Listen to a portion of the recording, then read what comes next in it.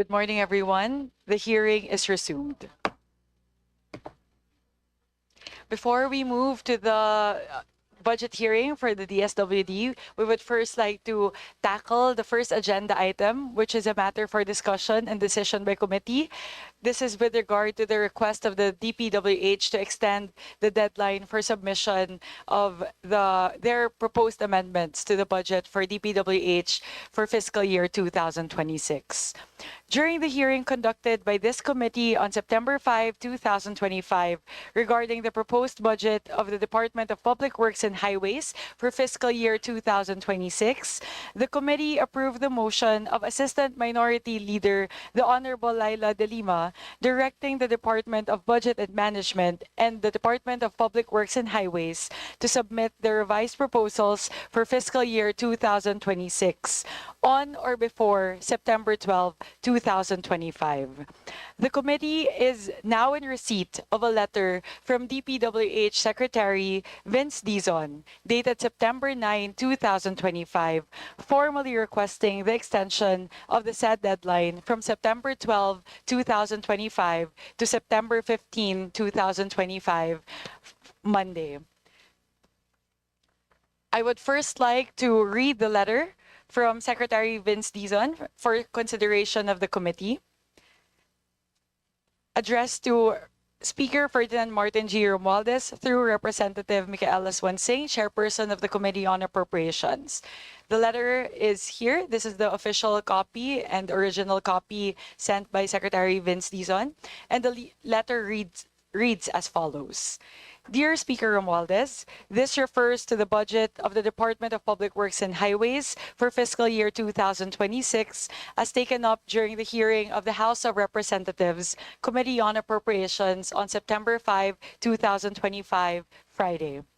During the said hearing, the Committee on Appropriations deferred deliberations on the proposed budget of the DPWH for fiscal year 2026, pending the submission of its revised budget programs. The deadline for such submission was originally set for September 12, 2025, Friday. Considering the volume of items and documents requiring review, together with other matters that must likewise be addressed by the department, it is respectfully requested that the deadline for the submission of the revised budget programs be extended to September 15, 2025, Monday. This extension will allow us to exercise greater diligence and prudence in reviewing the National Expenditure Program. We respectfully seek the kind consideration of the Committee on Appropriations in granting this request. Rest assured of the Department's unwavering commitment to ensuring that the budget submission is accurate, transparent, and fully aligned with the administration's priorities. Very truly yours, Vivencio B. Dizon, Secretary, copy furnished Representative Ferdinand Alexander A. Marcos III, Majority Floor Leader, and Representative David J.J.C. Suarez, Senior Deputy Speaker. So this is the copy of the letter as read, and I would like to submit to the committee for its consideration and appropriate action the request of the Department of Public Works and Highways. With that, is there any member who wishes to make a motion on the matter? Madam Chair, hearing the Yes, Representative Dumogan.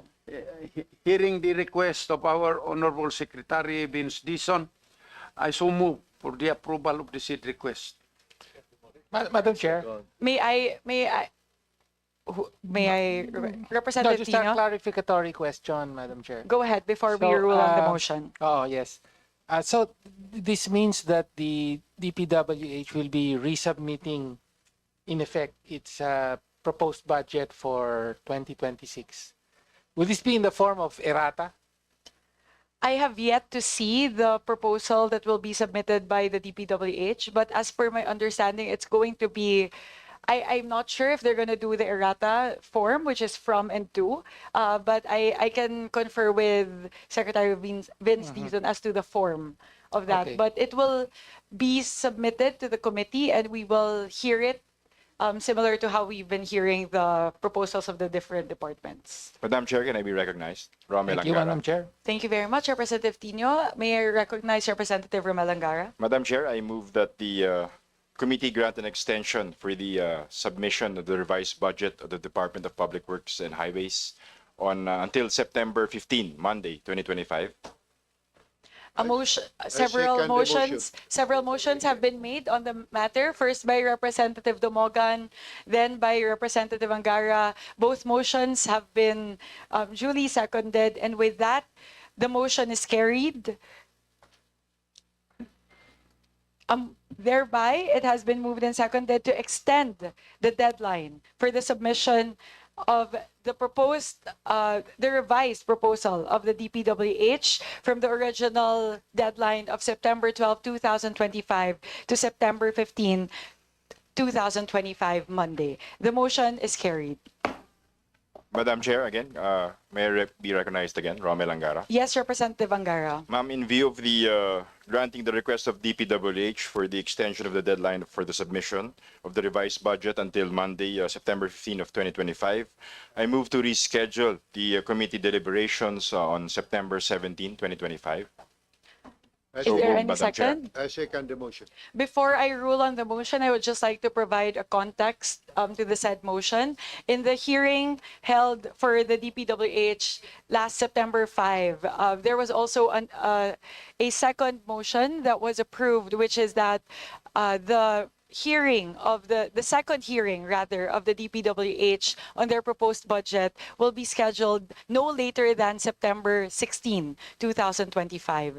But in light of the approval of the committee on the extension of the deadline of DPWH from September 12 to September 15, it would be too short of a time for the members of the House of Representatives to peruse and review the submission of DPWH that would be submitted on September 15 if we would schedule the hearing one day after, which is September 16, 2025. So to allow the members of the House of Representatives and the members of the Committee on Appropriations to scrutinize the revised proposal of the DPWH with regard to their budget for 2026, it would be more prudent for the committee to add an additional day and thereby move this committee hearing of the second budget deliberations for the DPWH budget from September 16 to September 17, 2025,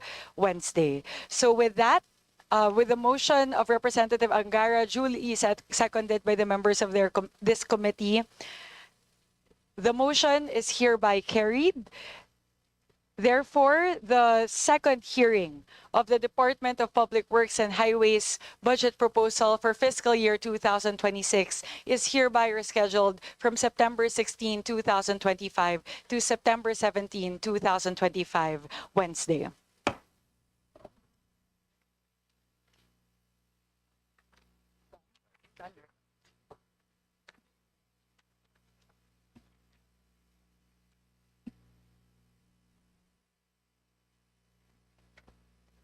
With that, we will now proceed with the second agenda item for today's hearing, which is the deliberations on the proposed budget of the Department of Social Welfare and Development. Committee Secretary, please acknowledge the resource persons and House members present here in today's hearing. Good morning, everyone. May we acknowledge the resource person and guests present today from the Department of Social and Welfare and Development, headed by our Secretary Rex Gatchalian, Yusek Evelyn Aribon, Yusek Adonis Sulit from Policy and Planning Group, Yusek Edward Justin Orden from General Administration and Support Services, Yusek Monina Josefina Romualdez, Operations Group, Yusek Diana Jose Cahipe from Disaster Response Management Group, Yusek Denise Florence Bernos Bragas from Regulatory Service Group, Yusek Alan Tanjusay from Peace and Development Group, Yusek Eduardo Punay from Innovation and Program Development Group, Yusek Fatima Aliyah de Maporo from Legislative and Intergovernmental Affairs Group. We also have our regional directors, Director Michael Joseph Lorico, Director Maria Aplaten, Director Maria Angela Gopalan, Director Lucia Alan, Director Venus Ribuldela, Director Barry Chua, Director Leonardo Reynoso, Director Norman Laurio, Director Joselito Stember, Director Arwin Raso, Director Tonison Luderly, Director Clarito Logronio, Director Riduan Hajimudin, Director Ramel Hamen, Director Ruelo Aradanas, Director Loreto Cabaya Jr., Director Marie Flor Libang. We also have our attached agencies head, Executive Director Angelo Tapales from the Council for the Welfare and Children, Executive Director Janela Ejercito Estrada from National Authority for Childcare. We have also Executive Director Glenda Riloba from the National Council on Disability Affairs. You also have Executive Director Tricia Claire Oco, Juvenile Justice and Welfare Council. Chairperson Michelle Ann Gonzalez from Presidential Commission for the Urban Poor. We also have Secretary and Lead Convener Lopez Santos from National Anti-Poverty Commission. We also have our guest from the Department of Budget and Management, Director Benjilit M. Zuniga. We also acknowledge our House members. Attendance.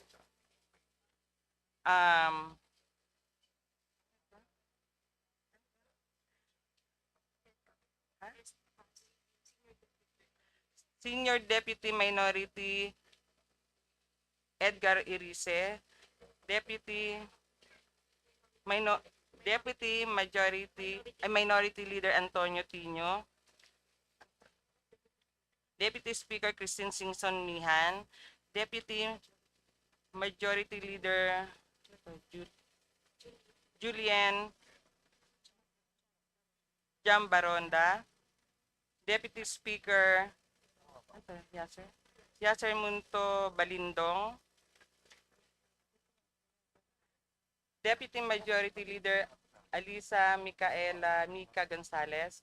We also have our Vice Chair, Vice Chair Jaysira Manaba, Vice Chair Maria Isabel Tagarbaria, Vice Chair Mercedes Alvarez, Vice Chair Kit Nika Attorney Mike Tan, Vice Chair Roger Gabiola Mercado, Vice Chair Gerardo Jerry Boy Espina Jr., Vice Chair Rodolfo Ordanes, Vice Chair Dale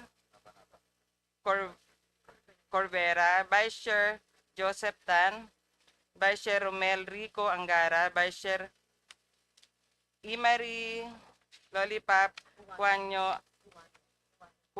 Dizon, Vice Chair Dante Garcia, Vice Chair Agustina Dominic Ditsetina Pancho. We also have Representative Alexander T. Pimentel, Rep. Wilfredo Mark Inverga, Representative Adrian Michael Amatong, Representative Carlos Andres Loria, Representative Dibo Tuan, Representative Ryan Recto, Representative Mauricio Dumogan, Representative Antolin Oreta III, Representative Rene Luis Co, Representative Elijah Rumboa San Fernando, Representative Gurley and Biloso. We also have Representative Salvador Plato. That's all, Your Honor.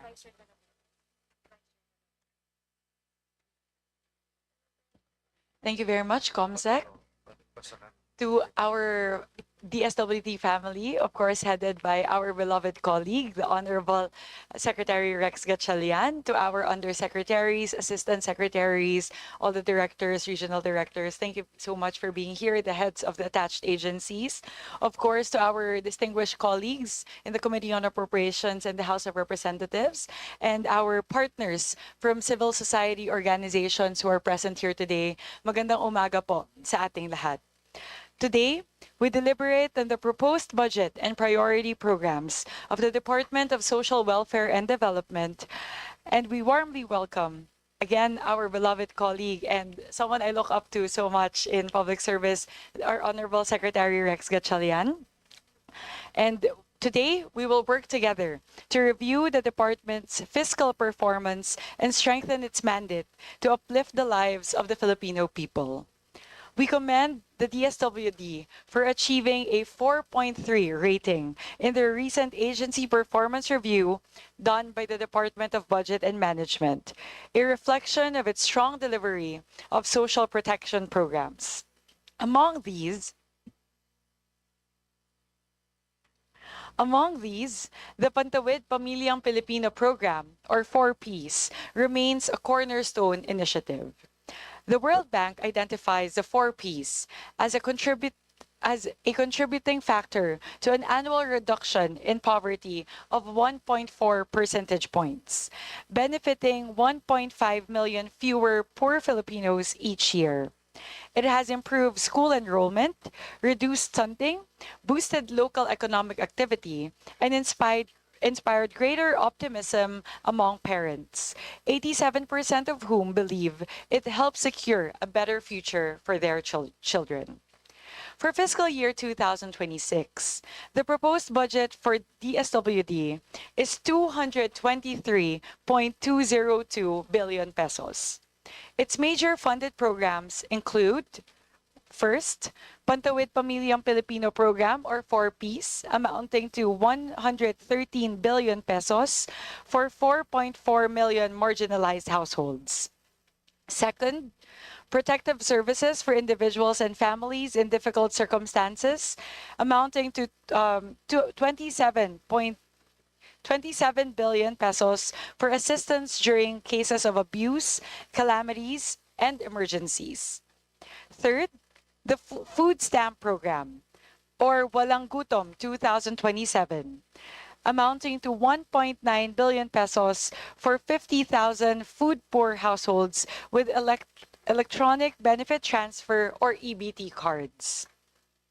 Fourth, the social pension for indigent senior citizens, amounting to 49.8 billion pesos for a monthly stipend of 1,000 pesos for 4,085,066 senior citizens. And fifth, the Supplementary Feeding Program, or SFP, amounting to 6.1 billion pesos to provide nutritious meals to daycare children.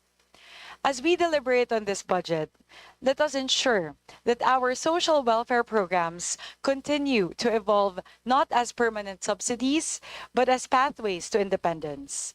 Strengthened monitoring, livelihood integration, and graduation strategies must remain at the heart of its reforms, so that support is both targeted and time-bound, and families are empowered to rise on their own.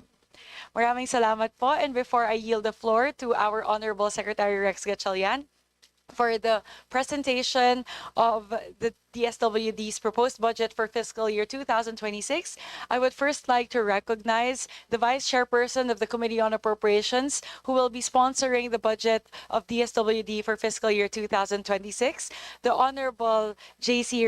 Raman Nava. You have the floor, sir. Thank you, Madam Chair, and to my colleagues here in the House of Representatives. Thank you. Again, we welcome Secretary Rex and DSW family and all our guests, of course. As mentioned by the Honorable Chair, DSWD is generally the department that shall promote and uplift the well-being of the poor, vulnerable, and the disadvantaged sectors of our society.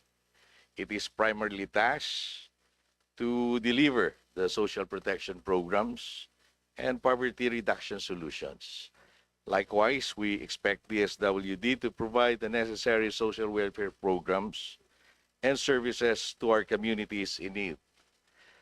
This morning, we are glad to have no less than the Secretary to brief us of how this would be realized, this mandate, and the budgetary requirements for the next fiscal year.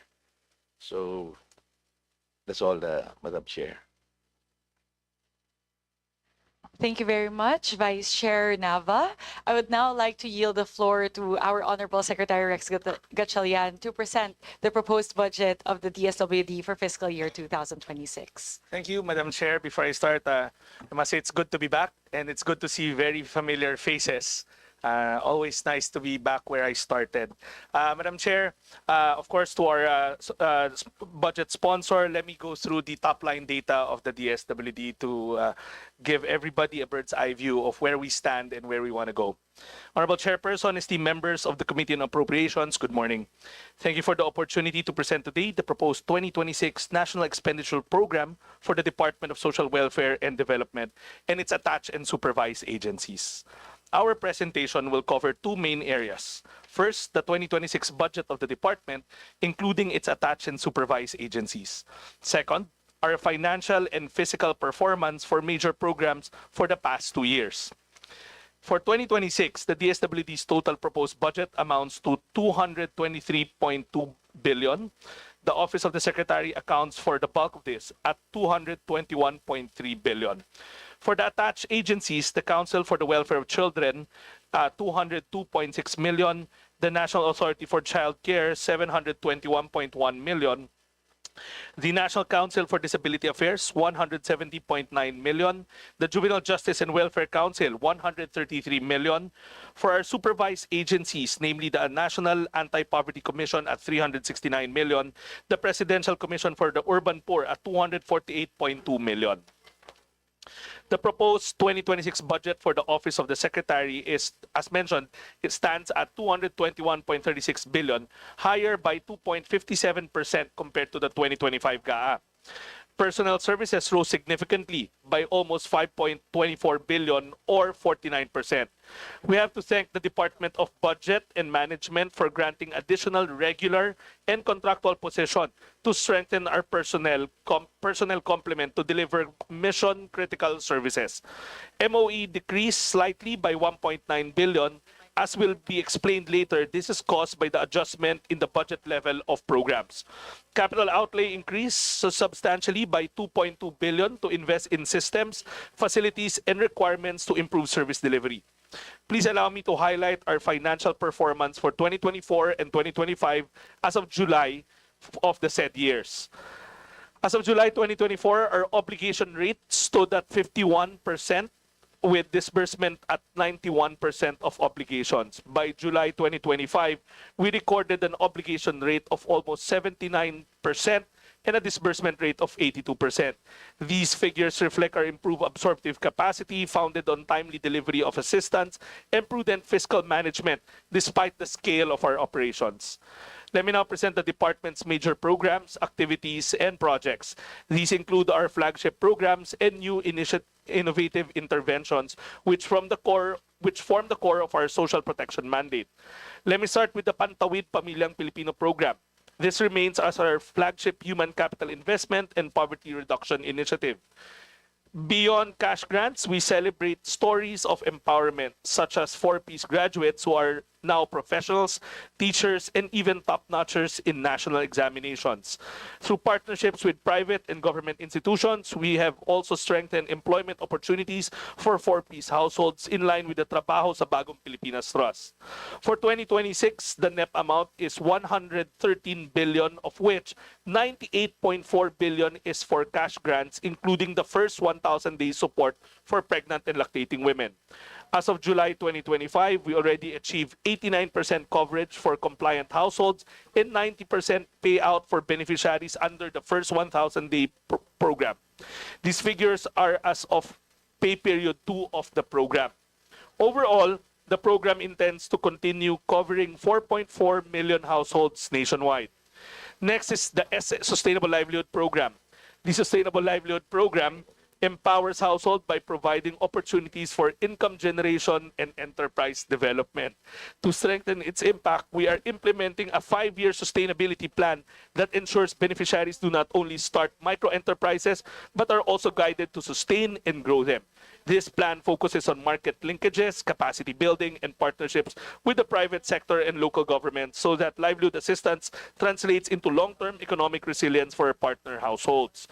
For 2026, we are requesting 4.5 billion, of which 3.1 billion is intended for livelihood grants. As of July 2025, the program assisted more than 104,000 households, representing 39% of our annual target. The obligation and disbursement rates are on track. Under the program, the beneficiaries allotted time for social preparation to start their livelihood activities depending on the tracks chosen by the beneficiary. Despite the challenges in implementation, we remain committed to reaching 179,000 households by the end of the year, ensuring that families have access to sustainable source of income. Our center-based facilities provide care and protection to vulnerable sectors: children, youth, women, older persons, families, and persons with disability. The DBM has granted since last year the adjustment in cost of care, which ranges from 400 pesos to 500 pesos per client, depending on the sector served. This underscores the importance of continued investments in our centers and residential care facilities, or CRCFs, to serve the vulnerable sectors in every care facility. For 2026, the proposed budget is 3 billion pesos. As of July 2025, we serve more than 7,500 clients, equivalent to 87% of the target. By next year, we aim to assist around 8,000 clients in residential and non-residential care facilities across the country, ensuring that the most vulnerable Filipinos are given proper shelter, protection, and rehabilitative services. Our next major intervention is the supplementary feeding program, which provides nutritious meals to children enrolled in child development centers and supervised neighborhood play facilities. This is our contribution to the country's fight against malnutrition during the critical early years of life. For 2026, our budget is at 6.1 billion, which covers 120 feeding days for about 1.9 million children. The costs here are 25 pesos for every hot meal and 22 pesos for milk feeding. As of July 2025, the program has already reached 680,000 children, or 63% of its target. By next year, we will continue to expand coverage to ensure that no child is left behind in terms of nutrition and school readiness. In line with Sagip-Saka and the procurement reforms under EPAP program, the department continues to strengthen partnership with farmers groups, fisher folks, and community-based organizations to supply our feeding program. For this initiative, we implement procurement strategies aligned with law, specifically the use of negotiated procurement, community participation, and direct engagement with local producers. For calendar 2024, EPAP linked 467 community-based organizations with 259 completing contracts worth 1.7 billion pesos. Through negotiated procurement, community participation, direct procurement, and cash-on-delivery arrangements. For 2025, implementation has been further decentralized. As of today, 409 community-based organizations have been linked with 28 completing contracts amounting to 206.9 million. While many procurements are still ongoing, we are on track to meet our targets. Let me now turn to Social Pension Program, a lifeline for indigent senior citizens who have no permanent income or no pension or regular support from their families. For 2026, the proposed budget is 49.8 billion, intended to benefit more than 4 million indigent senior citizens. As of July 2025, we have already served 3.6 million senior citizens, representing 92% of the target, excluding BARM targets. This program directly reduces the vulnerability of our elderly, helping them meet basic needs such as food and medicine. Another important program is the protective services to individuals and families in difficult situations. This includes the assistance to individuals in crisis situation, or AICS, which provides immediate support such as medical, burial, transportation, and cash relief assistance.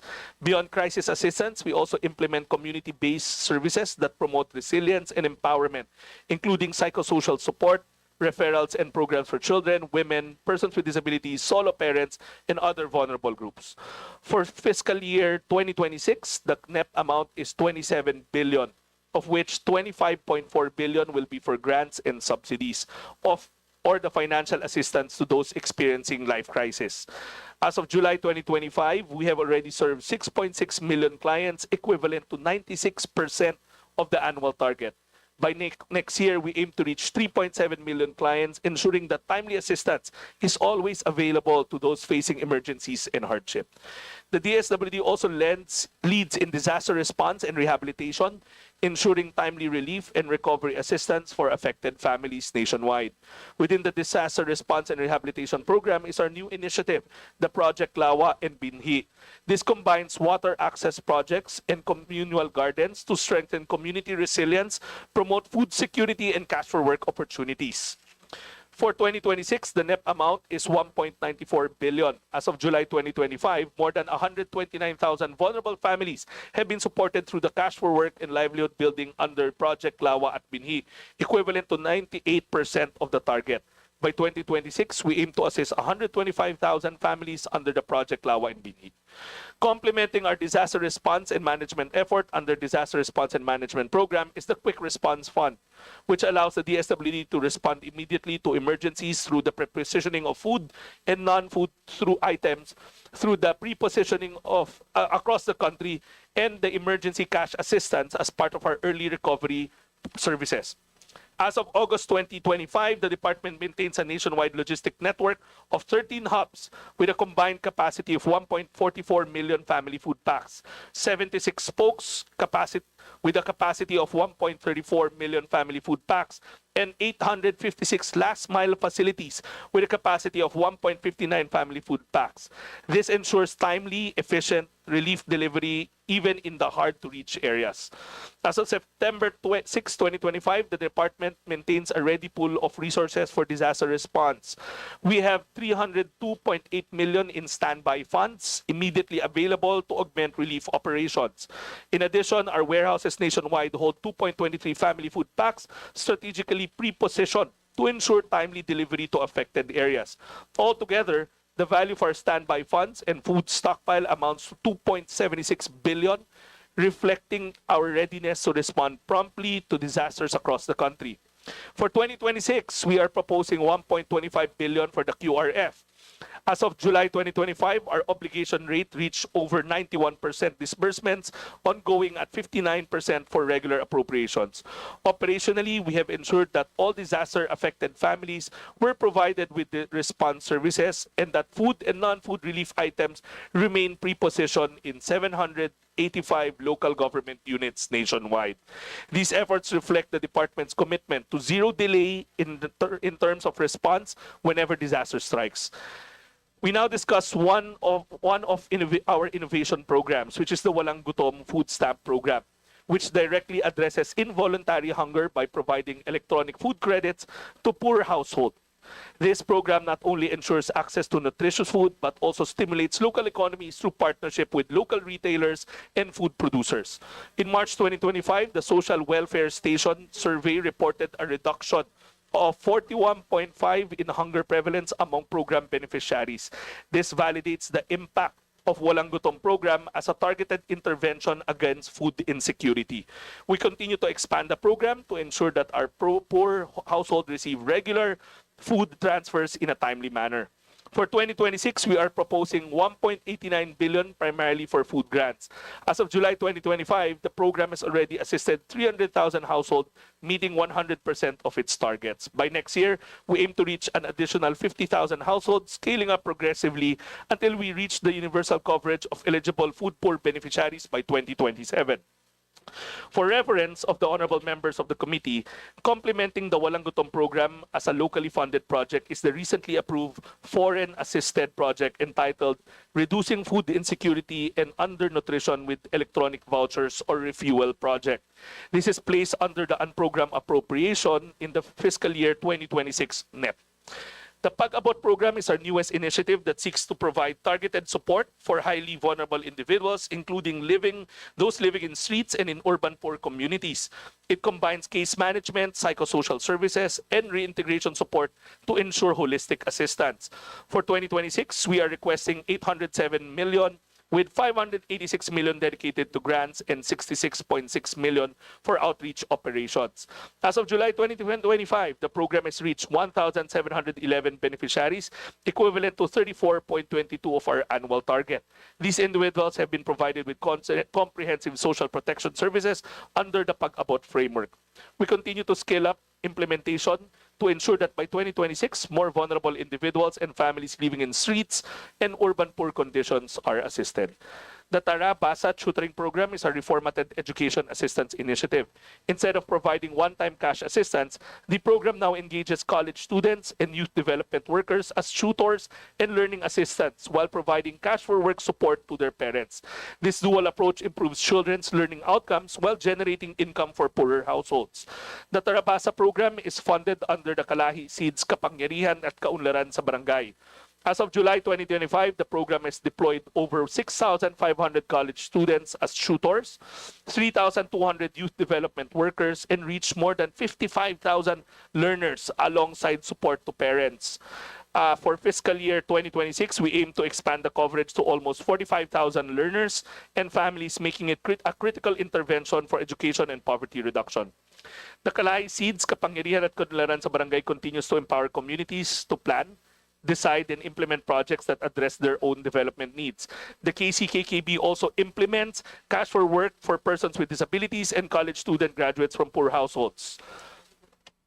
For fiscal year 2026, the program is allotted 1.78 billion, composed of 880 million for Kalahi Seeds KKB and 900 million for the Tara Basa Tutoring Program. In terms of financial performance, for fiscal year 2024, we had an allotment of 2.18 billion with 2.14 billion obligated, that's a 98% rate, and 1.97 disbursed, 92%. For 2025, the allotment was 2.11 billion with 1.71 billion obligated and 1.19 billion disbursed.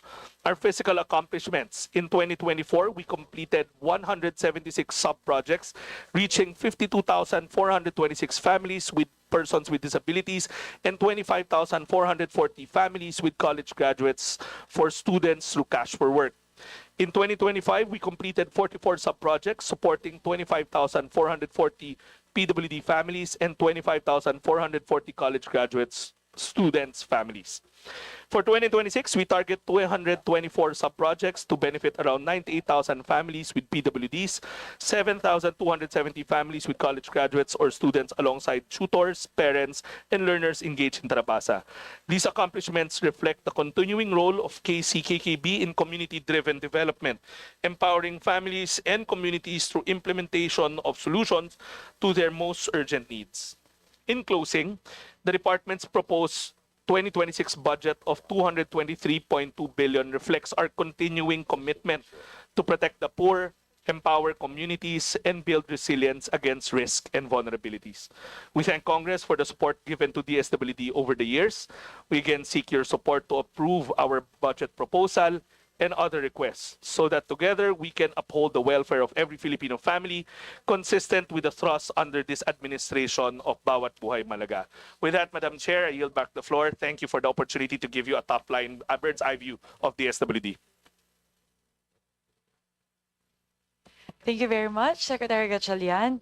Just wanted to, before I yield the floor to Vice Chair Nava to facilitate the interpellations from the members, I just wanted to ask a few questions, po, Sec Rex, with regard to the BURs. I have the time series data of the BURs of the department for FY 2020 to 2025. So I'm just looking at the second to the last category, which is the obligation and disbursement rate for FY 2024 allotments as of July 31, 2025. So, a few lang po, Sec. But before I'll contextualize my questions kasi the 4.3 rating of the DSWD with regard to the annual performance review is actually really, really good. So actually, if you look at the different programs across the board, mataas po yung utilization rate nung most of the programs. So actually, that's why there are certain programs that kind of catch my attention kasi medyo ano siya, exception siya,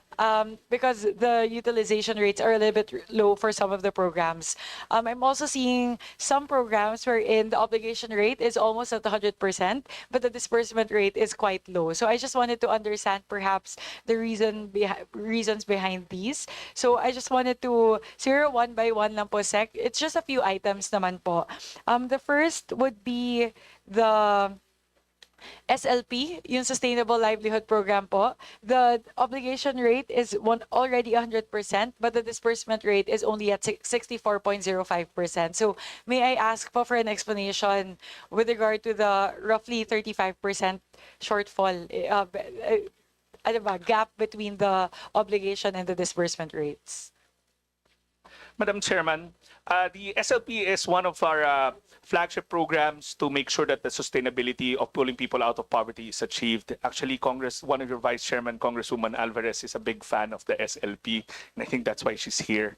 Madam Chair, the program entails a big chunk of time for social preparation, meaning once they submit the requirements, we obligate, but that doesn't necessarily mean we disburse immediately. They have to hurdle a lot of prerequisites, such as submitting a business plan, making sure that the bank account is in place. We have to make sure that everything is ripe for a proper entrepreneurial environment before they actually get the cash. So we did streamline it, making sure that the steps aren't as tedious as what they used to be. We also made sure that the proper safety nets are there for sustainability. So basically, in short, the social preparation time takes a bit longer than what we want. So, Sec, just wanted to, kasi po, di ba 2 years din yung lifespan nung allotment under the SLP, di ba? So, since it's about, just looking at the gap, it's about 2.8 billion. Just wanted to get the assurance na po Yes. that will be disbursed before the funding expires in December. Madam Chair, I assure the good committee that we will be able to disburse that. The social preparation normally happens first half to third quarter of the year. So when everything's in place by the third quarter of the year, we start the disbursement. That's the assurance. I think if you look at the records, this was also raised by the prior hearing last year na medyo mabagal yung disbursement compared to obligation. But our records will show that we do 100% disbursement. Like last year, come end of the year, naubos ko yung buong pondo.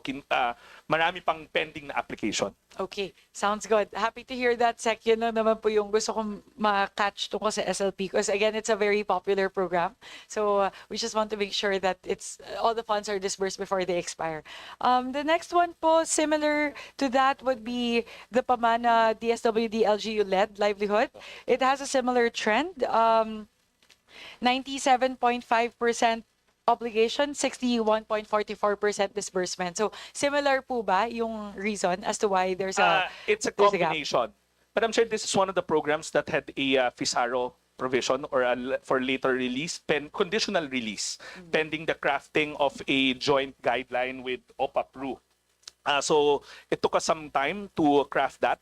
Second, the targets are also from OPA-PRU. So because there were revisions in the guidelines, the targets moved.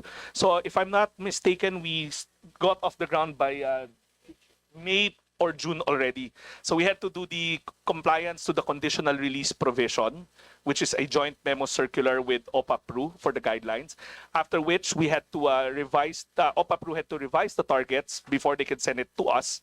And then third, the social preparation will take place. But Madam Chair, I want to point out that while all of those were happening, we were also fine-tuning our rollout plan for the social protection. So now that we have the targets, we are moving along smoothly. And we assure the committee that we will make sure that no money goes expired come end of the year or 2 years later. Thank you, Sec. Another one that's a little bit interesting to me, sorry po, hinihimay ko kasi kanina, yung provision of capability training programs, the obligation is at 99.6%, but the disbursement is at 0%.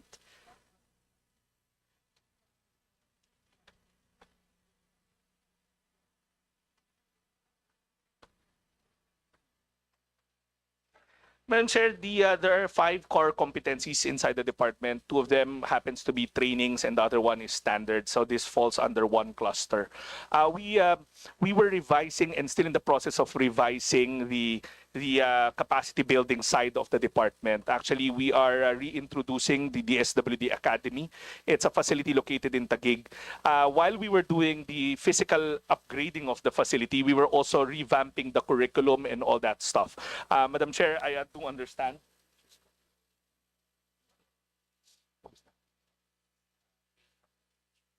So, Madam Chair, so while we were doing all of that, inabutan ho kami ng election ban. So now that the election ban's over, the guidelines are in place, the new curriculum's in place, we will start paying all those obligations that we've already obligated.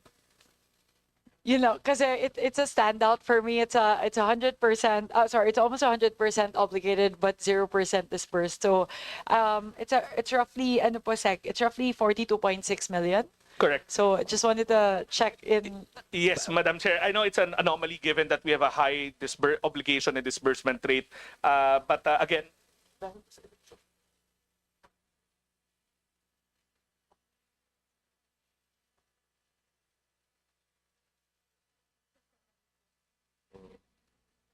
Madam Chair, so again, the election ban period took a toll, so to speak, because first of all, we were waiting for the ban to lapse, and second, with the incoming new local government units taking their oath, there were changes in their local social welfare and development offices. So we were really waiting for the election period to get out of the way so that when the dust settles down, we would get a clear picture kung sino ng mga local social welfare and development officers ang kakausapin namin so that we can do the conduct of the training. So right now, for the last quarter or last remaining months of the year, we'll see to it that we train them, we capacitate them, and we disburse the 46 plus million that's with us. Alright. Basta, yun lang po sa Yes, kasi Madam Chair. sana po talaga maubos natin, magamit natin yung in-allot natin. Especially since it's already been obligated. Correct, So it's Madam very Chair. important for the disbursement to happen before the end of the year. Madam Chair, we share your sentiments. Actually, sa department, ang culture namin, bawal may natitira na pondo because that's a service denied. Last one po, Sec, a little bit big of a gap also. For social marketing services, obligation is at 98.33%, but disbursement is only at 25%.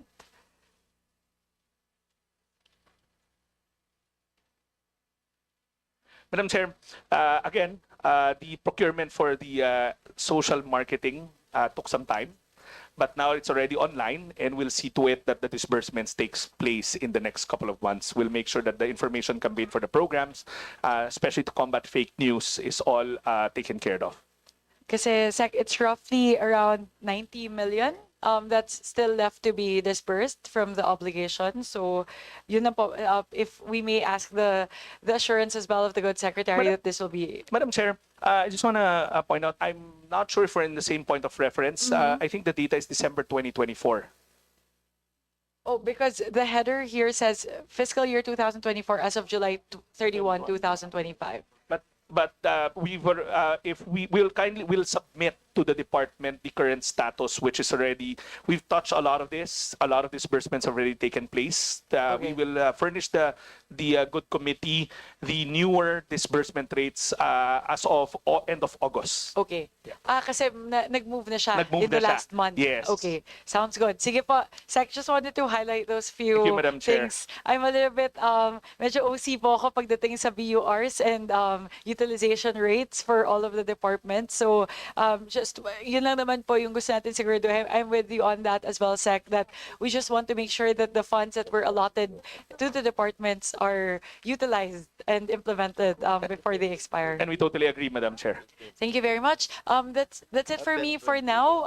I would like to yield the floor to Vice Chair Nava to facilitate the interpellations from our members. Thank you, Madam Chair. So the committee invites questions from the members, particularly on the utilization of the previous budget and the proposed allocation for fiscal year 2026. As part of the House commitment to a greater transparency in the budget process, and in line with the current leadership's initiatives in the Committee of Appropriations to foster a more participatory budget process, We shall read the questions submitted by the civil society organizations after all members have propounded their questions to the agency. Secretary Rex Gatchalian and his team are requested to provide the necessary clarifications and to respond directly to the issues at hand to ensure that this committee and the public following this proceeding are fully informed of the participated impact of the proposed budget of DSWD and its attached agencies. May I remind our distinguished colleagues that each member is allotted 5 minutes for questioning or interpellation, excluding, of course, the response of the resource person. When you hear the first bell, it indicates that you have 30 seconds left to conclude your questions. The second bell means it's end of time. In accordance with the long-standing and respected tradition of the House of Representatives to accord preferential treatment to the minority members, followed by the independent and the majority members in an alternating manner, the chair now recognizes from the minority, Honorable Antonio Tinio.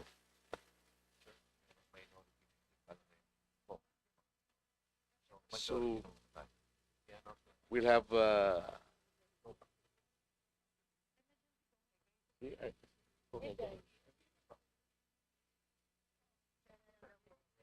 have Congressman Egay Erice instead.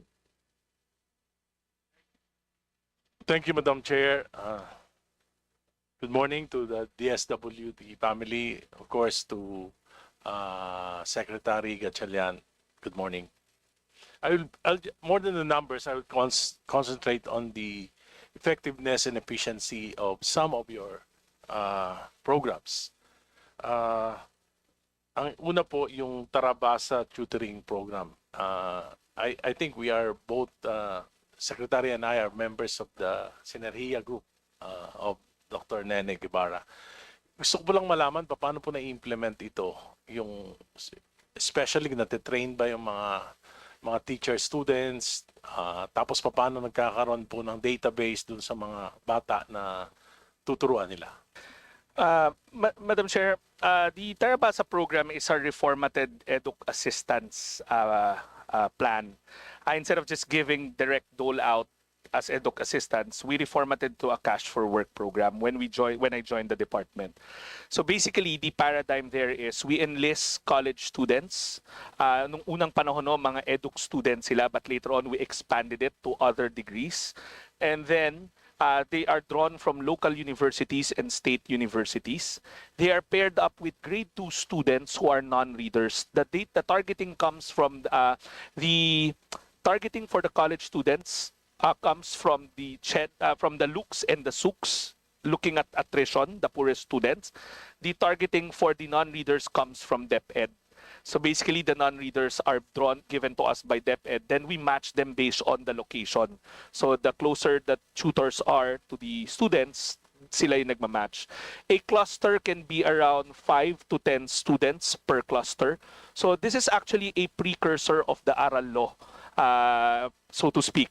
So the benefit there is the tutors are trained for 5 days by DepEd, and we also worked with the Ateneo, Early Childhood Development Center, to come up with the modules. Those modules are checked regularly by DepEd, given that we don't have the competency for literacy. They are trained for 5 days, not just on how to conduct the tutoring sessions, but they are also trained on the other provisions like safe spaces, child welfare provisions.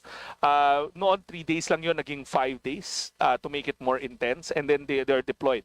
They work for 20 days on a cash for work basis. They get paid minimum wage, but the twist there is they only tutor for 2 days. So kesa 2 hours, 2 hours. So 20 days, 2 hours a day, but they get paid minimum wage for the whole day. So parang ano siya, it's social welfare with conditions to it. Further to that, We believe in DSWD about parent effectiveness, making sure that our parents know that their responsibility to be the first tutors at home. We also incorporate a parent effectiveness session called the Nanay Tatay Parenting Camp. So simultaneous yun. And the modules there are also prepared by, we drew it from Synergia Foundation's materials. And so parallel ho yan. While the kids are being taught how to read, the parents are being empowered how to become effective tutors at home. I have met, Secretary, I've met with the DepEd and other agencies in my district. And I was told that until now there was no modules for this program. Meron po, meron po. I think they're getting confused kasi they would always think this is ARAL already, but this is not. This happened even before ARAL was enacted. We will gladly furnish the committee together with your office the modules for parent effectiveness and as for the ARAL Tarabasa program, as well as the modules, the loose sheets that we use during the conduct of the trainings of the tutoring program. Which agency funds the printing of these modules? The department takes care of everything. The content we came from Ateneo together with DepEd. They check it regularly before we roll it out. But the total cost for the program is borne by our Kalahi Seeds program. As mentioned earlier, we spend around 900 million from the department in terms of grants, supplies. Kasi mga tutor are also given supplies like Manila paper, pens, ball pens, to make sure that they conduct the tutoring effectively. We will furnish the committee all the materials that we have, all the modules that we're using, as well as your good office, Mr. Chair. Yes, thank you. Mr. Chair, if I can also interject one last thing. Congressman Romulo last year through the Basic Ed Committee also inquired about the Tarabasa tutoring program. So we have we also submit to the Basic Ed Committee the materials for them to review. But again, the materials came from the education sector, not from us. Ang paradigm namin dun is how many college students, poor college students, can we help graduate out of college? Not by straight dole out, but by conditional cash for work. Yes, in my district, we're also doing that, Madam Chair, but using the Tupad program. Instead of walis-walis, yun ang pag-tutoring ng mga students. Anyway, I will not belabor the point. The next thing is the SLP. Meron na po mga beneficiaries sa aming lugar, pero ang problema nila napakatagal nung processing ng program. So they would prepare yung iba instead of the SLP, pinaprepare na lang nila yung mas madali, yung IX, AKAP, yun yung pero mas maganda po sana yung SLP. Wala ba tayong magagawa sa department if we can at least mapaiksi yung process? Mr. Chair, we've already streamlined the program. Initially, it would take almost 8 months to a year ng gestation. Now it's down to 3 months. We've cut the requirements, we've cut the training, the number of days to process. But Mr. Chair, meron kasi nga natutuklasan namin sa mga site, no? I've been going around talking to them. Talagang mas tempting yung direct AX na lang. Kahit sa kanila minsan yung 3 months natatagalan pa rin sila. So that's something that we're trying to teach them na talagang dapat pinaghihirapan to because developmental to. But Mr. Chair, we've trimmed it down to 3 months. But admittedly though, in some cases, it may exceed 3 months because of lack of manpower. The admin cost charged to it is quite small. So sometimes yung staff na nagpo-process, they're swamped with other things. But we assure you, we've already streamlined it from a high of 8 months to now down to 3 months. Mr. Chair, the beneficiaries of this program is really, most of them comes from the extreme poverty level. So ang problema po kasi, kung may mga process, pinapapunta sila, may orientation, it will entail expenses for them. So napakabigat sa kanila ito. Can we possibly at least nasa naman sila, nasa position naman sila na in crisis situation. Siguro pwede ba natin silang bigyan ng IX before going into the, for example, training Yung iba kasi, for example, in my district, I obliged the TESDA to train these beneficiaries aside from the DSWD. Pero 5 days. 5 days silang train. Ano ba? Sari-sari store, karinderya, basic accounting, value formation. It will take 5 days for TESDA to train these entrepreneurs. Pero kung sila ay mga nasa level ng extreme poverty, napakabigat sa kanila yung 5 days na pupunta sila sa venue, maghihintay sila. So can we then prioritize them as IX beneficiaries, then beneficiaries also of the program? Mr. Chair, that's a very good point. Lalong-lalo na sa mga GIDA areas. Although we conduct the trainings on site, mahirap pa rin, naiintindihan ko po. And rest assured, we'll revisit the SLP guidelines to try to incorporate a logistic support fund drawing from the AIX, as you mentioned, para lang, kasi they're in crisis. They will definitely, as long as they qualify in that criteria, we will not hesitate to amend it and incorporate it. Yes. May program po ba sa SLP na, for example, a group of magkakapit-bahay and they will just join their Mr. Chair, there are two major tracks for SLP, the employment track and the entrepreneurship track. The entrepreneurship track takes two folds as well. May individual and meron tayong tinatawag na SLPA. They are amalgamated into an informal grouping called Sustainable Livelihood Program Association. We really encourage the grouping more than the individual track kasi mas matibay sila. Thank you, Mr. Sir. And for my last concern, wala na po tayong akap ngayon, ano po? Wala na. This year, meron pa ho. Meron pa ho tayong... 2026, for the 2026. Moving forward, 2026. Mr. Chairman, unfortunately, wala na hong AKAP for next year. Bukod na lang kung may matitira pa tayo for this year because it will cross over. Given that the good congressman has already raised the issue, if the committee would allow me to put up a slide that will show the status of next year's programming for AIX vis-a-vis the disappearance of AKAP. Yes, I will be asking also Alright, AIX. But yeah. yung AKAP po, wala na po for Wala na po. 2026. Wala na po. 2026. Alam nyo, meron pong kultura na nagawa yung AKAP na hindi maganda sa communities. At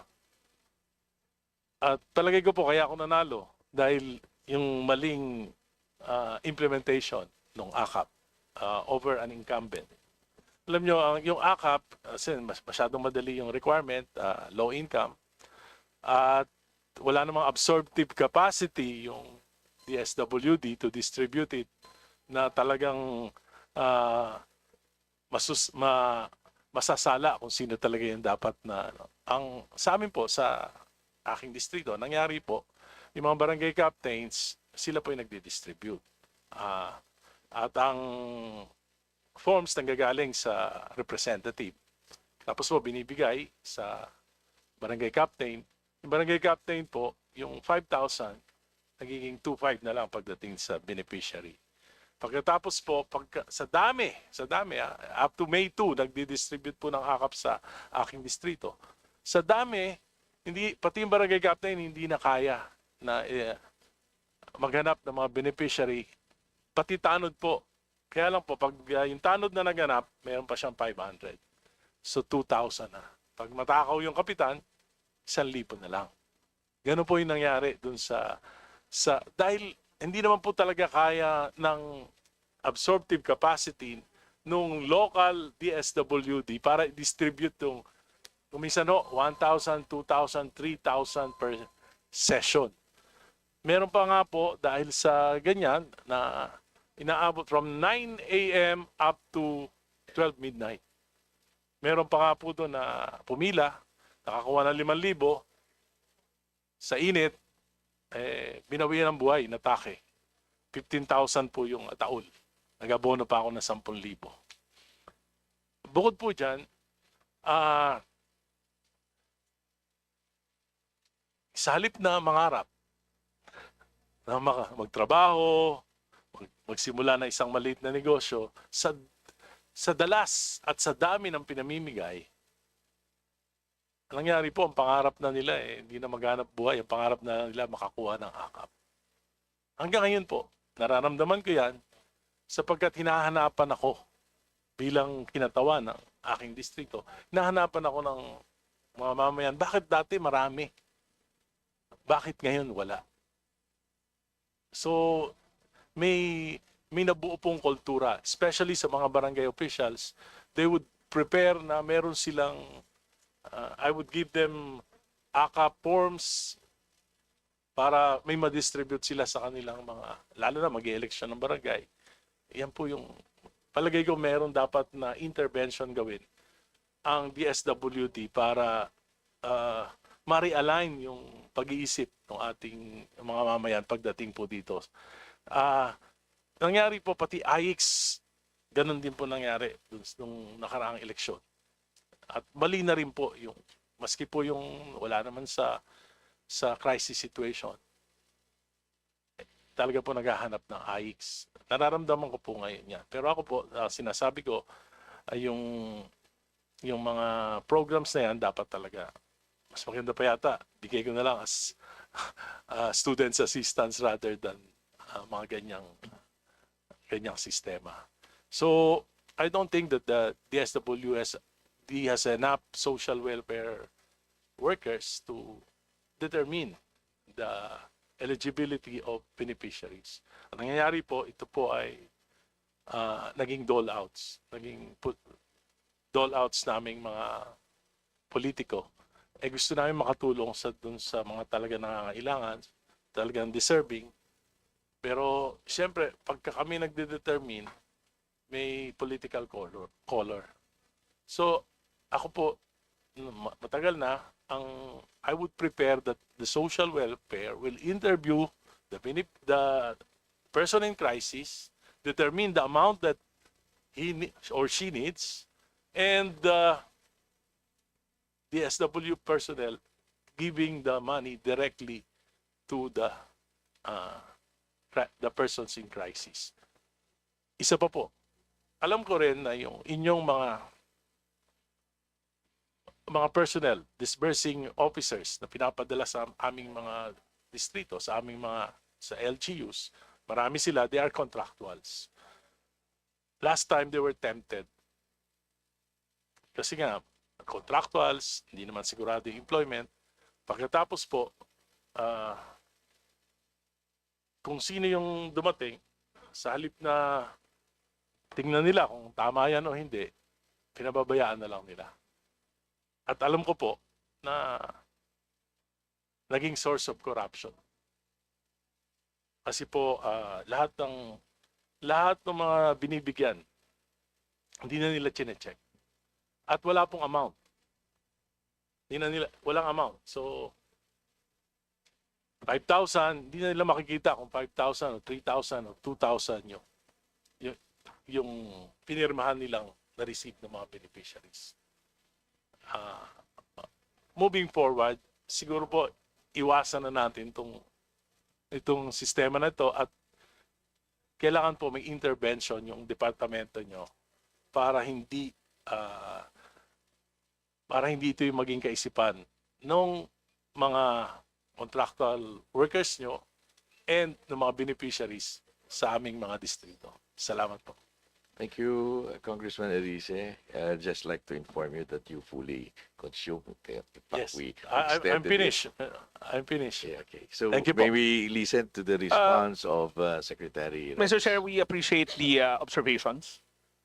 Clearly, there are guidelines to the effect of what the good congressman mentioned. We will work with his office to isolate these cases, and definitely we will deal with them accordingly if proven. So we will get in touch with the office of the good congressman to look at these cases. But rest assured that the guidelines for AIX and ACAP are there. In fact, the ACAP guidelines is already a joint memo circular by 3 departments. But if there are such cases, there are rotten eggs or there are wrong implementation, we will reach out to the office of the good congressman to get the details of such matters so we can deal with it accordingly. Thank you. Thank you, Mr. Chair. Thank you, Secretary, and thank you, the DSWD family. Thank you. With no independent from the independent that would be questioning, we move to the majority. We recognize Vice Chair Rodolfo Ordonez.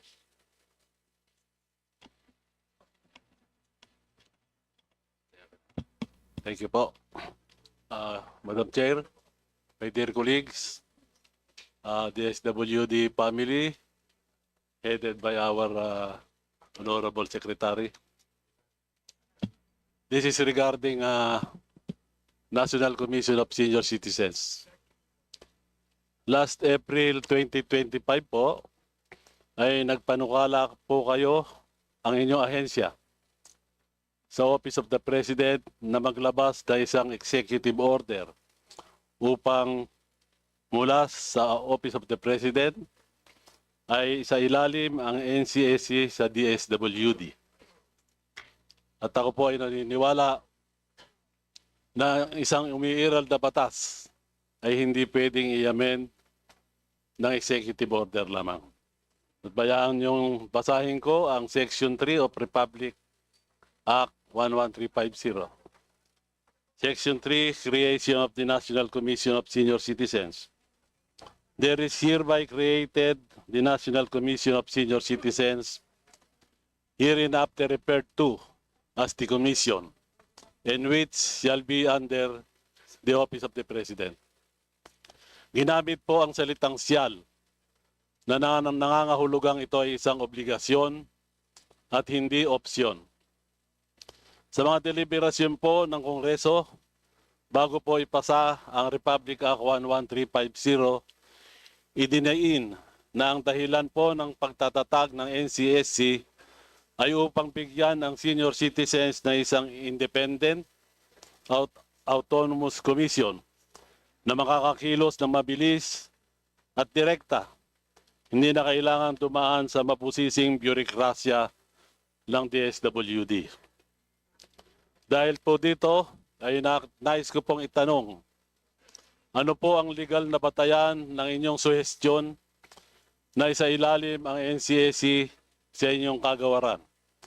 Dahil malinaw naman po sa batas na ang mandato ng NCSC ay nasa ilalim ng Office of the President at hiwalay po sa DSWD. First of all, Mr. Chair, ako po ay sumasang-ayon na ang mga batas ay nirerespeto. Nanggaling ho ako dito sa Kamara at alam ko kung gaano kasakit pag hindi sinusunod ng ehekutibo ang mga batas. Hindi ko ho sinubukang isipin na kaya namin superimpose yung provision ng batas pagdating sa NCSC sa sarili naming opinion. That's very clear. We respect the law, and even up to now, we work closely with NCSC, but they have full autonomy from us. They have a board. They continuously work with us to develop synergies with DSWD.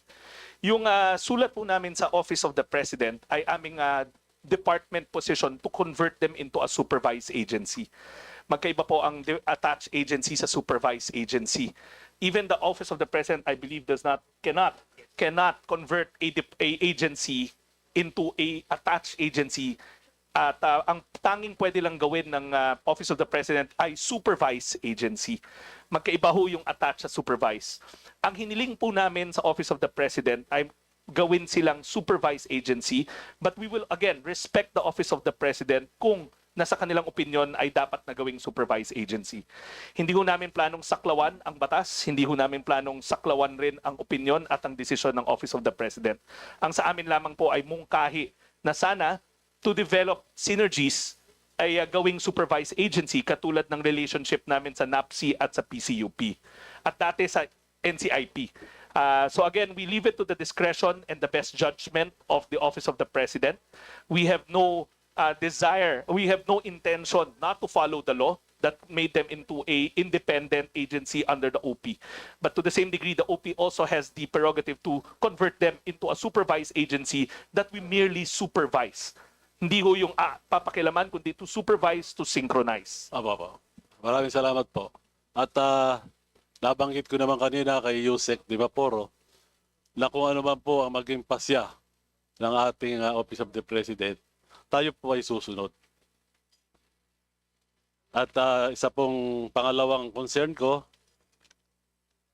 ay ang Section 11 po ng nasabing batas. Let me read po the Section 11. Transfer of functions from the Department of Social Welfare and Development to the National Commission of Senior Citizens. All functions, programs, projects, and activities which are being undertaken by the Department of Social Welfare and Development for the formulation, implementation, and coordination of social welfare and development policies and programs for the poor, vulnerable, and disadvantaged senior citizens shall be transferred to the National Commission of Senior Citizens. At maliwanag po yan, mismo ang Supreme Court, the Supreme Court has consistently enunciated that the use of the word shall in a statute connotes a mandatory order or an imperative obligation. It indicates a word of command and one which has always or which must be given a compulsory meaning. Nangangahulugan po na NCSC talaga ang dapat maging pangunahing ahensya sa pagpapatupad ng mga programa para sa ating mga senior citizens. At kapag fully transferred na ito, ay mababawasin din po ang bigat ng inyong trabaho at makakapag-focus ang inyong ahensya sa iba pang sektor na kanilang pinaglilingkuran at mga programa ang ipinatutupad. Nais ko lang po malaman kung ano na po ang status ng transition. Mr. Chair, since I joined the department, we do regular meetings on the transition with NCSC. Sa katunayan ho, nilipat na namin early on last year, I believe, yung assistance to senior citizens na programa. Wala na po sa amin yon. Yung centenarian na gifts or na incentives, wala na rin po sa amin yon. At sa katunayan, pati yung Expanded Centenarian Act, hindi na ho ibinigay sa amin yon. Yung accreditation ng mga senior citizen group, nasa kanila na rin po yon. Sa madaling salita, unti-unti na po naming nililipat ang aming mga function kasi yun ho ang nakalagay sa batas. Sa kasalukuyan, nasa aming budget pa rin ho ang social pension at dahil nasa aming NEP ho yun, kami muna ho ang mag-implement. I believe the rationale there when we met DBM is the readiness of the the agency na saluhin lahat ng function.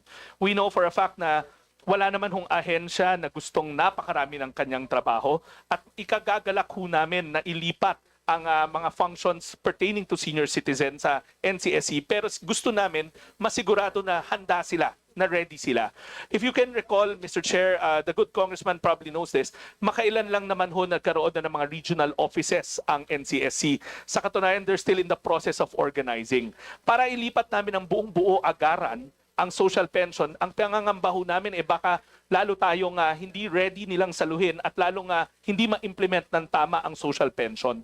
The wisdom there is the readiness of the NCSC to assume the full responsibility of the social pension. And we're talking about a very big population here. We're talking about close to 50 billion pesos with around 4.5 to 5 million senior citizens. So kami naman ho, handang-handa kaming ilipat yon, ngunit sinisigurado rin ho namin na handa silang saluhin ang responsibilidad na yon. Okay po. Kasi po kaya po natanong ko yan. Ang NCSC ay 6 na taon nang nag-exist at nakakadalawang chairman na rin. So ako po ay naiinip nga dahil hindi pa natin na itatransfer ang yung social pension. Well, kung yan po ang inyong opinion, ako po ay sumasang-ayon at naniniwala po ako na ang senior citizens, ako ay nagpapasalamat sa inyo, ang inyong pagmamalasakit at pagmamahal sa amin ay ganoon na lamang. Maraming salamat po, Mr. Secretary. So, just, if you'll allow me to just put it on record again, na at any given time, that the NCSC will be ready to implement the social pension, and it's already deemed by DBM and the DS na ready na ho sila, lalong-lalo na sa implementors on the ground. We will gladly give up that function. Mamimiss ho namin kayo, pero yun ang nakaakda sa batas. Maraming salamat po. Madam Chair, follow-up Thank you. question, please. May suggest the members, I'm very sorry, but we have a list of those who want to question right now. And I think we have to move on with the list. And this would go with the minority now. I beg the indulgence of all our members in accordance with the procedure that the committee adopts. So may I call Thank you, Mr. Chair. Congressman Rene Luis Co of the minority. Okay. So the next, in the absence of the minority, we now call Representative Alexander T. Pimentel.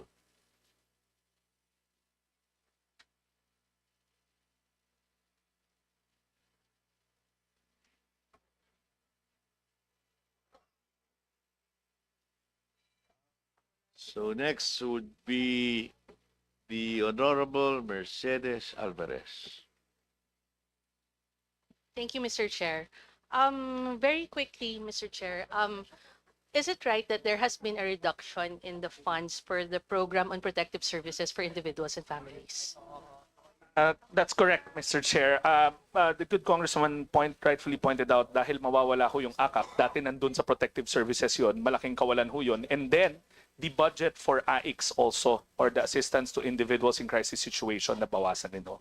So put together, we're looking at close to around 50 billion worth of reductions. I don't want to put the cart before the horse, but to be able to better explain it, if the good committee will allow me to flash the card that I wanted to show a while ago. Yes, please, Yes, Secretary. Can you put that up? Can we? And maybe if the good secretary can also explain what will be the effect of this reduction, and as well as the alternative if ever there are families or individuals who have a need of this program. Thank you, Mr. Chair. Can we flash the slide? So if you can see, Mr. Chair, we put together the slide that shows AICS and its sister program, AKAP. For 2026, because of the reduced AICS budget, the target has been reduced from around 6 million to 3.6 million. So ang ma-underserved natin for next year, projected if the NEP is to be followed, for AICS alone, 2.978,543 individuals is endangered of losing their AICS social welfare. So pag may kailangan sila, hindi itong numero na to yung madi-displace. Now, because AKAP has been deleted from the NEP, we're looking at another 4 million clients na sa kasalukuyan natutulungan ng programa, pero mawawala na rin ho. So if you look at the right-hand most slide, and if I can direct you to the projected service gap, that's 2.9 or 3 million for AICS, and then another 4 million for AKAP. So we're looking at around 7 million individuals who may not be able to help receive social welfare in their crisis situation. Now, that's the first part of it, and it's a bit alarming, and I'm very thankful for the committee for asking us about this. Now, the alternative thereof, I leave it to our policymakers.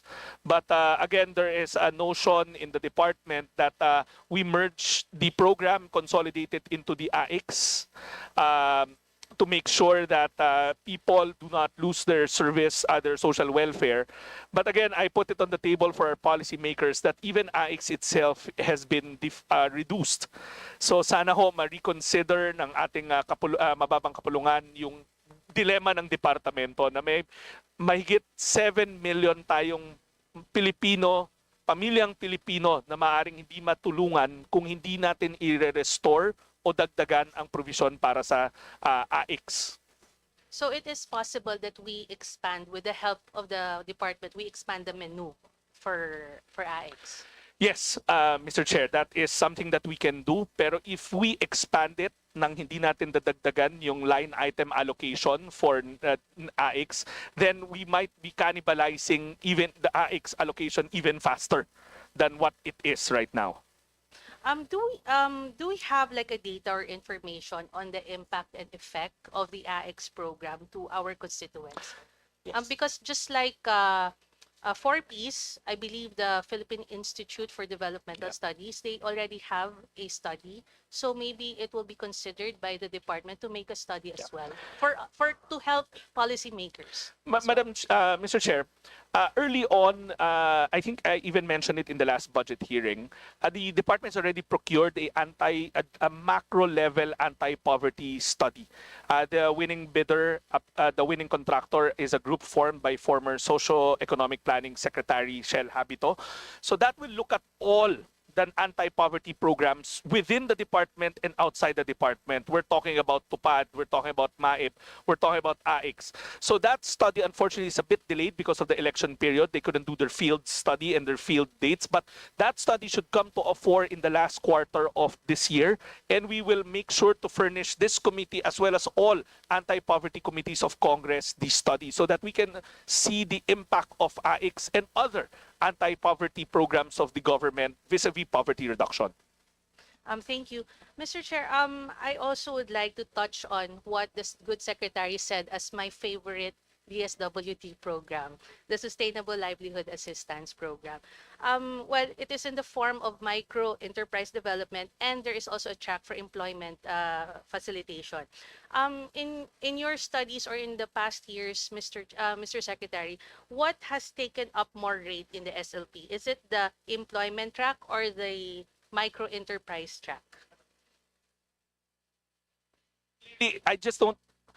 It's 70-30 in favor of the entrepreneurship track. So we need to advertise or promote more the livelihood track. What we have done, as mentioned in the last budget hearing, is to form linkages with other agencies that can capacitate them. Yes. For instance, DTI has a very strong entrepreneurship program. The OST has the same. For the employment track, there are also DOLE and DOT. Mr. Chair, in as much as we want to push for the entrepreneurship track, we also believe that some people would opt for the employment track.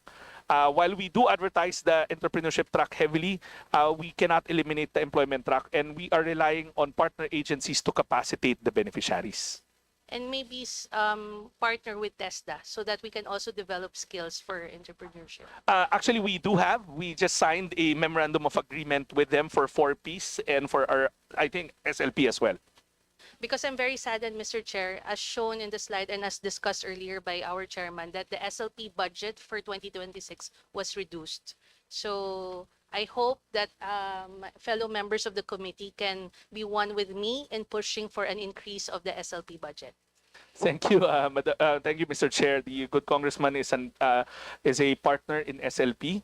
In fact, we're still looking forward to the mud crabs that she will send into our office as a product of her SLPA. As you can see, I'm pushing for the entrepreneurial track. That's why I asked, Mr. Chair. But with regards to SLP still, what constraints, Mr. Secretary, have you experienced or the department has experienced in the implementation of the SLP? The good congressman has mentioned this so many times, and it's not only her, it's the lack of manpower. The administrative costs isn't commensurate to the amount of work that's being done on the ground. So we are forced to take we're forced to take employees out of the central office allocation to deploy to the regions. Yan lagi ho yung iyak ng mga SLP offices namin in the regions na kulang ng tao given that there's a big social preparation timetable.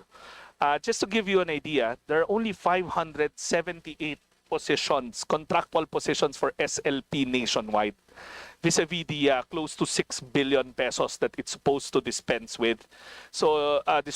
So we would rely on other offices. So nakaka-cannibalize rin namin yung mga iba naming programs.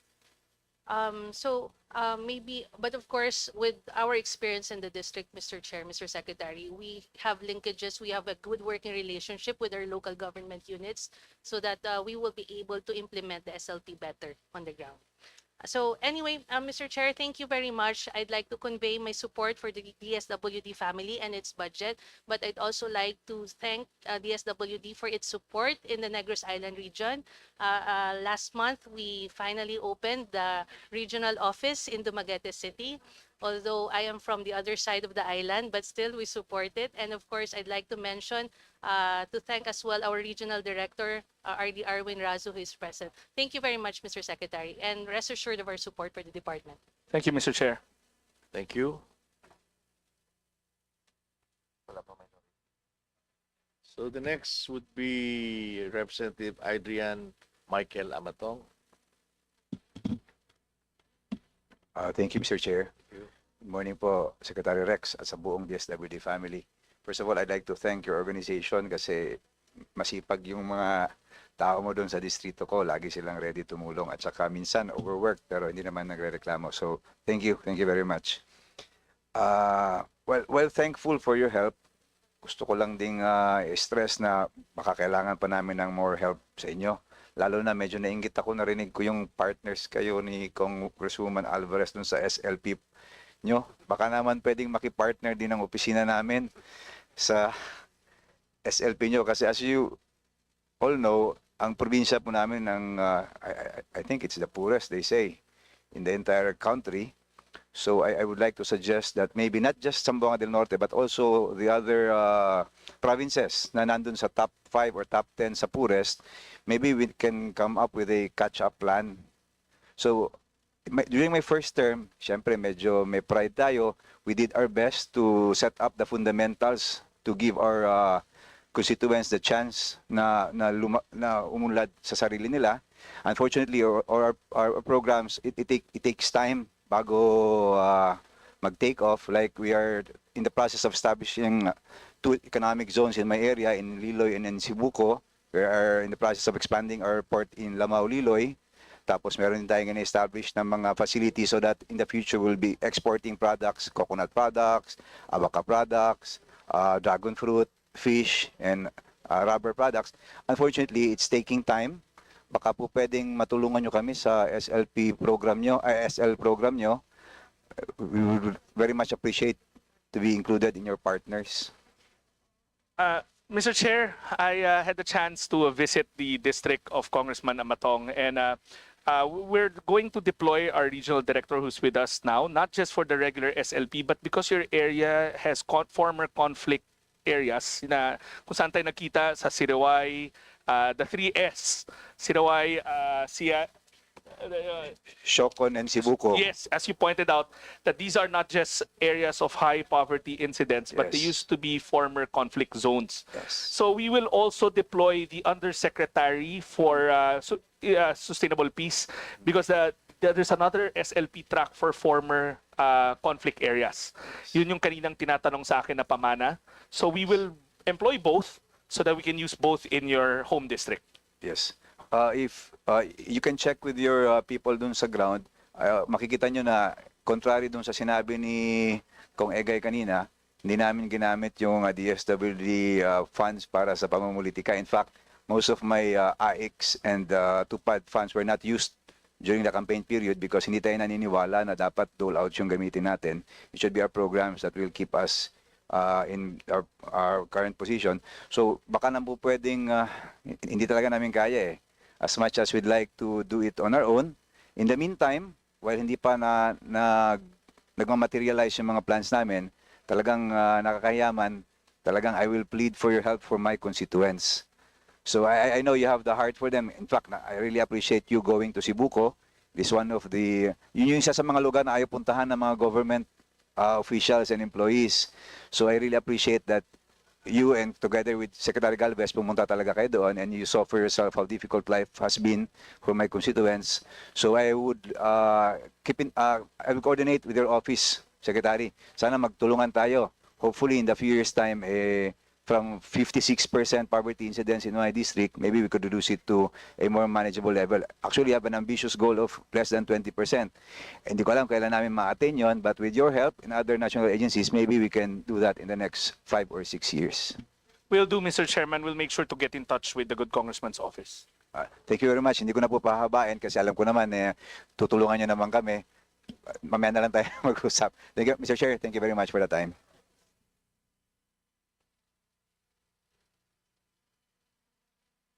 Thank you. We will have next Representative Girly Veloso. Thank you, Mr. Chair. Maayong buntag sa tanan. And welcome to the House of the People, the DSWD family, and of course to the most able Secretary, Secrex. Maayong buntag. Mr. Chair, please allow me to thank you, Mr. Secretary, for doing a very excellent job in carrying out your mandate to help the most vulnerable Filipinos. I would like to also to mention that an excellent job also that you're doing through the Malasakit Center Act or the Republic Act 11463 by deploying the DSWD representatives inside the centers. You have helped realize, sir, the vision of the true one-stop shop, where patients no longer need to run to other offices, but can already access your help right inside the Malasakit Center or the hospital. I can personally attest to this, Mr. Secretary, in my visits in the Malasakit Center. First-hand ko pong nakausap yung mga pasyente and of course the DSWD, kung ano yung mga naibigay na mga services, yung financial assistance ng DSWD inside the Malasakit Center. I've seen it right before my eyes, sir. My prayer, Mr. Secretary, is that we may fully implement the vision of our President for the zero balance billing and the full implementation of the universal health care. But we also know the reality in the ground that zero balance billing na nga yung pasyente, but despite of that, may kulang pa or yung patients natin sometimes have no fare, walang pamasahe po to go home, no food to eat, or minsan, sadly, in cases of death, wala silang pambili ng mga kabaong or coffins. This is where DSWD's role becomes truly vital. That is why I humbly pray that the department may consider setting aside funds so that patients need not go outside the hospital or return after several days just to receive assistance. Because not all representatives of DSWD inside the Malasakit centers are capable of giving financial assistance. Kasi sabi nila, they are not regulars, job orders lang, so they are not capable of disbursing the funds. So once mag-discharge si patients, babalik pa din sila after 3 days or minsan pag emergencies, pupunta talaga sila sa region.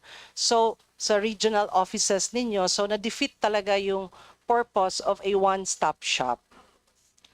So I think that's all yung gusto kong i-relay sa inyo, sir, na sana ma-realize na talaga yung long overdue na pinag-usapan natin na talagang right there and then, on time, yung pagbigay ng assistance inside the Malasakit Center or inside the hospital. Thank you, Mr. Chair. Mr. Chair, as mentioned when I had a chat with the good congressman, we are disbursing inside the Yes. Malasakit centers. We are. In fact, on top of what we are disbursing right now, we've already passed on to the Department of Health the amended joint memo circular to improve the menu of services pa. Yes. We've already, on the side of the DSWD, we've already signed off. We've incorporated new menu items there, like yung transpo allowance and all that. So we're just awaiting for the DOH to sign and so that we can publish the new memo circular. But rest assured that on the side of the DSWD, we do disburse whatever is allowed in the existing joint memo circular. But we've already sent the expanded JMC to DOH for their consideration. Yes, thank you for that, Mr. Secretary. Mr. Chair, talagang it's long overdue.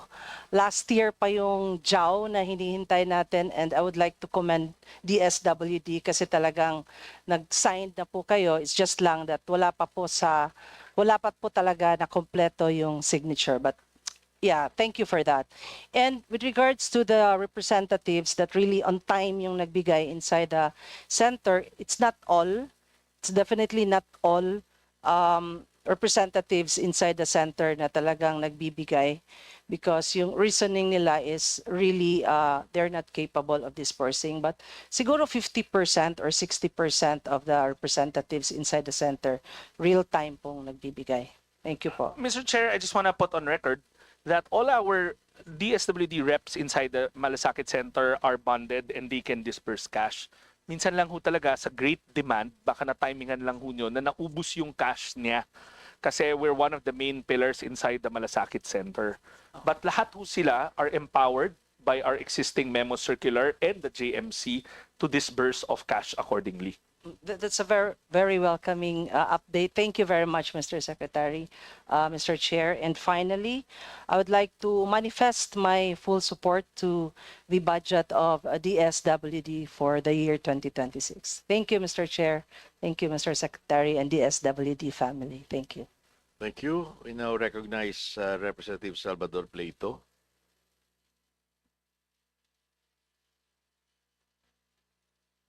Okay, next, Vice Chair Brian Po. Wala rin. Vice Chair Dale Corvera. Thank you, Mr. Chair. Good morning, Mr. Secretary and the DSWD family. First of all, I would like to convey to you my support to your budget as our way of thanking you for the support you have given to my district in Agusan del Norte. Meron lang ako isang concern, Mr. Secretary, considering na galing din ako sa local government as Chief Executive. And this is about the supplementary feeding program in which meron ding supplementary feeding program ang DepEd at meron din sa local government units. How do you cascade this to the ground na walang duplication na mangyayari? Thank you, Mr. Chair. Mr. Chair, yung supplemental feeding ng DSWD is limited to our early childhood centers and the play sessions, yung daycare sa madaling salita. While si DepEd is contained sa K-6. Now, ours run for 120 days in a calendar year. And then, if ever merong mga local government initiatives, that will be on top of it. How do we know na walang sapawan ho? The drive of the department now is to download the funds to the local government units. In fact, yan ho ang direktiba namin, in a vast majority, ilan percent? A vast majority, is close to 56% of the fund is downloaded. Kasi nga gusto ho namin, una, wag magsapawan yung initiative ng local government but maging complementary. Pangalawa, because this is part of the drive to connect our farmers with our supplementary feeding, we encourage local government units to use the Sagip Saka Act in order to do community procurement para ho matulungan rin natin yung mga magsasaka. So yun ho ang aming sagot doon sa tanong para hindi ho mag-overlap yung mga feeding programs. Yun lang sana ang concern ko, Mr. Secretary, kasi ang DSWD is one of the departments na na-devolve sa local government. So kung tutusin, wala na mga foot soldiers ng DSWD. Hanggang regional office lang kayo. Kaya concern ako baka mag-duplicate sa local government unit dahil daycare din yung target ng LGU. Pero sa sinabi mo ngayon, kampante na po ako, Mr. Secretary. Thank you very much. Thank you, Mr. Chair. Thank you. We call Representative Alisa Micaela Gonzalez.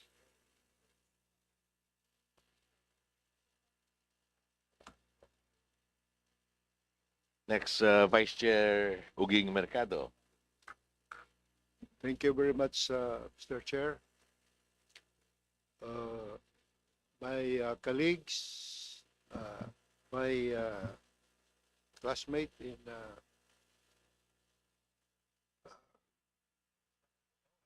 Congress, the 17th Congress, the Honorable Secretary,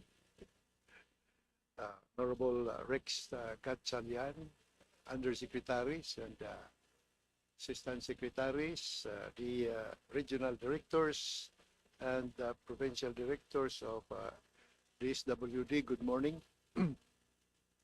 This is not a question, Mr. Secretary, and the officials of the DSWD family, but an expression of 100% support for their budget. And if possible, for the Honorable Appropriations Committee to further increase the budget of DSWD. DSWD has been the top performing departments that truly touch the lives of the Filipino people. More so because at its helm is one of the most capable young technocrat and the statesman of this generation.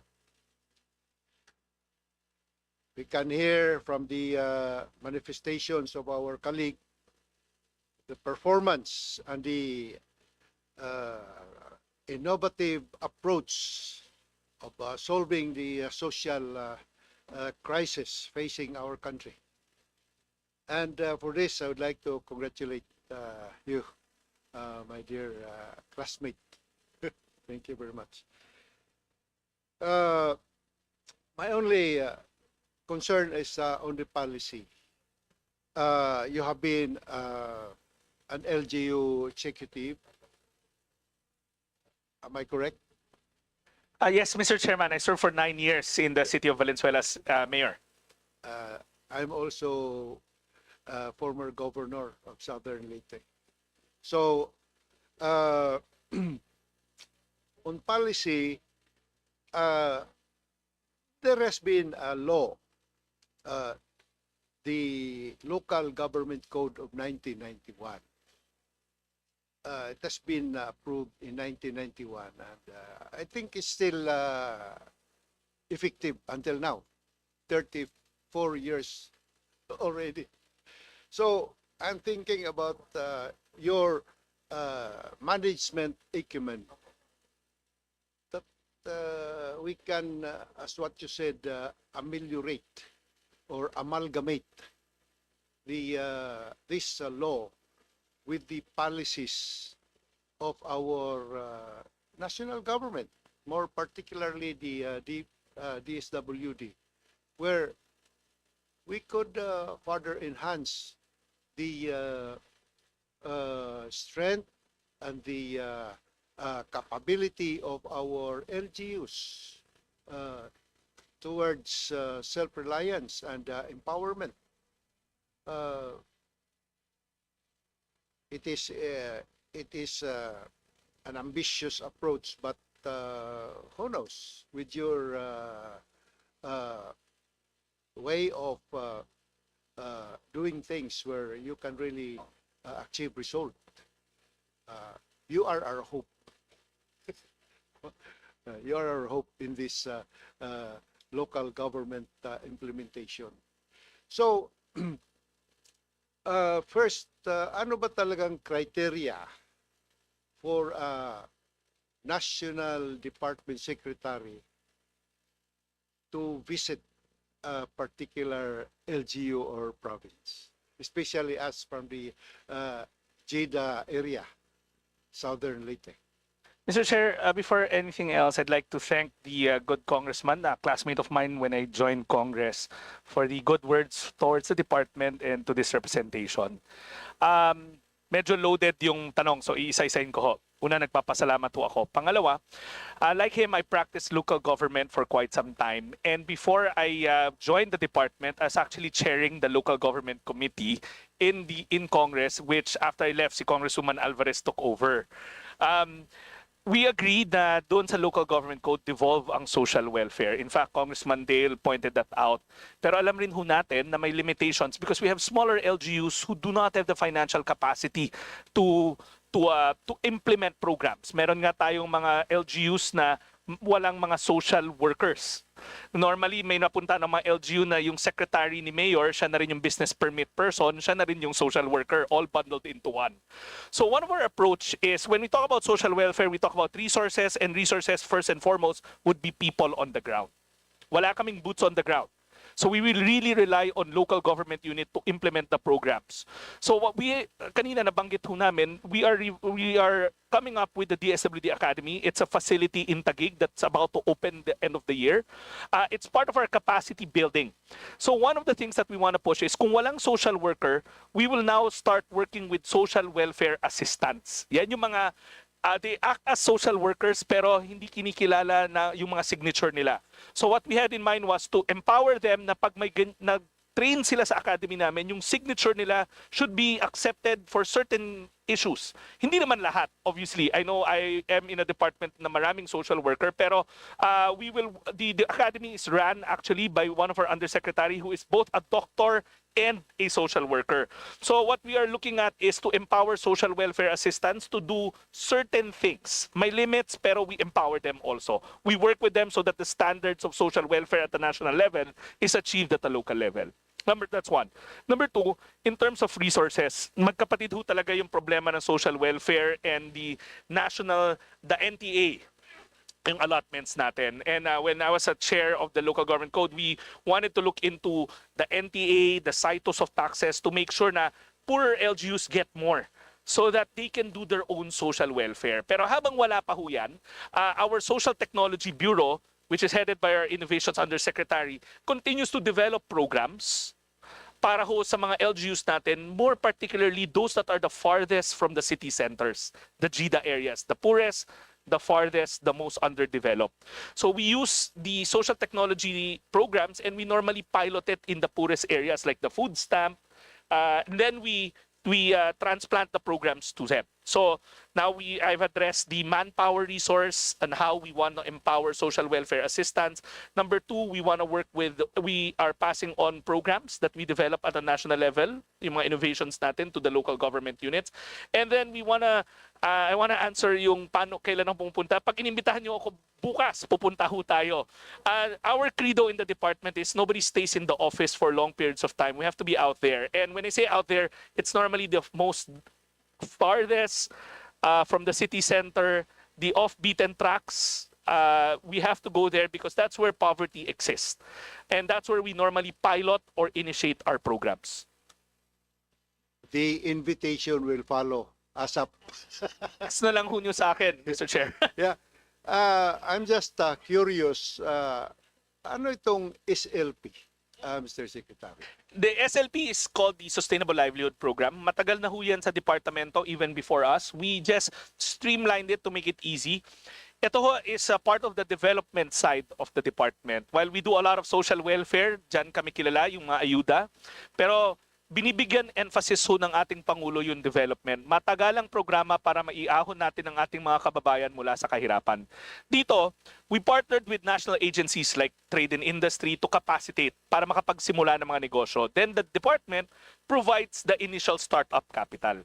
Ito ay para sa mga mahihirap natin na kababayan na gusto magnegosyo o gusto magtrabaho. And they're informal.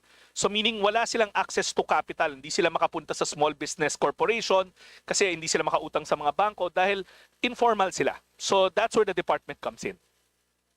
Please include Southern Leyte, sir. I think the regional director is here, so she will make sure that she includes Southern Leyte. Yeah.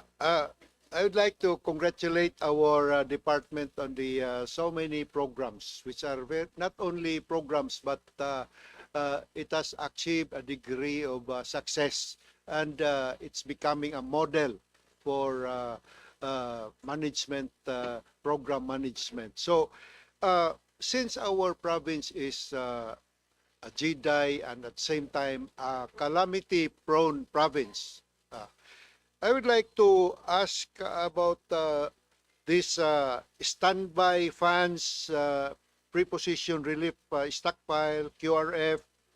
Uh, these are things that really applicable to us, and we'd like to know how were you able to allocate 1.2 billion for QRF and standby? How do you what is your procedure in having this stockpile of relief goods? We have a program under the President's direction called Buong Bansa Handa. There, the 1.2 billion is actually used to buy family food packs, non-food items, and we also use it in certain extreme cases pag may state of calamity, emergency cash transfers. Pero primarily napupunta yan sa food stocks and non-food items. Ngayon, the President wanted, Mr. Chair, to make sure na omnipresent ang DSWD. Hindi pa ho tumatama yung kalamidad, dapat nandun na ho kami.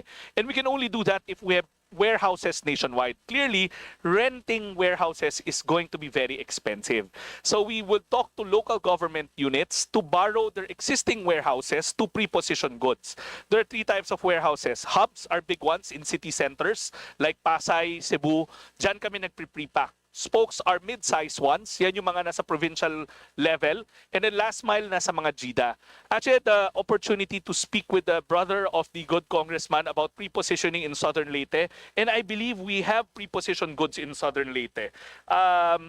We will furnish the good congressman the locations of our pre-positioned goods or stockpile in Southern Leyte. Thank you. As of today, Mr. Chair, just to put it on record, we have 11,945 family food packs stockpiled in various warehouses in Southern Leyte. And if the good congressman will lend us more warehouses, we will gladly add more.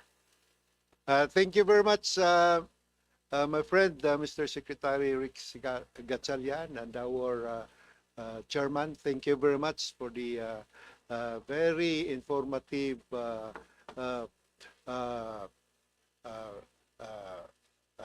talk or manifestation that you have given this committee. Maraming salamat po. Thank you, very much. Kong. Thank you very much. We recognize Representative Salvador Plato. Thank you, Mr. Chair, at our colleagues and our esteemed guests, Secretary Gatchalian at the DSWD family. Magandang umaga po sa inyo lahat. Gusto ko din i-congratulate Secretary Rex Gatchalian sa kanilang maagap na pag-preposition ng mga DSWD relief goods sa mga areas na nadadaanan ng bagyo. At maayos at mechanized na ang kanilang repacking. Tunay po na kahangahang ito, Secretary, mabilis at napagtugon ng ating pamahalaan. Kaya congratulations po sa inyong lahat. Gusto ko lang itanong, Secretary, Mr. Chair, paano po ang coordination ng DSWD sa ibang government agencies gaya ng Department of Health tungkol sa health grants at ang Department of Education para sa educational grants to ensure a seamless delivery of services? Thank you, Mr. Chair. I think the good congressman, before anything else, thank you, Congressman Plato, for the kind words to the department. I think the good congressman is referring to the 4Ps compliance. Yeah. Remember, bago ho natin i-pay out sila, bago sila mag-qualify, kailangan uma-attend yung mga kabataan sa paaralan at yung early childhood interventions, health interventions nangyayari. Right now, it's DepEd that provides us the compliance kung yung mga bata pumapasok sa paaralan. At yung health centers naman ang nagbibigay ng information card sa amin hinggil sa health interventions. Admittedly, medyo tedious siya. Kaya ngayon, nagsi-streamline ho tayo kung saan sisiguraduhin natin by next year, mas mabilis yung turnaround para hindi na namin masyadong ginagambala ho ang DOH at ang DepEd pagdating sa compliance ng 4Ps. Thank you, Secretary, for that response. Dito po naman po, ayoko na itanong na kanina, sa Quick Response Fund po, what are the protocols for its release? Meron po ba kayong close coordination with local government units para mapagbigyan talaga yung mga karapat-dapat? Thank you, Mr. Chair. Mr. Chair, the protocol with the QRF lies between the memo circular ng DBM at saka ng OCD, wherein the built-in of the DSWD is around 1.2 billion. Pag naging kalahati na po yan, we can apply for reimbursement. The DBM director, si Director Bench is here. She can confirm it that ganun ho ang proseso. Pero pagdating ho sa coordination sa local government units, yung iba't ibang mga programa na pwede namin i-charge sa QRF, normally yan naka-coordinate sa LGU na meron silang state of calamity bago namin ma-access yung emergency cash transfer, or the source document on releases for family food packs for augmentation is the DROMIC report, which is the disaster report that emanates from the local government unit. Hindi kami makakapaglabas ng family food pack, hindi kami makakapaglabas ng emergency cash transfer pag hindi ho namin nakukuha yung situation report or yung DROMIC report from the ground sa LGU. Thank you, Secretary, for that response. Sa mga nakikita po namin na mga sistema po ng DSWD, ano po ang mga plano ng DSWD para lalo pong modernize ang inyong systems, such as implementing digital payments for beneficiaries, and how this will improve service delivery and reduce fraud. Thank you, Mr. Chair. Not only, Mr. Chair, we've embarked based on the instructions of the President, we have to make sure that we do things efficiently. The department's already started to streamline the steps, but at the same time automate our processes. Case in point, we recently launched early this year the DSWD help system, which is available in the eGov app. People applying for minors travel abroad authority, yung mga minors traveling abroad, need not come to our office. They can apply everything online, pati na rin ho yung interview process ng social worker nandun. Pangalawa, for our social welfare and development agencies, mga foundations, NGOs, they also need not come to the office to get their permits. So we fully digitalize our permitting system. Second, new programs like Walang Gutom is no longer manual. They have electronic benefit cards where the food credits are loaded. So at the top of those cards in our retail accredited retailers, they can get their food supply already for the food poor families. Now, Mr. Chair, we've also embarked on using e-wallets for our 4-piece beneficiaries through the ePanalo program. Working with GCash and Globe, we are hoping to migrate majority of our 4-piece beneficiaries from basic deposit accounts to e-wallets.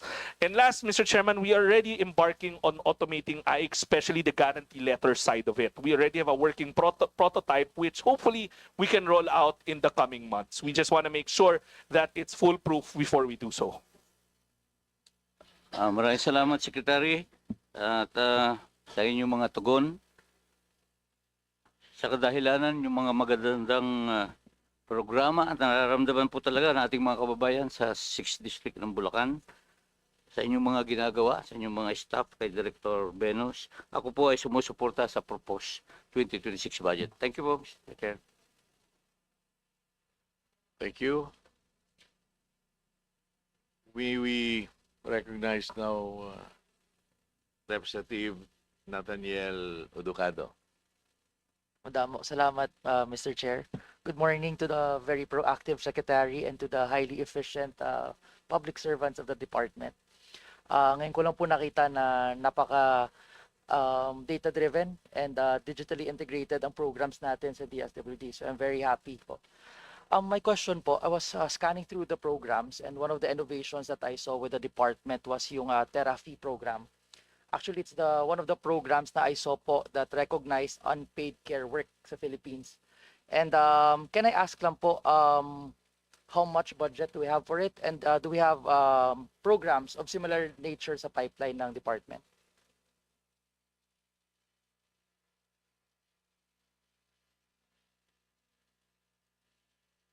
Mr. Chair, the good congressman is referring to a pilot program under the Kalahi Seeds portfolio, wherein it's a cash forward program for our people with disability. Pero these innovations are in its pilot stage, but when we get the terminal report, we want to grow it. Now, may similar programs there that falls under our innovations cluster that looks at other psychosocial interventions for our most vulnerable sectors. Case in point, we have a running program with PAWS, yung sa animal welfare. We use therapy pets for our care facilities.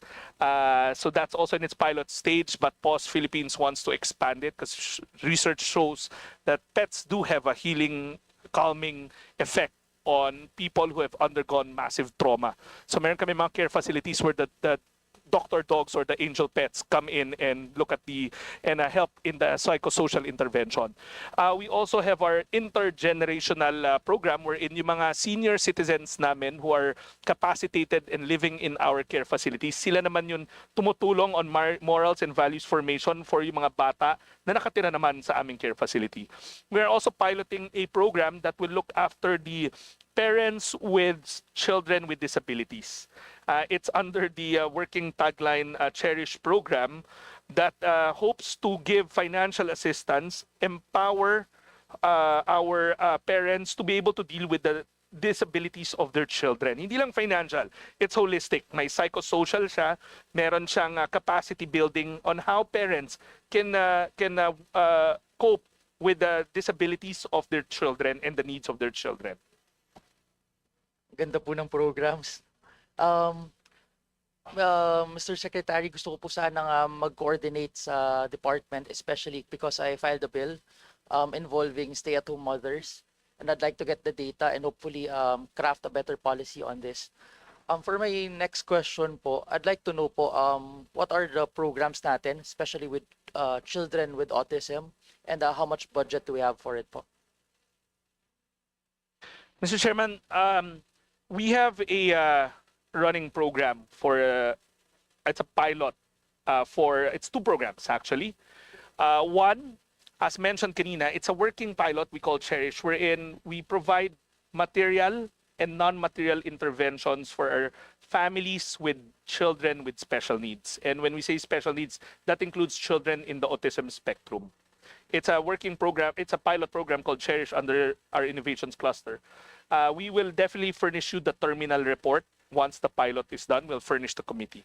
Second, we are working with the NCDA, yung NCDA namin attached agency, wherein we want to look at launching PedDev caravans to help our parents get the assessment for their children with special needs. Alam ho natin na the line to get your assessment from PedDevs now is very, very long.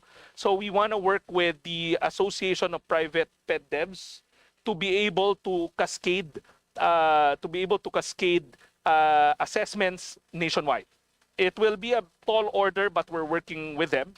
And then two, we're also working with the private sector in trying to set up sensory rooms in malls. You see them in other countries, in airports. We're piloting one in SM right now, and hopefully we can launch it soon.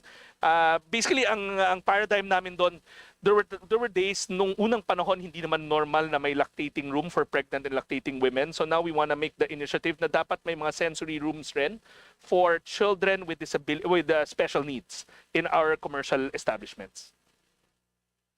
I'm very satisfied with the answer, Mr. Chair, and I'm very happy that this department is adopting to the changes of what our society needs. Thank you, Mr. Secretary, and continue to do a good job. Thank you, Mr. Chair. Thank you. Next, we have Representative Ricardo Cruz Jr.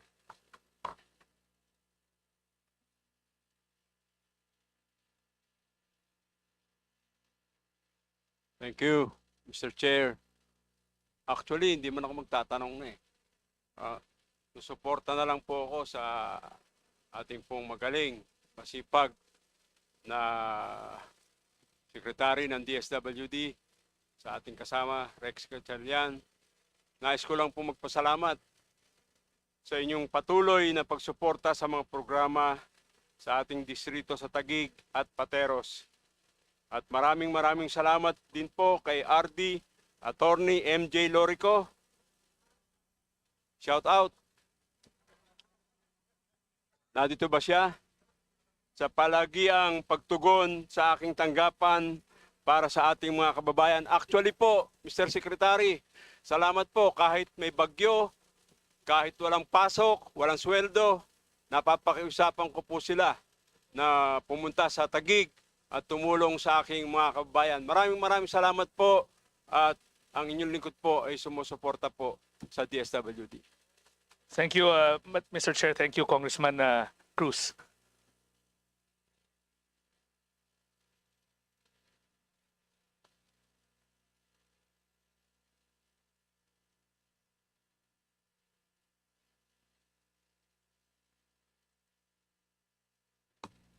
Thank you.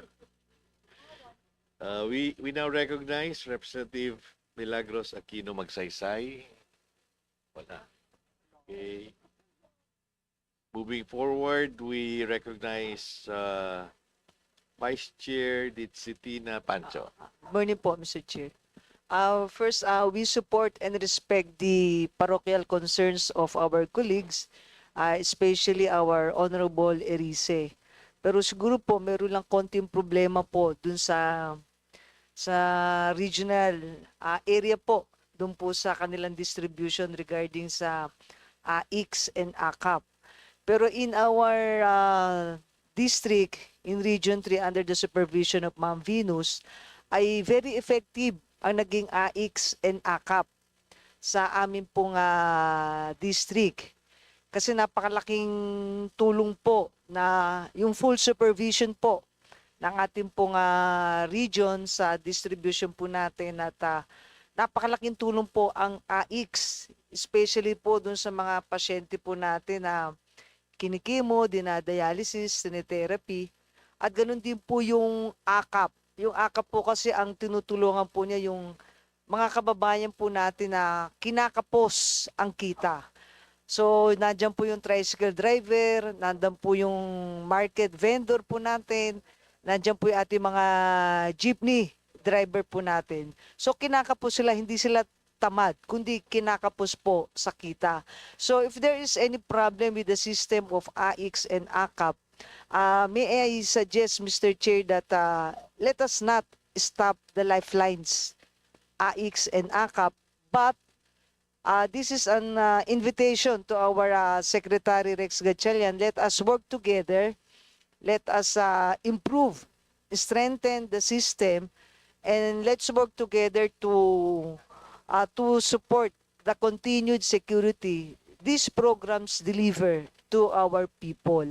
Kasi napakalaking tulong po nito sa ating pong mga kababayan. So, if I may ask yung ating pong Secretary, do you have any suggestion po how can we strengthen the system? Thank you po. Mr. Chair, the notion of the good congressman is much appreciated. We definitely know that there's no perfect program. And what we intend to do based on the observations of Congressman Erice is to reach out to him and try to figure out where the gaps are and move accordingly. Siguro, mas maganda tanongin ho namin si Congressman Erice kung ano yung mga observations niya para ma-plug namin yung mga butas ho ng programa. Thank you po, Mr. Chair. Is there any more? Thank you po. Ayos na po. Thank you. We recognize Vice Chair Joseph Tan. Thank you, po Chair. At siyempre kay Secretary, no, paras naman pananaw namin ni Apo Congresswoman Pancho sa amin sa distrito namin. Naging okay naman dahil magaling si Director Alan Lucy. Kaya lang aalis na yata. Hanggang next year ka na lang ba? Dapat Apo Secretary, malagyan natin ng kasing galing ni Apo Lucy. Kaya wala kaming problema sa amin dun eh. At tinutulungan din naman natin sila. Siguro case to case lang naman yan, Apo Secretary. So, una, no, nakita ko nga ho itong Walang Gutom 2027 food stamp. Hindi ko nasamahan si Secretary nung pumunta sa Santiago. It so happened kasi, Mr. Chair, ang Santiago City, isa sa awardee ng Walang Gutom Award, yung barangay Nagasikan. Kaya maraming salamat sa tulong ho nyo. At nakita ko naman talagang naggayahan yung buong barangay sa programa natin sa Walang Gutom Award. At nabasa ko nga ho to, base sa survey nga, no, nung bago natin lunsad, meron tayong mga 750,000 na parang kumakalamang sikmura. Ngayong March 2025, 41.5%. Dati, 48.7%. So, a difference of 7%. So, yun ang nakita kong diferensya na marami tayong natulungan na 7%. 7% of 750,000. Pero more or less, nasa 49,000 kung ano nagkakamali. So, ano ho ba ang target natin? Para at least hindi lang 7%, Mga ilang taon ho kaya natin matutugunan to, Apo Chair? Mr. Chairman, I'll just have to contextualize it. The program being referred to is the Walang Gutom na food stamps program. Based on the PSA data, there are 750,000 food poor families nationwide. Food poor is defined as yung mga pamilyang hindi kumikita ng lalagpas na 9,000 kada buwan. So, na nag-roll out yung Walang Gutom program, the enrollees 300,000 pa lamang po. But by the end of the year, it will scale up to 600,000 and then by next year, 750,000. We are confident na based on the survey ran, yung survey na ho nila yan, ang divisor ho niyan is 300,000 pa lamang ho. But based on the survey, in a 6-month time span, we were able to reduce hunger by around 8 percentage points from its initial get-go. So, the intervention works. And yung survey ho, hindi ho kami ang nagpa-survey niyan. Ang nagpa-survey niyan is the private sector, Globe and Modernization using SWS. It's the same survey ran annually or quarterly by SWS, yung hunger survey. Ang difference lang, sa SWS, they look at the whole country while tayo, we look at the food poor families. Kasi our rationale there is, if we eliminate hunger in the food poor families, the national average will decline on number of hungry. So kami, we're confident the marching order of the President stands na dapat when the time comes that he comes down from office, wala nang pamilyang Pilipino na gutom. In fact, I think may interview siya yesterday, ang birthday wish ng Pangulo is wala nang pamilyang Pilipinong gutom. So he's really a dead set in ending hunger, and I believe this is the only program in any administration where the president is fully funding the anti-hunger program. For the first time, all the attention of the president is he's looking at this program. This is his legacy program to end hunger once and for all. Natanong ko rin ho kasi ito, Mr. Chair, no, Apo Secretary, kasi nung ako ay City Mayor din ng Santiago City, isa rin sa programa ko to, sa bawat bakuran may pananim, mayroong silang hindi na kailangang pumunta pa sa pamilihan at doon lang meron na silang aanihin. So, kaya napakainam ho itong programang ito. So, nakita ho kasi natin mga 6 months lang to, no? Bumaba na tayo ng 7%. Yes, Mr. Chair. Okay. Siguro kung tuloy-tuloy ito, wala na talagang makakalaman sikmura. Secondly, no, gusto rin ho nating malaman lang, Mr. Chair, Apo Secretary, yung tungkol sa mga halfway home natin, tsaka yung bahay pag-asa.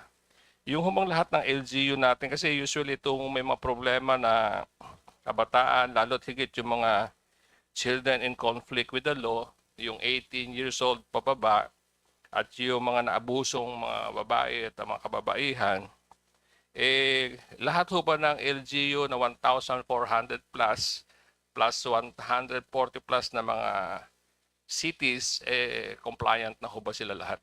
Actually, Mr. Chair, hindi ho kasi we only have around 117 operational bahay pag-asas nationwide. That's a sad fact na marami pa ring LGUs natin ang hindi nakapagtayo because admittedly so because of limited resources. Hindi naman sa ayaw ng mga LGU, kung hindi wala lang talagang pondo. To solve that, Mr. Chair, in this budget season, we're making it known that the position of the department is not to lower the minimum age of criminal liability. Instead, we still believe in restorative justice. And ang pinupush ho namin is maybe we can help by setting up regional bahay pag-asas. That's what our Juvenile Justice Welfare Council is moving for. We will again ask the help of our policymakers this budget season na kung may mahahanap pa ho, baka once and for all we can set up regional bahay pag-asas. Maski siguro per province, no? 82 provinces lang naman. Hindi ba kaya? Rightfully so, sana ho. Pero we know that there's tight fiscal space in the budget. So kung meron ng susobra, maybe we can start with regional and then later on move on to provincial until ma-achieve natin yung goal of 1 LGU, 1 bahay pag-asa. O kasi nakikita ho natin talagang karamihan pa rin sa mga 18 years old pababa na lalaki, puro sa drugs related. Hindi ho kokonti ang bilang at talaga namang marami din. Kaya maganda rin naman kung talagang maumpisahan din natin by regions at para at least yung mga hindi pwede pang isama ron sa mga talagang masama sa BGMP whatsoever, malagay muna natin sa Kaya nga tinawag na bahay pag-asa, no? At ito pa ho, no, meron ba tayong programa sa Mr. Chair, no, Apo Secretary, kasi tungkol ho to sa mga runaway minors, strandees, mendicants, yun ho yung mga nasa lansangan na walang pinupuntahan, tsaka mentally challenged.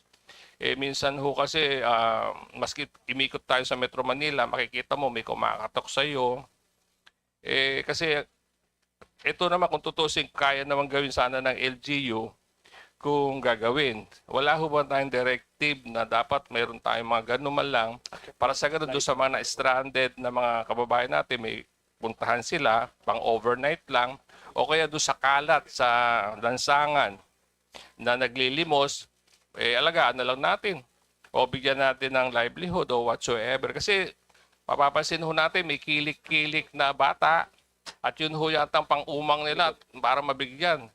Di po ba, no? Eh, hindi ho nila nararamdaman, bukas makalawa may sakit na sila dahil sa pollutions. Di po ba? So, ano ho ba nakikita natin pwedeng intervention sa ganito? Sa strandees, mendicants, abandoned senior citizen, at saka sa mga mentally challenged. Apo, yeah. Mr. Chair, tama ho yung sinasabi ni Congressman na trabaho ho, responsibility ng mga LGU to. Naging mayor ho ako ng isang LGU sa Metro Manila. Pero alam rin natin na marami nang ginagawa yung mga LGU. So that's why nung sumali ho tayo sa departamento, ang utos ng Pangulo natin, maglunsad ng national program for this. So ito ho yung pag-abot program. It's been running since 2023. Now, ang difference ho nito, it's nationally, we have close to 100 plus social workers going around Metro Manila, trying to convince our families in street situation to move into our shelter. Now, we have already profiled close to 12,000 families in street situation in Metro Manila. Ang sumama ho sa amin is around 7,000. Bakit ho may choice? Kasi it's a rights-based approach. Hindi ho sa pilitan kasi alam natin hindi ho yun pwede sa social work at sa human rights. So ang ginagawa ho namin, kinukulit sila. Paulit-ulit, babalik-balikan. Meron lang ho talagang ayaw sumama despite everything that we do. Kaya nga ho, na-profile namin sa Metro Manila is around 12,000. Kalahati lang, kulang-kulang kalahati ang sumama sa amin. We put them in a shelter. Yung shelter happens to be a former Pogo hub in Pasay. Doon ho namin sila temporary nilalagay for a month maximum. Then we bring them home to their home communities with the livelihood grants na kasama. Now, the difference here is also we track them. Every time ho may nakukuha ho kami sa kalsada or may sumasama sa amin, they're given IDs and we get their biometrics. Para the next time around, ma-operate ho at sumama ho ulit sila sa amin, malalaman namin kung bumalik na sila sa Metro Manila or hindi pa rin. It's a challenge but the department is up to it and we're continuously working with local government units in Metro Manila to make sure na we expand social protection to our families in street situation. Kasi nakikita ho natin, Mr. Chair, no, Apo Secretary, lalo nyo na sa curfew, yung mga bata na minsan naglagawa ng panukala na pag 10 p.m. na sa gabi, pagkalat pa sila o nagkasala, nag-away, hindi naman ho pwedeng diretso sa munisipyo ho yung mga bata, lalo kung minor de edad. So dinadala sa barangay. Ako noon, ang kinukuha ko talaga, yung parents ang talagang kinukuha natin. Pinagsasabihan. At dapat hindi na maulit. Siguro, yun din, LGU rin naman, pero talagang tulong-tulong tayo, Sir. We share the sentiments of the good congressman and yung mga parent effectiveness classes namin are things that we help with the LGU para nga preventive rather than reactive. Tama. Okay, kumusta ho ba yung tungkol sa child-friendly cities and municipalities? Kumusta ho ang katayuan? Meron pa ho ba tayong competition doon o kaya award sa mga compliant na mga cities and municipalities? Tuloy-tuloy po yun under our attached agency, the CWC, Council for the Welfare of Children, and it's still incorporated as part of the seal of good local good of governance. Kayo, Mr. Chair, kasi the good former mayor, now congressman, is a Hall of Famer actually, and the city is his city is something Chamba. Ginagamit naming working template. Meron pa ho, Mr. Chair. Okay, thank you, Mr. Chair, Apo Secretary, at siyempre tama-tama. Andito ka na si Secretary, no? Ayan dyan si Chairman. si Chairwoman, tama-tama po, Secretary, yung mga kulang mo na sinasabi mo, pwede mo nang iungot mamaya para at least madagdagan pa. Alam ko naman na talagang lifeline natin talaga yung AX na madagdagan. Di bali akap, marami na tayong niyakap. Hindi, joke lang. Actually talagang dapat madagdagan. At alam ko naman, yan na masasabihin ho sa inyo mamaya ni Chairperson Swansing tungkol sa mga lalo't higit yung kailangan natin at tulong, po, Secretary. Maraming salamat po at magandang umaga sa bawat isa. Thank you, Kong Joseph. We now recognize from the minority, Representative Nico Dasa. Thank you, Mr. Chair. Maupang aga sa ating Chairwoman Mika Swansing, to our Vice Chair, our good Secretary Rex Gatchalian, along with the DSWD family. Katulad po kay Kong Nat, I'm a big advocate for those with special needs. So I just had a clarificatory question, Mr. Chair, if I could clarify. I heard that we have a pilot program such as these sensory rooms that are that's in a commercial mall. Is this a specific program with a programmed appropriation, or is this at the initiative of the good secretary and their office? Mr. Chair, it's a most pilot programs fall under the Social Technology Bureau. May line item yan. So it's a combination. Some are lodged inside the NCDA, the National Disability Affairs Office.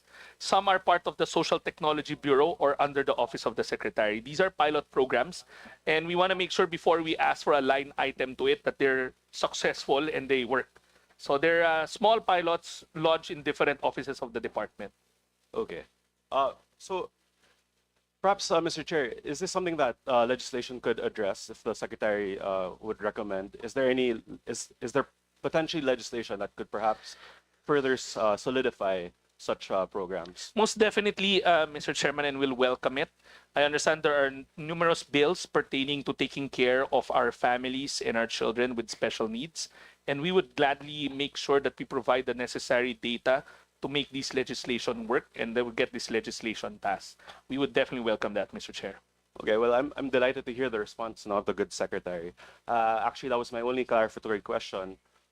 So actually, I just wanted to share, as we all know, the DSWD has been at the forefront of protecting the vulnerable, empowering the marginalized, and delivering timely and compassionate services to our people. So with that, also, I'd like to acknowledge our good secretary, our undersecretaries and assistant secretaries, as well as our regional director of the Eastern Visayas, Grace Subong. They have been great friends to the Eastern Visayas region, especially to my province of Northern Samar. So I hope we can continue to strengthen and deepen our coordination and partnership. And I would like to manifest my full support for the budget of the DSWD to the committee. And in fact, if we can provide even more funding so we can assist with more of their services and programs, that would make this representation very happy. Thank you. Thank you, Mr. Chair. Thank you. So we move on to the majority. We have Representative Chino Miguel Almario. Thank you, Mr. Chair, and good morning to Secretary Rex, to his undersecretaries, assistant secretaries, and also, of course, the entire DSWD family. First of all, I'd like to thank the good secretary for answering all the questions in utmost speed, efficiency, and precision as usual. This is why I think Congress loves to work with Secretary Rex, because he gives the right answers in the most efficient way possible. And if there's anyone who can expedite and to optimize any system, I'm sure it's Sec Rex and his team. I was just looking at the Quick Response Fund, because our region was also affected by this. And strikingly, and as we've discussed, and at least for the consumption of the honorable body, looking at the 2024 appropriations, so there was an allotment of 1.7 billion, 750 billion pesos, but there are 7.8 billion in replenishments.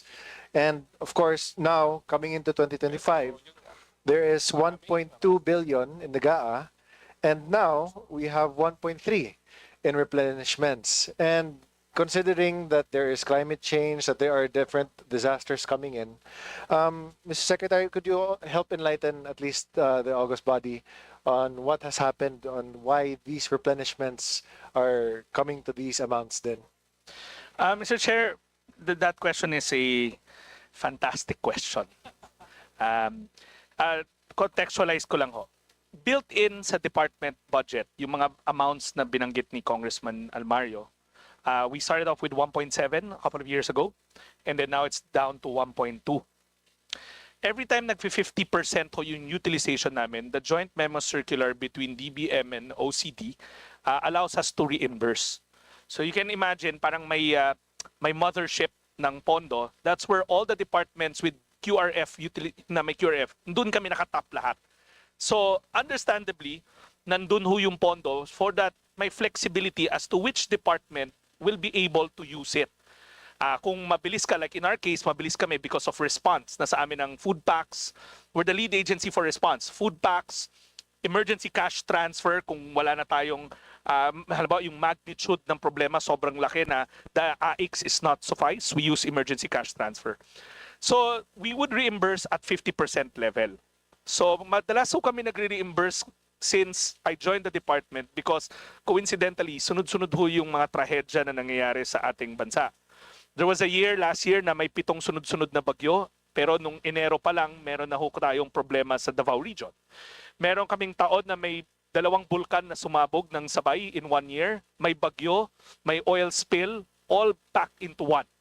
So we would really want it to stop, but we don't control nature. So now, for the longest time, we've also always proposed a bigger built-in ng QRF. I think in the last budget season, si Congressman Emano pointed that out na baka the replenishment mechanism takes time. Hihingi kami sa DBM, mabilis naman yung DBM, I'm not saying they're slow. I'm just saying because of the documentary requirements, natatagalan rin kami mag-ipon ng liquidation and all that. Pagbigay namin sa DBM, the crisis is ongoing. So I think before I even joined the department, the notion was to move it at 3 billion built in for the department para while we reimburse, meron pa rin kaming nagagamit na 50%. So again, I want to put it on record that the DBM has been very cooperative and very responsive to our needs. Pero we're dealt with the cards given to us in the NEP. So for the kind consideration of the committee, the recommendation of the department always has to increase the built-in. Sa start ng taon, kumbaga the seed money given to us, sana mas malaki. So that the 50% is something na matagal maubos. Kasi at 1.2, that means 600 million we can reimburse. But 600 million for a region-wide disaster is actually very limited, as the good congressman has seen in the whole Davao region. So thank you for bringing that to the attention of the committee. So ang tanging hiling lang ho namin sana is kung pwedeng lakihan, and it will not entail any additional appropriation because the quick response is there already. It's statutory and mandated by law. It's just giving us more at the start of the year so that may legroom kami maka-respond in a faster manner. Thank you, Secretary. So with that, I guess it is on record that it will greatly help the department and the nation also since, after all, as what the good Secretary has said, sunod-sunod yung mga bagyo. And recently, we've seen that as well. And just to also put on record na rin that Davao Region has benefited greatly with the ECT, Emergency Cash Transfer, because admittedly, ang dami na rin mga households na completely destroyed yung mga bahay. No? And I'm sure na si Yusek Dayan Kahipe has also seen that din. Special mention na rin. And through that calamity, there have been 3 changes na rin in our regional director. Pero because nga na that program has always been very, kumbaga, very strong in and of itself, na even with the change of leadership pa rin on the regional level, continuous pa rin yung implementation ng emergency cash transfer. And with that, again, Mr. Chair, I'd like to strongly recommend to the committee for the increase of the budget of DSWD, especially pertaining to the Quick Response Fund, for it to be at least 3 billion pesos. I think, as what the Secretary said, hindi naman, it will not really move mountains. It will not really disturb anything else. It's already there. It's just more of allowing DSWD to tap in to a bigger pot while a disaster is happening, for them to be able to utilize and to mobilize more quicker response than for those families in need. So with that, I'd like to also thank na rin our Regional Director of Region 11, si Regional Director Ruelo Aradanas, who is also here. And again, Secrex, thank you so much for all your help and for everything that you do also for the country. Thank you. Commissioners, I'd like to thank Congressman Chino, our chairman for the Social Services Committee. Again, I use the word reimburse. Actually, it's replenish. So we replenish once we hit 50%. Again, the notion is it will not entail additional appropriation from anybody. We're not going to take from anybody. It's in the QRF general fund na matadagdagan yung startup capital namin. I want to call it startup capital kasi yun yung embedded sa budget namin at the start of the year. So there's always been that recommendation year on year from the department to move it to 3 billion. So we're not taking anything from anyone kasi as the Congressman pointed out, ganun din magre-replenish rin kami, and sometimes the replenishment is always greater than the seed money given to us. So if ma-move up yun to 3 billion, we can respond faster. Thank you very much. We'll take note of that recommendation.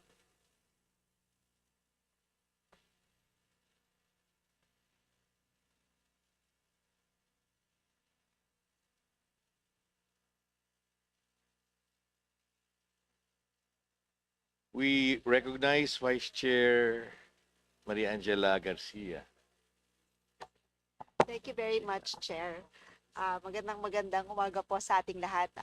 To the DSWD family, Secretary Rex, of course, special mention to our regional director, Director Venus. Hello po sa lahat.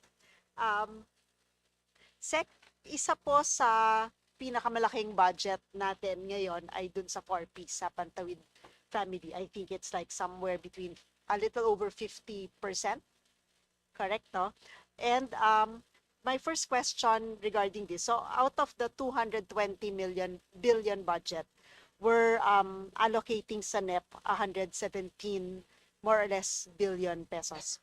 My first question, Mr. Chair, is that last year, medyo malaki yung drop sa budget natin sa GAA.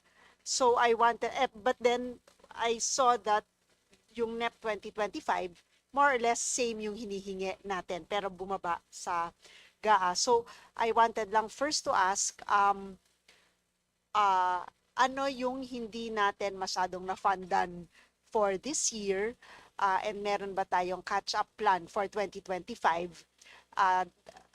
Because nga I saw na medyo yearly, medyo it's in the same percentage out of the total budget. Mr. Chair, off the bat, wala ho tayong na-deprive. All grants at this point in time have been paid. Now, to contextualize it, the grants kasi are paid in arrears of every 60 to 75 days. So, even if there was an appropriation of 100 billion, hindi namin kaagad yan gagamitin sa start ng year. So, at this point in time, tsaka lang namin yan magagamit. We have already lodged a augmentation request to the DBM to finance the potential shortfall that will come to a fore in the last quarter of the year. So, wala ho kaming dinideprive. Wala hong nalilate na grants except if the documentation is not correct at this point in time. I'm in constant communication with Secretary Amina, and she has prioritized this as our augmentation for this year. Sa katunayan, sa unprogrammed funds, I believe there's a line item there called SAGIP. And SAGIP is social welfare driven. So every year we do get augmentation, and this time of the year we've already lodged a augmentation request. Now, just for the record of the committee, the total population of 4Ps kasi used to be 4.4 million, which is based on the PDP, Philippine Development Plan. But meron na po tayong napag-graduate na 1.4 million in the past 2 years. The President is very clear to make sure na yung mga maaayos na ang buhay, ma-exit na natin para makapag-incorporate tayo ng mga bago. Now, we're now down to 3 million, and we are still waiting for the CBMS to come in. So we have received portions of CBMS last Friday. We will sift through it.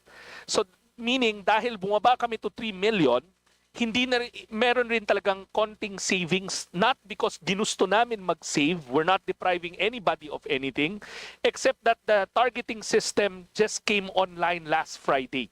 So it's a convolution of everything, but I want to assure the good committee that all grants at this point in time has been paid.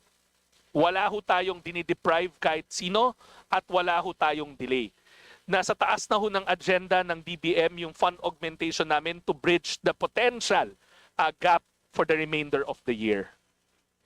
Thank you, Mr. Chair. Thank you, Sec. May we know how much is the requested augmentation? Actually, the request is 17 billion. So it's a far cry from the 50 billion which I've explained because nga ho, nasa 3 million na rin lang ho tayo at this point in time. Thank you, Sec. Thank you, Mr. Chair. Still related, Sec, to the 4Ps. I noticed in the program description that we are also looking into the first 1,000 days of the children within the 4Ps. And for me, this is very important because this is where stunting happens, and this is the first 1,000 is the days of every child is the most critical. May I know how this is being implemented? Kasi for me, like Sec, who used to be a mayor, ito yung walang captured group pa. Hindi sila nasa daycare, wala sila sa DepEd, nandun sila sa bawat household. May we know how this is implemented? So one of the innovations based on the instruction of the president is to look at the first 1,000 days. So we've introduced a new type of grant to cover for the costs entailed for a pregnant or lactating mother or a mother with a child from 2 years old na makapunta sa health center. So the conditions there are monthly pre- and postnatal visits. They do 8 counseling sessions in the health center or in their nutrition offices in the LGUs, and immunization for newborn children. It's already running. We've introduced it early this January. And right now, the fiscal target is 139,767 pregnant, lactating women or women na may mga anak hanggang 2 years old.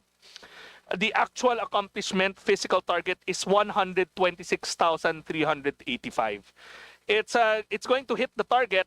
It's a bit challenging for us because may attrition to eh. Pag yung anak nyo lumagpas ng 2, tanggal ka kagad dun sa grant na yon. So it has to be very sharp from our links, our case managers to be able to track down the pregnant and lactating women. Thank you very much, Sec, Mr. Chair. I'm siguro I would like to ask if we have some sort of study about this, and if the department will propose a similar program not only for those covered by 4Ps, but the first 1,000 again for me is quite important because it's the first critical, the first 1,000 days the most critical in every child. Right now, there's still no direct impact assessment on this grant in particular because one, it just started this year. Whereas the good Congresswoman knows that we can't also assess it based on the grant standalone. There's this misconception always na ang malnutrition has something to do lang about feeding the child. But it takes both nutrition-specific and nutrition-sensitive interventions. Specific are the inputs you give the mother and the child. Sensitive is the total environment, wash facilities, accessibility to food security, early childhood centers. So there's one program running in our department that is a co-branded program with the Department of Health. It's the Philippine Multisectoral Nutrition Program. It's like Kalahi, na community-driven development, except that my dance entailed between nutrition-specific and nutrition-sensitive. Nutrition-specific is under the jurisdiction of DOH. Nutrition-sensitive is under DSWD. This program aims communities. It looks at communities with high stunting rates. We are looking at around 235 outside the BARM region. Tapos na ho kami sa site namin. We've fully implemented the nutrition sensitive part of it, which is around 30% of the ODA. The 70% is with DOH, and I do have an eyeball in what they're doing, but I think the DOH will be in a better position to discuss their 70%. So on top of the 4Ps, we're also looking at the community level wherein the stunting prevalence is quite high. But the president has made this, again, on top of ending hunger, this is a variant of the problem. He's made it agenda number 1 for DSWD and DOH. Thank you very much, Sec. Thank you, Mr. Chair. The Secretary mentioned CBMS being just released, and we're also quite anxious to see how the CBMS, which is survey from 2024, is merged and harmonized with all the data sets that we have across the agencies. Sec, still with 4Ps, we mentioned that around 2.3 million families are graduating this year. Mr. Chairman, it's a total of nakagraduate na. Mr. Chairman, I just want to contextualize. When we say graduate, their lives have improved. They're level 3 or self-sustaining na sila. 1.5 since up until 2024 in the administration of Marcos Jr., of President Marcos Jr., ano na ho tayo? 1.5, diba? 1.4. 1.4 million families have graduated because their lives have improved. Now, I'm not sure if you're pertaining to the forced exit. The 1.4 includes this year's graduates, cumulatively. But next year, we're looking at a forced exit, a mandatory exit of 1.8 million. Ito ho yung mga tumama na ng 7 years, and the law prescribes that they are exited from the program because they've reached the maximum cap. Thank you, Sec. During the TESDA DOLE hearing, this was brought up. The number I remember was 2.3. Maybe we will just check the accuracy of the numbers. But one program that ties into TESDA is all the either forced exit or graduating this year should have a catch with the TESDA program, so that the additional skills training, etc., or scaling up of skills so that they are able to get out of the poverty level is handled. So one question is this budget going to be from DSWD or from TESDA? Mr. Chair, that whole concept of post-program aftercare is something that we've been pushing for. The reason being, we don't want them to slip back into poverty. Kasi very susceptible to shock sila eh. One crisis, balik na, spiral down to poverty.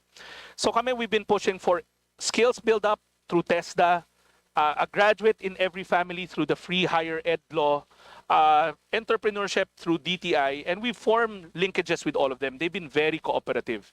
Pero admittedly, they also have their own priority sets. So sometimes we would, as I told the chairman, we would endorse over the years, and this came out in one of the hearings here in Congress, to CHED, but our graduates or the kids of our family, 4Ps families, are not given the priority that they deserve.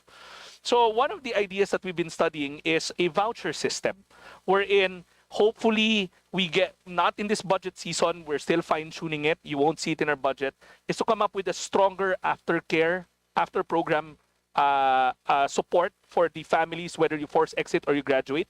Wala pa ho ngayon yon, we're still fine-tuning it. Kasi nga ho, we know that TESDA, no matter how hard they want to help us, or CHED, limited rin ho yung kapasidad nila.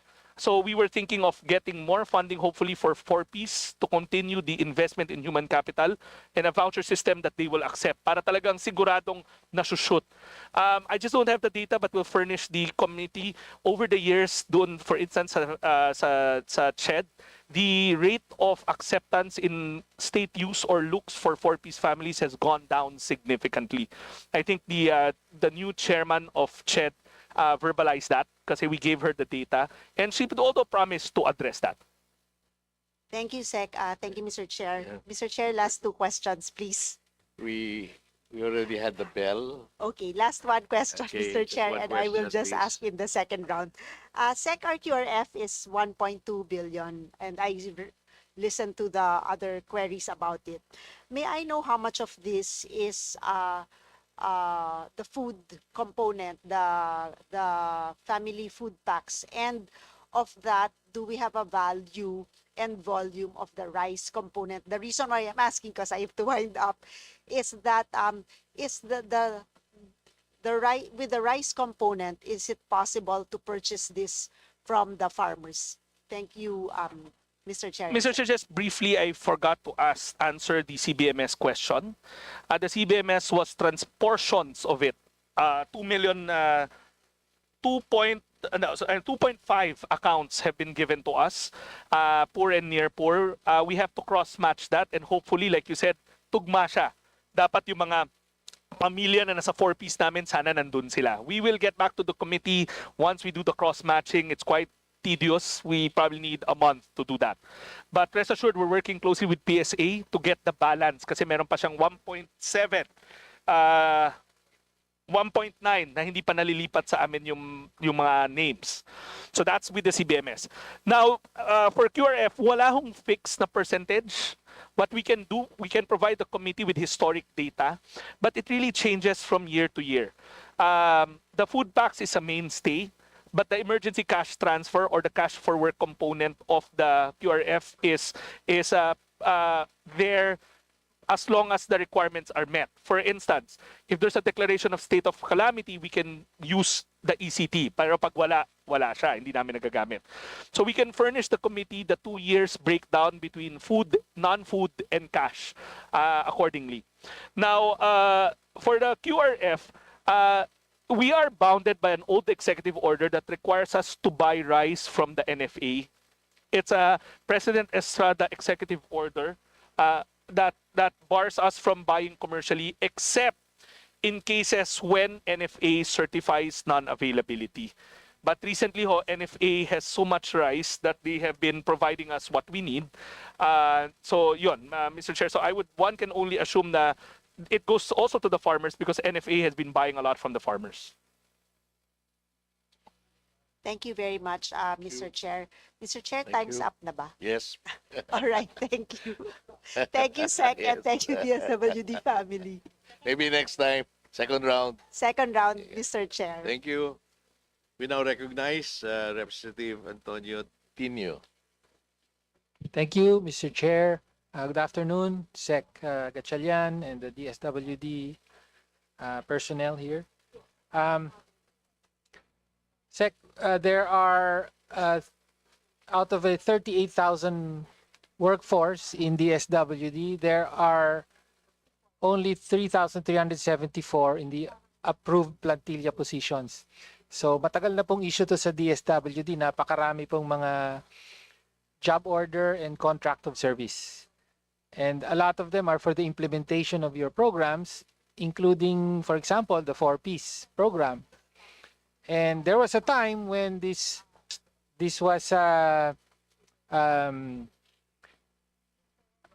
this was still not necessarily a permanent program of the department early on, pero meron na, naging batas na po ito. So ibig sabihin, practically it's like a permanent program of your department. So ang concern po is job security of your implementing officers, no? So what is the DSWD plan to increase the number of regular workers? How are you going to address the question of regularization of your workforce? Kasi syempre po, habang JO or contract of service, walang employer-employee relationship. Alam na po natin yan. Tapos yung sweldo benepisyo hindi necessarily the same. Mr. Chair, this is I share the sentiments of the good congressman na dapat our workforce are given plantilla positions. Since we joined the department, we have been asking for DBM to give it to us regularly.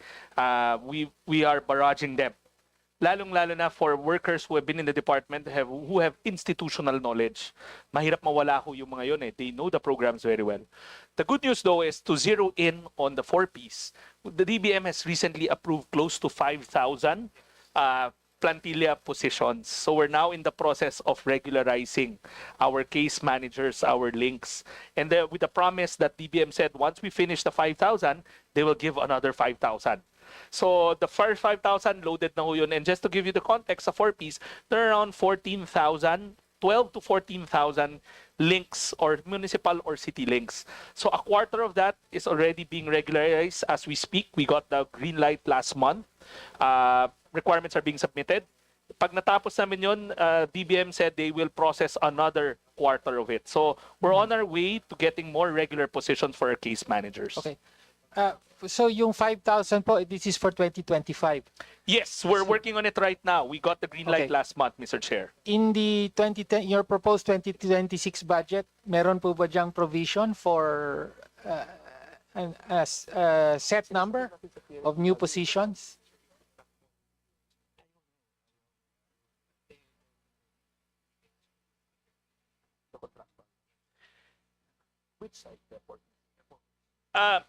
Mr. Chair, the contractual positions kasi bear benefits to it. So in effect talaga, we always tell DBM na wala namang significant change na mangyayari. They just get their security, pero sa cost implication, yun at yun na rin. So right now, DBM is in the process of assuring us that more of these contractual positions will be converted na to regular positions. That's not entirely accurate, Mr. Chair, kasi pagka regular na sila, meron pa silang GSIS, no, yung RLIP, may automatic appropriation din, di ba? Mr. Chair, ang contractual ho, meron din ho nun. May GSIS sila? Yes, ang Okay. cost of contract of service ang wala. Okay. Yeah, okay. Yung mga casual and contractual. So you're saying yun yung mga may employer-employee relationship. Mr. Okay. Chair, just as a point of information, for the 4Ps program, we only have 153 contract of service employees left. So yung mga natitira, so may mga 4,000 to 5,000 na maging regular na. Okay. Yung maraming chunk nun are contractual. That's why we were telling DBM na i-convert nyo na sila to regular dahil yung cost implication the same. Yeah, okay. All right, that's a good clarification. Hindi na pa sila job order. Karamihan hindi na job order and contract of service. But sa 4Ps po. Contractuals with sa 4Ps. Para precise po, could you submit the complete updated data on your personnel? You know, ilan yung regular na plantilla position, tapos yung casual, contractual, plus the job order and contract of service. We will do as directed, Mr. Chair. Okay. Thank you, Chair. Ngayon, doon naman sa may concerns na nakarating sa amin na sabi nyo nga, you are in the process of regularizing. However, apparently may mga kaso na matagal na sila na project officer or whatever, but they are not prioritized and their years of experience are not weighted accordingly. Kaya minsan mas naunahan pa sila ng mga bago. So, is there consideration for yung experience nung mga matagal na dun sa sa position, even though casual or contractual? Mr. Chair, share the sentiments of Congressman Tino that with the tenure dapat comes great wisdom, so we keep them. Unfortunately, we are also bounded by eligibility requirements that's beyond DSWD. We would really love to convert all of them into regular plantilla positions, pero we would like to ask the committee to help us intercede with CSC to look into their governing guidelines on who gets to be regularized first based on the eligibility. Well, ako naman, for as long as eligible, then between a relatively new applicant, kumbaga, for a position and a more experienced one, yung matagal na, dapat meron namang weight yung may position. Hindi po ba ganun ang guidelines ngayon? Mr. Chairman, the guidelines aren't from us. Okay. These are prescribed by the CSC. But we share your sentiments, and we have been talking to everybody to look into putting more weight into tenure kasi stock knowledge yan, and we would be sad if they go. So again, but it's not for us to tinker with those eligibility Okay. requirements. If I may just share, even though kakain to sa oras ko ng pagtatanong, sa DepEd po naging usapin yan. Mga 10 years ago, marami pong mga teacher na job order contract of service ng LGU. No, tapos pag may plantilla position sa DepEd, naunahan sila ng mga new applicant. So, kami po, we were able to include a special provision in the DepEd budget, yung special provision that would consider the years of experience as job order contract of service. So baka pwede pong may ganun tayo sa DSWD. Payag ba kayo doon? Mr. Chair, if it's placed in the GAA or the NEP, we will have to implement it as prescribed by Congress. Okay. So hopefully the committee will take note of this, and I will follow this up, no? Okay. Again, for your job order and contract of service, apparently, is it correct that the compensation for your job order and contract of service employees has not been adjusted for 2 years to keep pace with increases mandated by the SSL? So tumataas na po yung yung sweldo, pero hindi pa raw nakaka-adjust yung compensation rates ng mga job order and contract of service. Is that correct? At Mr. pwede Chairman, po bang magawa ng paraan ito kung totoo nga? Mr. Chairman, it's only this year that we were not able to adjust accordingly because we don't have department savings. But for the prior years, it's comparable. Okay. How about for next year? Will you be able to assure that the necessary adjustments will be made? Kasi may isa na namang tranche ng salary increase next year.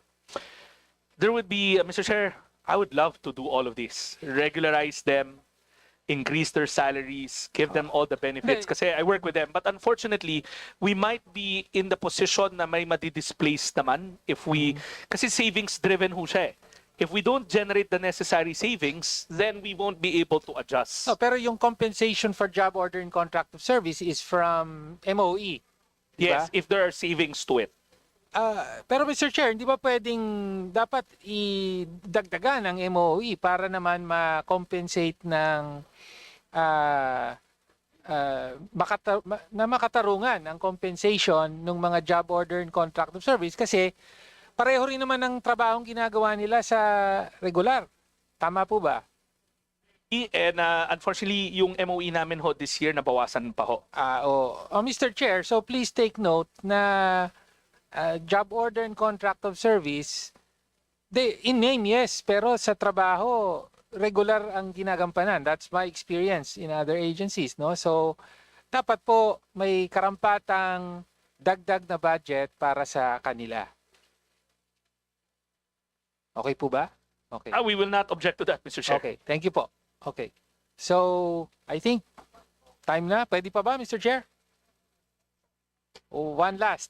Okay. Okay, one last po. Ito matatandaan to siguro ni Kong Raman kasi noon pa tinatanong na natin. This has to do with your implementation of programs and the unliquidated cash advances. Kasi po, alam natin yung halimbawa pag-download nyo ng pondo sa mga LGUs, for example, to implement certain programs, that can be hampered if there are unliquidated cash advances. And according to the 2023 COA report, 2.2 billion yung unliquidated cash advances pa at 500 billion plus of that mga 10 years old na, no? At marami doon, pinakamalaki sa central office about 250 billion, but among the regions 173 billion million na ito, no? 173 million is in region 10, for example. So Totoo ba, tama ba na nakakahadlang sa pag-download ng pondo yung unliquidated?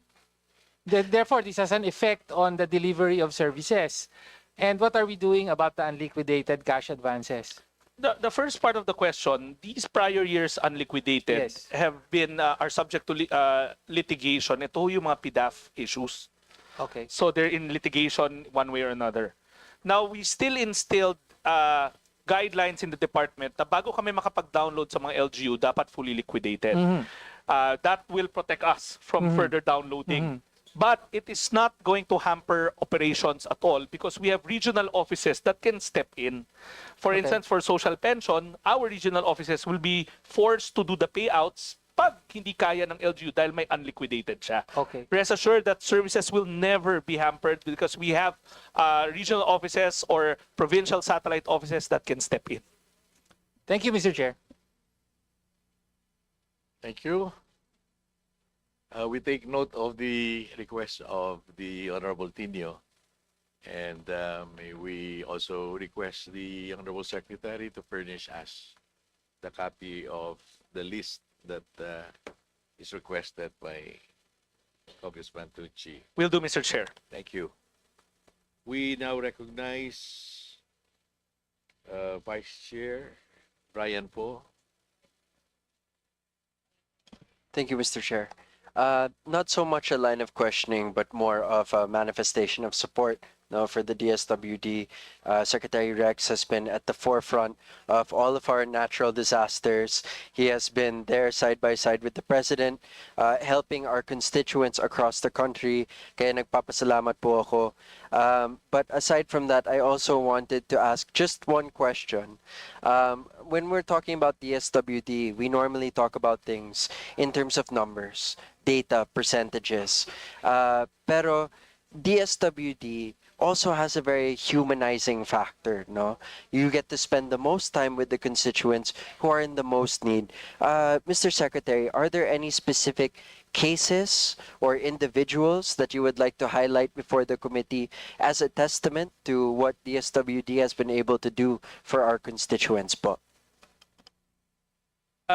Mr. Chair, I think every in the opening statement I gave a while ago, we do agree that DSWD is more than just numbers. We talk about lives. We talk about a solo parent whose lifeline was AKAP or AIX. We talk about a family in a crisis situation. We talk about senior citizens. I think it will be unjust for me to single out a single individual. This goes to every single individual that is assisted by DSWD. I think they by themselves, one way or another, is a true testament to what our social workers, our development workers across the department does day in and day out. And Mr. Secretary, just for the information also of the other Kongs here, beyond the 4-piece program, once they've graduated from here, do we still monitor, do we still support these individuals? Mr. Chair, that's where the synergy with the local government unit comes into play. Yung whenever they're graduated, we turn over the case files to the local social welfare and development office to do the case management and the further interventions.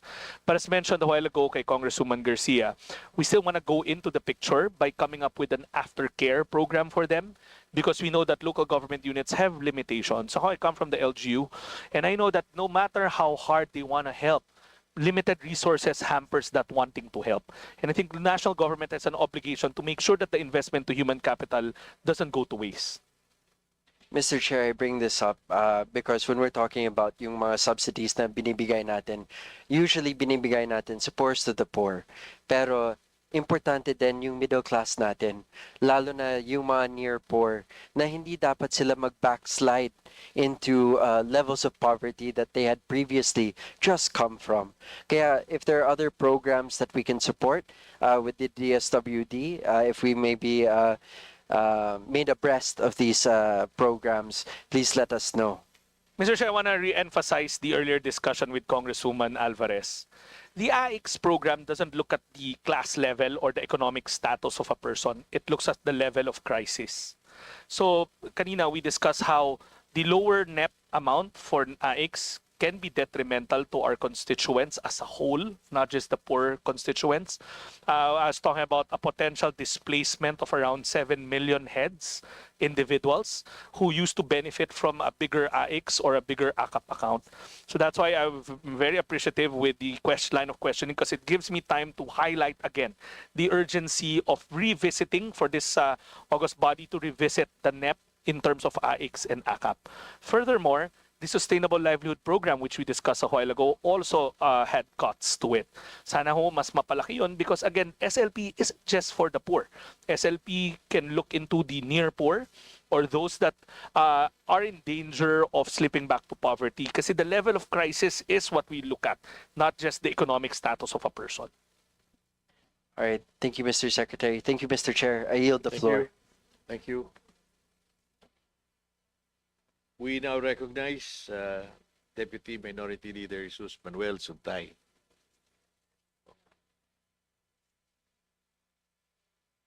Mr. Chair, I don't have any questions. Thank you. So we move on. We recognize Representative Tony Roman. Good afternoon, Secretary Gatchalian. Dito ho, walang gutom, baka nagugutom na kayo. Sumubo muna po kayo. Multitasking. First, I just want to thank the DSWD for the assistance to the First District of Bataan, Hermosa, Orani, Saman, and Bukay, among the different departments. I always say this, it's a dole, and actually DSWD is really felt by my constituents. So thank you very much for the AIX and the AKAP. And also the timely response to typhoon, the food packs that you deliver. With respect to the food packs, I think I think the other congressmen here might, this will resonate with them. Yung ano ho, yung hubs, is there yung hubs kung saan ho kinukuha yung mga food packs, like from Bataan, we get it from San Simon, Pampanga. Is there a plan to actually include, to establish more hubs that's closer to our province? Mr. Chair, as discussed earlier, we have 3 types of storage facility that we employ. Hubs are the bigger ones. And then the mid-sized ones are the spokes. And then we have last mile hubs, last mile area facilities for GIDA areas. Renting will consume our MOE and our QRF. So what we're doing right now is asking local government units to lend us their facilities. Lagi ko nga sinasabi, the more you lend us facilities that qualify the storage standards, kami na ho maglalagay nung laman. Okay. So that will be implemented for this budget year, 2026. It's always been there, and the good congressman can refer to us LGUs in his area that might have spare space, so that we don't have to use our MOE in rentals, or we don't have a whole lot of capex to build. So we sign partnership agreements, pre-positioning agreements with the LGUs, so that we can use their facilities. That's good to know. And then concerning the Walang Gutom program, first I laud the DSWD for launching this program, Walang Gutom. The budget, as I see it, has not increased. It has stayed the same for Walang Gutom. This program was launched in Metro Manila, right? Was piloted in Metro Manila? It was piloted in 5 areas across the country to look at the implementation across different terrains. We did it in Caraga for disaster areas. We did it in Bicol for GIDA. We did it in Tondo for highly urbanized. We have one in Isabela, and one more, Siargao. So the pilot's done. We're now in the scale up. 300,000, the first 300,000, and we were showing the figures a while ago. We're in a private sector group commissioned a survey that clearly it's working. Mr. Chair, as mentioned in the opening statement, the line item is stagnant. It's 1.89 billion. But there is a sister mechanism inside the GAA in the UN program. It's an ODA entitled Refuel. That is where the gas for this program for the scale-up will come in. Magkano po yun?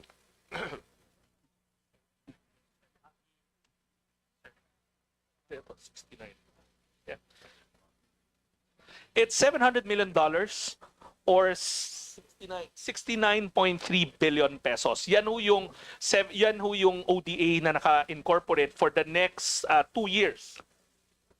For the next 2 to 3 years. An ODS, I understand, is a loan. Yes, Is it's a just loan. What is the number of food insecure families in the Philippines? According to the PSA FIES, the Family Insecurity Income and Expenditure Survey, there's 750,000 food poor families. They are the families who don't make beyond 9,000 pesos every month. And with the 1.8 billion and the 69 billion ODA, you can feed these families. Together with the ODA and the GOP counterpart, we can run the program safely for a year to a year and a half. But there are ongoing talks with DepDev and ADB, who's funding it, for additional financing. But we have to show concrete results first before they engage us with another round of additional financing. But you're confident with the results based on the... Well, the preliminary numbers show that hunger is on a decline by almost 8 percentage points from the pool of beneficiaries. The survey was conducted by SWS, commissioned by Globe and Modernization. So it's not the department that's saying it's working, it's a third-party group that's saying it's working. It's an intervention that is showing impact already. Would you support legislation to institutionalize the Walang Gutom program? Yes, Mr. Chairman, we are very thankful for that notion because it has to be a mainstay into the department's budget so that long when we're all gone, it's something that is there to address the modern scourge of hunger. Yeah, I have filed po a bill. It's House Bill number 3809 to institutionalize the Walang Gutom program. Sana ho masuportahan ng departamento at saka mga kasamang kongresista na nandito. Mr. Chair, and for the record, we are fully supportive of that measure and we are very thankful to Congressman Roman for taking the initiative in filing the legislation. Nakausap po yung Regional Director Venus eh. Nandyan ho ba siya? Hi ma'am, thank you for the idea. At regarding the yung ayuda po, yung AKAP at saka AIX, because this is, as I said, it's greatly felt in my district. The problem ho is really the administration, and the DSWD and I want to ensure that the beneficiaries get the full benefit of the program. Ang problema po, marami pong nakikihati, kumukuha ng kickback sa ayuda. Ano ho yung ginagawa ng departamento para matigil po ito? Well, Mr. Chairman, a active information campaign is taken before, during the event.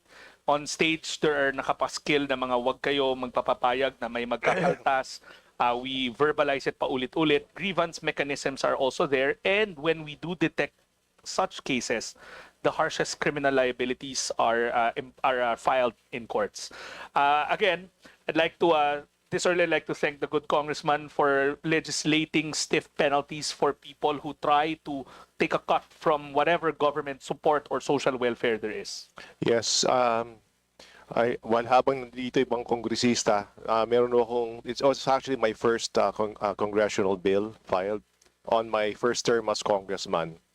Yung Contra Kickback sa Ayuda Act, it's our House Bill 606, basically imposing stiffer penalties for people who conspire to take kickbacks from the ayuda, from the program, in a social assistance program, and also giving whistleblower protection and immunity to, witnesses who will cooperate with government. So sana ho masuportahan. On that note, maraming salamat sa mga for answering my questions. Thank you. We do support, Mr. Chair. Thank you very much, Kong. We move to the minority now. We recognize the Assistant Minority Leader, Rene Luis Co. Thank you, Mr. Chair, and good afternoon to DSWD. Ang unang tanong ko po ay tungkol sa mga programa na sumusuporta sa mga adolescent mothers. Aware po kami na merong mga ilang programa na ganito, and Mr. Chair, nananatiling main concern yung adolescent pregnancy sa bansa. Noong 2023, may budget po yung DSWD sa Social Protection Program for adolescent mothers and their children na 10 million pesos. Then noong 2024, may lumabas po na guidelines para sa implementation ng psychosocial support and other interventions for adolescent mothers and their families na project or Project Teen. Yun po yung kanyang palayaw. But napansin po namin na walang nalaan ng budget for this program noong 2024 and 2025. May we know why po, Mr. Chair? Mr. Chair, unfortunately, we don't have a visual on as to why it disappeared. From my understanding, it was an initiative somewhere from both, I'm not sure, upper house or lower house initiative po yun. Pero one thing I can assure the good Congresswoman is we share her sentiments on making sure that there's a strong social protection mechanism for teenage mothers. It's called Protect Teen. So we've revamped the program to make it more holistic, not hindi lang siya monetary, but there are conditions to it, like making sure that they seek the first 1,000-day interventions. We're flashing the Enhanced Protect Teen program. While we want to give them monetary support, we want to make sure that it's conditional so that they reach out, stay in school, do the necessary health interventions, and it would be please the good woman to know that despite the disappearance of that 10 million, we are proposing a realignment, no? We are going to propose a reallocation of funds from within the department's initial NEP to the committee to move 82 million into this program so that we can scale it up. Again, there will be no other departments that will be involved. Wala hong tatamaan. It's within our own clusters. We looked at where we can source financing, and it's within the department as well. So this is the scale up, and hopefully next year we can run it in a larger scale. But to our knowledge po, yung 2024 and 2025, tama po ba walang budget yung Project Teen? No, that 10 million you were referring to disappeared. It's a insertion or a initiative. I don't know where it came from, but we would do it in our own internal operating funds. So that's why our Social Technology Bureau took the initiative to work with the Samar provincial government to leverage our resources. Meron ho, pero maliit. Pero because of that pilot, we want to scale it up for next year. We'd like a report po sana on the implementation of Project Teen. I'm happy to hear na may na-allocate naman na resources kahit papaano doon sa Project Teen.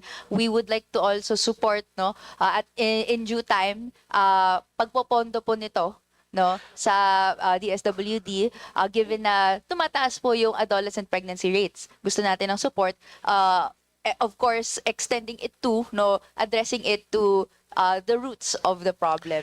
Yes. Mr. Chair, we would gladly furnish the committee the terminal report, the partnership program we ran with the provincial government. It's a small pilot. But again, looking for the support of the committee to allow us to move funds within the department into this program. So it's really not asking for more. It's not augmenting it. It's just us finding where to finance this program. Okay. We'd also like to clarify po, Project Teen, has it been implemented other than its pilot in 2024 and 2025 po? The original amount was meant to do the pilot. Yan yung social technology na tinatawag ho ng aming departamento. Inaantay na lang namin yung terminal report, and then we will do the scale up already. Okay. We'd like to request a copy po na the committee, may Mr. Chair furnish the committee the terminal report, and maybe yung slide and other reports po para paano po isi-scale up ito. Yes, we will gladly do so, Mr. Chair. Thank you very much po. My next question naman po is in relation to solo parents naman po. Under RA 11861 or the expanded Solo Parents Welfare Act, each solo parent earning minimum wage and below is entitled to an additional benefit of 1,000 pesos cash subsidy per month. May report po kaming natatanggap from Gabriela Women's Party na hindi po lahat ng LGUs ay nai-implement ito. Pwede po bang makarindig ng paliwanag po from DSWD, Mr. Chair? The legislation on the solo parent, and I've had multiple discussions with the proponents, states that the LGUs implement it based on fund availability. Sadly, A lot of LGUs don't have spare funds to implement it. So we, as mentioned to the earlier authors of the bill, hopefully we can revisit it to somehow find fiscal space so that national government can mandatorily do what is prescribed in the law. May data po ba yung DSWD on LGUs that is able to implement it and those that can't po? We do, and we will furnish the committee accordingly. Thank you very much. We'd like to request a copy of it, Mr. Chair. And aside from that, we'd like to make the manifestation na mahalaga yung bawat piso na natatanggap ng mga solo parents, lalo na if they're struggling, and then at the same time, no, supporting children. So at the proper time, we would also like to propose an amendment to the budget to include ensured funding po for the cash subsidy benefits for solo parents po. And we will not object to that. We will support that amendment. Thank you, Mr. Chair. My next question po is in relation to rape crisis centers or Bahay Pag-asa. So, under RA 8505 or Rape Victim Assistance and Protection Act, inatasan po yung DSWD, DOH, DOJ, DILG, and other NGOs to establish rape crisis centers in each province and each city. And yung DSWD po yung pangunahing ahensyang nagpapatakbo po nito. And under RA 10630, meron din pong mandato na ipapailalim dito yung mga Bahay Pag-asa. Can I ask po, Mr. Chair, ilan na po yung mga natayong rape crisis centers at Bahay Pag-asa sa bansa? And ilan po dito yung aktibong gumagana?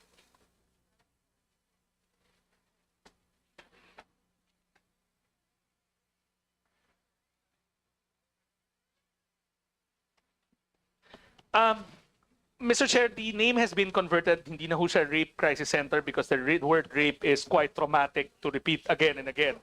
They're more not called as havens or shelter for women. We are currently running 14 facilities that house women who have undergone sexual abuse.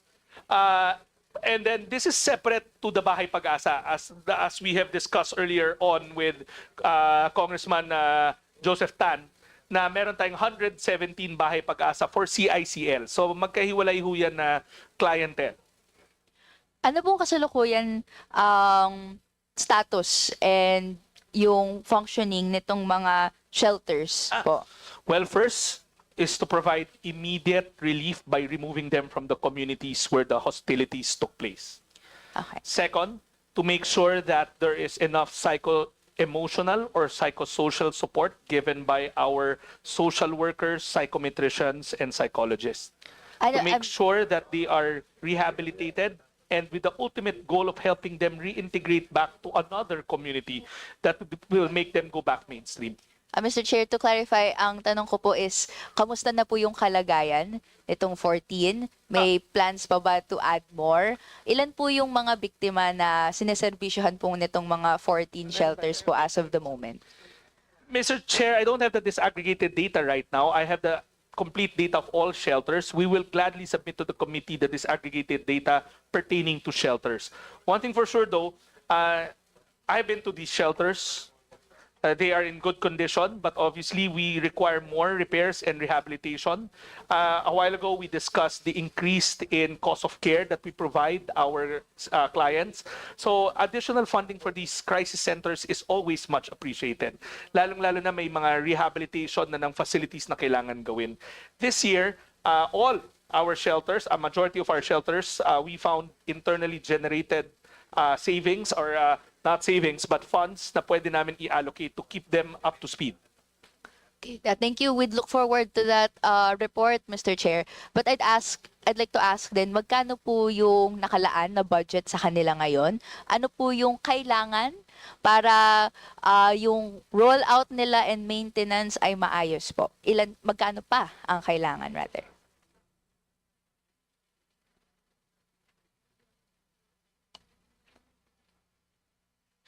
For all our shelters, the allotment we received this year is 2.9 billion. 182 billion. We will furnish the committee with the disaggregated data that will pertain for the crisis centers for women. Now, for next year, we have received an allotment of 3 billion pesos, taking into account the adjustment on the cost of care. Tumaso kasi yung ibinibigay na cost of care. So to clarify po, this 2.9 billion, this is for all Care types. facilities. For all So, residential care facilities. okay, and you do not have the data right now for specifically shelters for women. Unfortunately, I do not have that, and we will make sure to submit it immediately. Okay, thank you, Mr. Chair. Once again, no, gusto po natin na may budget po dito. Nakalagay po sa RA 8505 and 10630 yung mga ganito ay kailangan pong budgetan. So in due time as well, we'd like to express support in adding funding po for the support, rollout, maintenance of these crisis centers. So we'd appreciate po yung report na yon kung magkano na po yung naka-allot, magkano pa ang kailangan para hindi lang suportahan ito pero mas marami pa po tayong matayo para po each province, no, each city as per mandated by law ay magawa. And lastly po, pwede po bang makahingi rin ng report ay ng list of the rape crisis, the shelters for women, no, at Bahay Pag-asa, including details, address, contact numbers po. We will do as directed, Mr. Chair. Okay. Thank you very much, Mr. Chair. As I have no more time na lang po, I yield to the floor. Thank you very much for answering my questions. Thank you. Thank you very much. So we'll just request the secretary to furnish us the request. As directed, Mr. Chair. We now recognize the Deputy Majority Leader, Howard Quinto. Mr. Chair, to the DSWD family led by Secretary Rex Gatchalian, magandang hapon po. No? Una sa lahat, nagpapasalamat po ako sa aking probinsya. Marami pong natulungan ng DSWD, no? Kahit po Sabado, minsan hanggang Linggo, hanggang gabi, nandyan po sila tumutulong sa akin at sa aming probinsya. And we all know now where they get their work ethics or work attitude from, no? Kaya po ganun kasipag yung ating mga frontliners sa DSWD. Anyways, Mr. Chair, my question is regarding the 4-piece program, no? Can you please walk me through it, no? Pardon for my lack of knowledge. How is a beneficiary chosen? Mr. Chair, thank you for the good words from the good congressman, pero sinimulan ho niya yung work-life balance. Sa amin ho, work lang.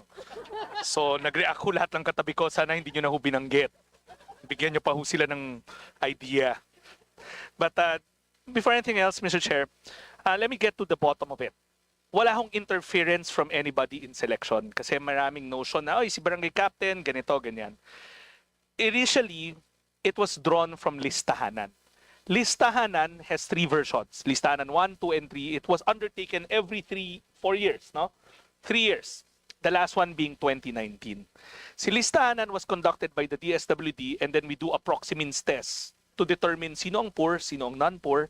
And that proximins test was developed by a set of consultants way before I joined the department.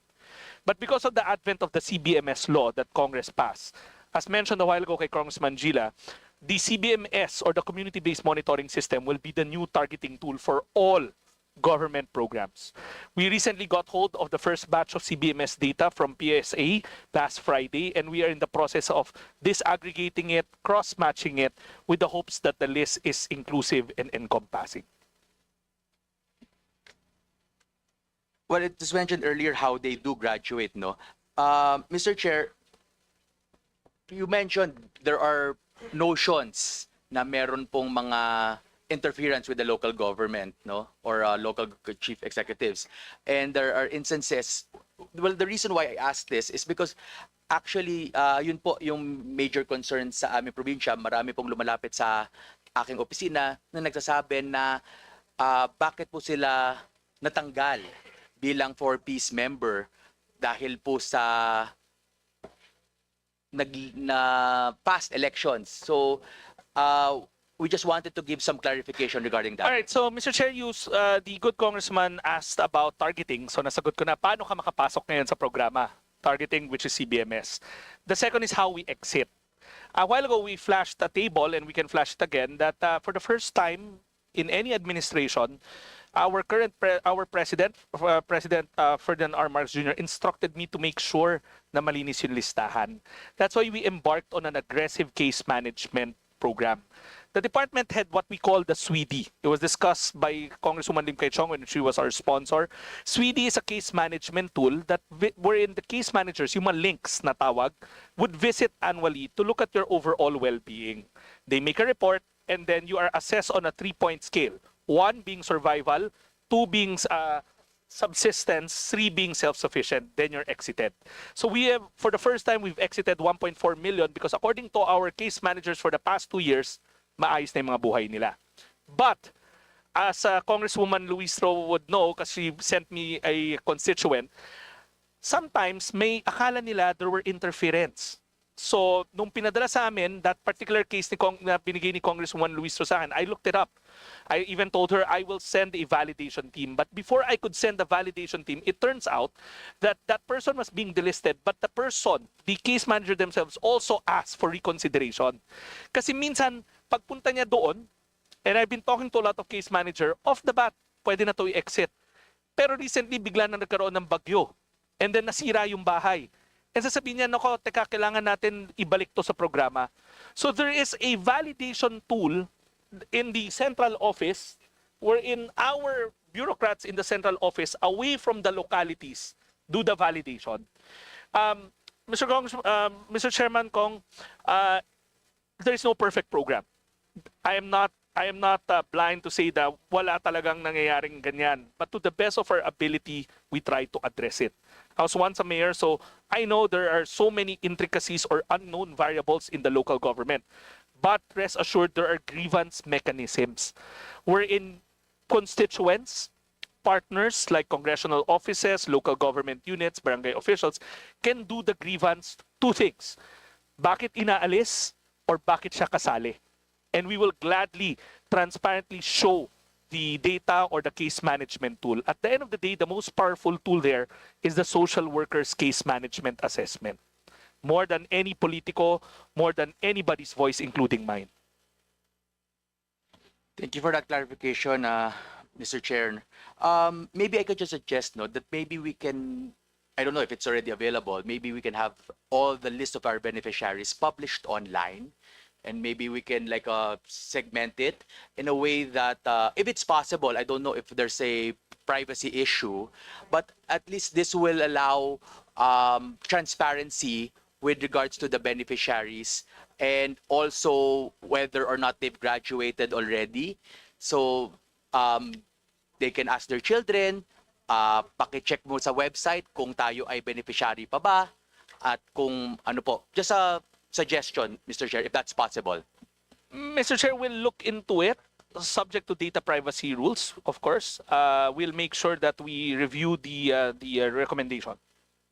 Yeah, perhaps they can, the beneficiaries can sign a waiver of consent, for their data to be published, if that's during the inception stages. Well noted, Mr. Chair.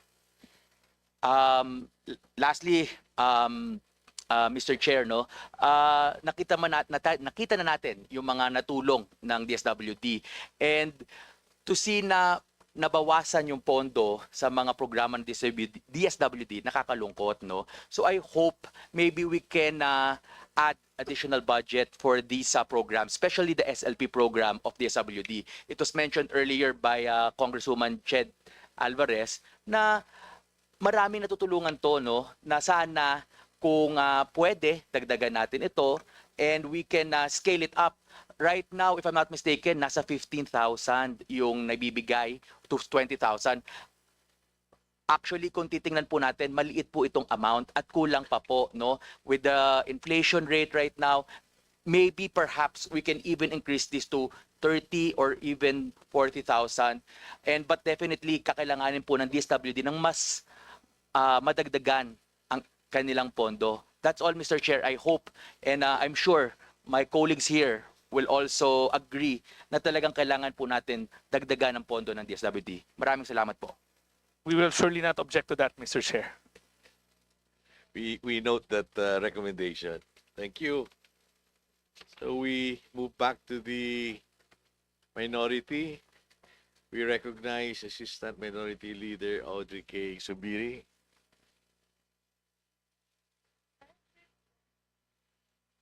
Thank you very much, Mr. Chair. Good afternoon to everyone, to my esteemed colleagues, and of course, to our dear friends from the Department of Social Welfare and Development, headed by no less than our very hardworking and tireless Secretary Rex Gatchalian. I will not say who my favorite Gatchalian brother is. But anyway, I know all of you are very hardworking. Talagang trademark yan ng mga Gatchalian brothers. So I'm very happy every time I see any of you three. So, Mr. Chair, if I may ask a few questions to our good secretary. It has come to my attention, no, Secretary, that as of July 2024, we have approximately 600,000 indigent senior citizens on the wait list. And I can imagine at this point in time, we might be approaching maybe much more, 800 to 1 million senior citizens on the wait list. And I'm very concerned, no? This is a cause for concern for me because in our region, Region 10, we have about 13,000 indigent senior citizens on that wait list. And in Bukidnon, 4,760. And in our third district of Bukidnon, we have 1,057 indigent senior citizens on the wait list. So I would like to clarify a few things. First of all, if I may ask for the exact number or an approximate number of how many are now on this wait list nationwide. And if I may clarify, when we say wait list, our senior citizens, they are already qualified, but they are just waiting to receive their pension, or they are still waiting to be enrolled. If I may ask for a clarification, please. Mr. Chair, first of all, Congresswoman Zubiri can whisper to me which Gatchalian she likes the most. I know it starts with the letter R. But more than anything, Mr. Chair, kidding aside, for the longest time, the department has been pushing, together with Congresswoman Magsaysay, the notion of a universal senior social pension. Kasi we know on the ground that it's so hard to explain to our senior citizen but hindi siya qualified. Diba? So right now, in the books, we have 4.85 million beneficiaries of the program. We have a wait list of close to 1 million. Wow. These are senior citizens spanning across different LGUs who are already qualified, but we just simply don't have the funds for it. So again, we are appealing to Congress to augment the budget for social pension so we can adequately service the 1 million wait list. Mr. Chair, in addition to that, I think Congresswoman Zubiri will also wants to look into the targeting of it. Yes. As mentioned earlier, the CBMS or the Community-Based Monitoring System has already been online. Took online last Friday, and we can draw more data to clean up the data that we're giving you, because the data on poor senior citizen is drawn from listahanan, which is quite old, 2019. So the CBMS will give us a bird's eye view of how many indigent senior citizens there are, how many are serviced, and how many do not have pension whatsoever. So right now, no, Secretary, I can see your frustration, and I'm very glad to see that we're on the same page. The budget that the DSWD has asked for, do you think it will be enough to cover at least before we get to the universal social pension, which if I may add, I would very much like to support, no? But moving lang, naka-wait list na 1 million. Sapat na bang nahingi natin na budget para ma-cover natin yung wait list na yon? Unfortunately, it's not enough. We asked for more, but because of tight fiscal space, we weren't granted that.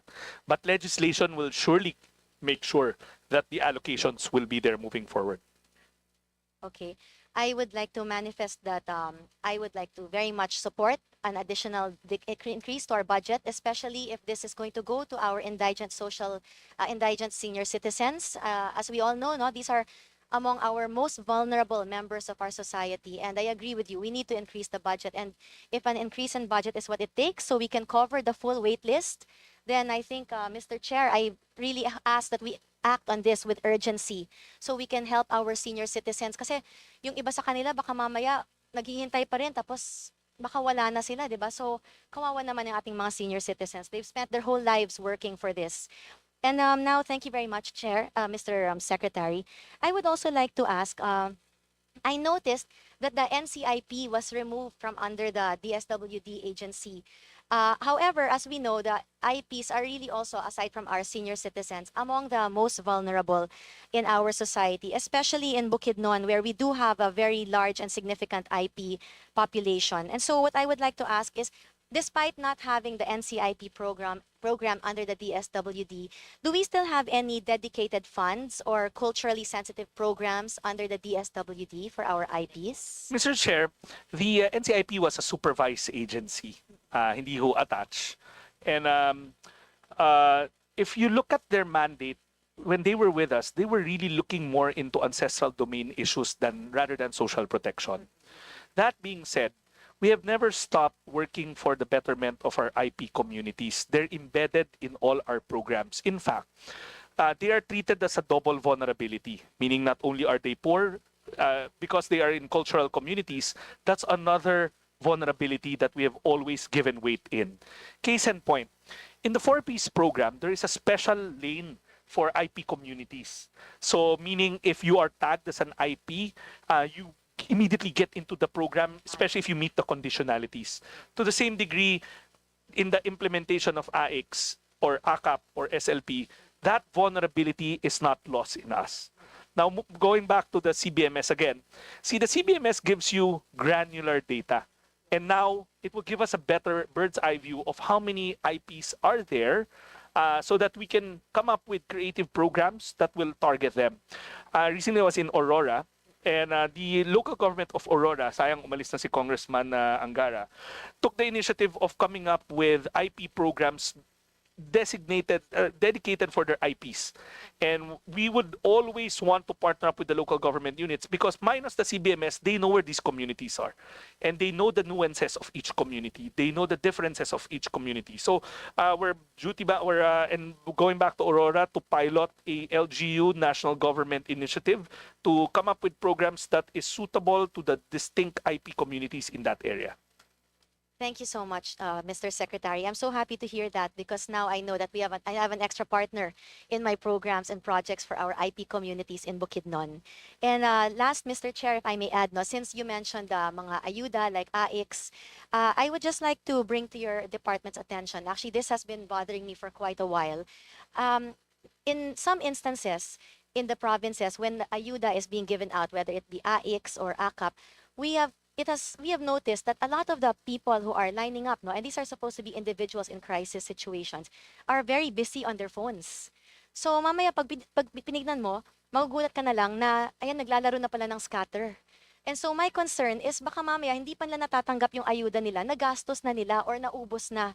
So is there a way that we can perhaps link up with maybe PAGCOR and get their database on who are our online gamblers so that we can make sure that, because I do see the benefit of ayuda, the AX. It really helps our people. Pero ayoko na masayang yung ating AX na mapunta lang sa mga ginagamit pang sugal. Sana mapunta talaga sa mga individuals in crisis who really need it for their everyday needs, their family. So is there a way we can do that to link up the databases para we can prevent this money from falling into the hands of all these mga online games as well?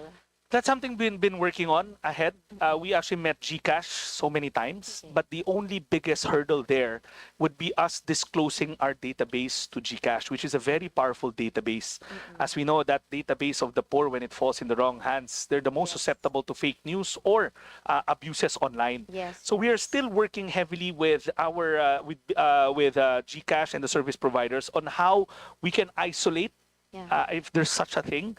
It's a tall order, but we are definitely with you in the crusade that social welfare should go to crisis situations, not to gambling.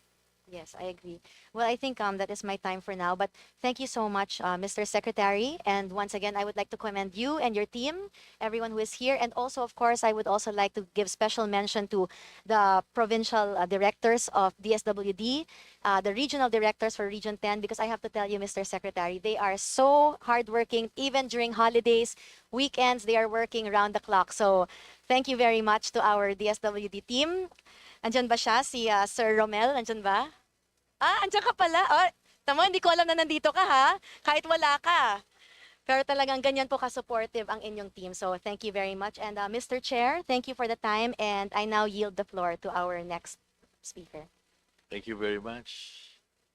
We now recognize Representative Miro Kim po. Magandang hapon. Good afternoon, Secretary, and to the DSWD family. Alam ko marami pa kayong ibang trabaho, so hindi na rin ako magtatanong. Although marami sana akong tanong dito kay Yusek Tapales, dahil sa dami ng magandang mga ginagawa niya. But I want to tell everybody, you know, the main concern of many members of Congress is really the pillar programs of the SWD. People think that the secretary of the SWD is measured only by the output in terms of the number of beneficiaries, how many boxes of rescue boxes, or you have to call that something, no? Yung kahon ng pag-asa. Hindi ko alam anong, what's the moniker? Magaling ka dyan, Zek, eh. It's actually called Family Food Packs. FFP. I think it has to be called something, eh. Because yung pag nakikita mo binibigay sa panahon ng baha, nag-uplifting talaga siya, eh. So, regardless if we set aside yung mga hindi deserving, but for most people who actually receive it, it's really an uplifting feeling where they feel the holding hand of government. So, baka magandang bigyan ng magandang pangalan yan. So, akala ng marami, yun ang pinakamabigat na trabaho na ginagawa ng ating secretary. The department is very fortunate that I think yung hardworking, alam na ninyong lahat yan. At tingin ko, hindi na kayo natutuwa na yun ang kanyang main character. Alam ko po yun kasi ironically, tuwan-tuwa po yung mga taga Valenzuela nung graduate po si Secretary, no? Nung nawala po siya doon ay tuwan-tuwa sila na napakagaling ng syudad, pero tuwan-tuwa din sila na para makakapagpahinga na sila. Ano po, ha? But really, I think for everyone's benefit is what Sec Rex brings to the table is not just that he's always there. And I want to tell the DSWD family, because he's always open to even the most technical of discussions. So in Marikina, when the proxy means test was applied sa pag-evaluate ng aming mga 4Ps, 65% of all our 4Ps beneficiaries were automatically removed for one very simple criterion or portion of that proxy means test. Checklist lang kasi yun, eh, di ba? Titingnan, may telepono ba, may kuryente, magkano, anong gawa ng bahay, may trabaho, ilan ang anak, lahat. It's just, and then titingnan lang kung anong score mo. So bumagsak karamihan ng mga taga Marikina doon for one simple reason, dahil ang bahay nila gawa sa bato at may second floor sila. Pero sabi nga namin kay Sec Rex, sabi ni Sec, parang hindi talaga siya pwede mag 4-piece kasi may 2 floors siya na gawa sa semento. Pero sabi namin, kailangan ng second floor kasi kung hindi, mamamatay sila dahil these are in flood-prone areas. At pag pumunta ka ron, hindi sila palitada, walang mga bintana, pero nagiging 2 floors. So babagsak at babagsak. But right there and then, instead of closing the door and saying that wala na ako panahon para dyan for 6,000 people when there are hundreds of thousands I have to deal with, sabi ni Sec Rex, we will evaluate. And in 2 hours time, we sent what our alternative was in measuring. Yung kinukwento ni Sec Rex ngayon, di naman siya ekonomista. Pero pag pinag-aralan niya yung Sweeney, lahat, etc., sabi niya, tama nga, may sense. So, in short, yung secretary ninyo, tingin niyo sipag lang lahat. But I think yung pagiging matigas niya, matigas din ang ulo niya, eh. When he thinks something is correct, mahirap din siya mabali doon. Di ba? Pero, sasabihin ko na po sa inyo, pag nakikita niya may wisdom at mas maraming makikinabang at fair yung magiging result, nakikinig siya. So naibalik yung marami sa amin doon simply because of using a more updated and more sensitive test of poverty. So ako, more than anything else, it's not your sipag, it's not your ability to deliver, but really it's always your constant desire to learn and be on the job and not think that alam mo lahat. So ako, yun ang pagsaludo ko lang. Yun ang maraming occasions na you've always come to our rescue. Wala po akong masabi sa buong DSWD family. Dasal ko lang, wala sanang bad eggs na makakasira. Tingin ko yun na lang ang pag-iingatan natin bilang isang department. And it's very rare. I always say, if the President had cabinet secretaries like SecRex, wala tayong magiging problema sa gobyerno. Totoo lang. But on that note, Mr. Chair, dagdagan nyo naman. Hindi, joke lang. Sinira, ha? But frankly, I think, SecRex, you're a rare gem. I hope di ka mapagod at hindi mapagod yung mga tao ninyo. Guys, totoo lang, sabihin ko na sa inyo, slave driver talaga siya. Pero hindi kayo slave driver para kumita ng pera. Para sa serbisyo, para mas mabilis ang ating gawain, it's all about coming up with a better department. And frankly, I don't think the department has had a much better secretary in the last 25 years. So, Sec, congrats, Congrats. Alam mo, very critical ako na tao, So, the fact na sinasabi ko yan. Boss, salamat. Maraming salamat.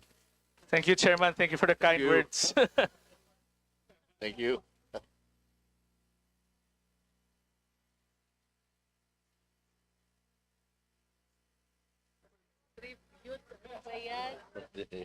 Birthday mo ba?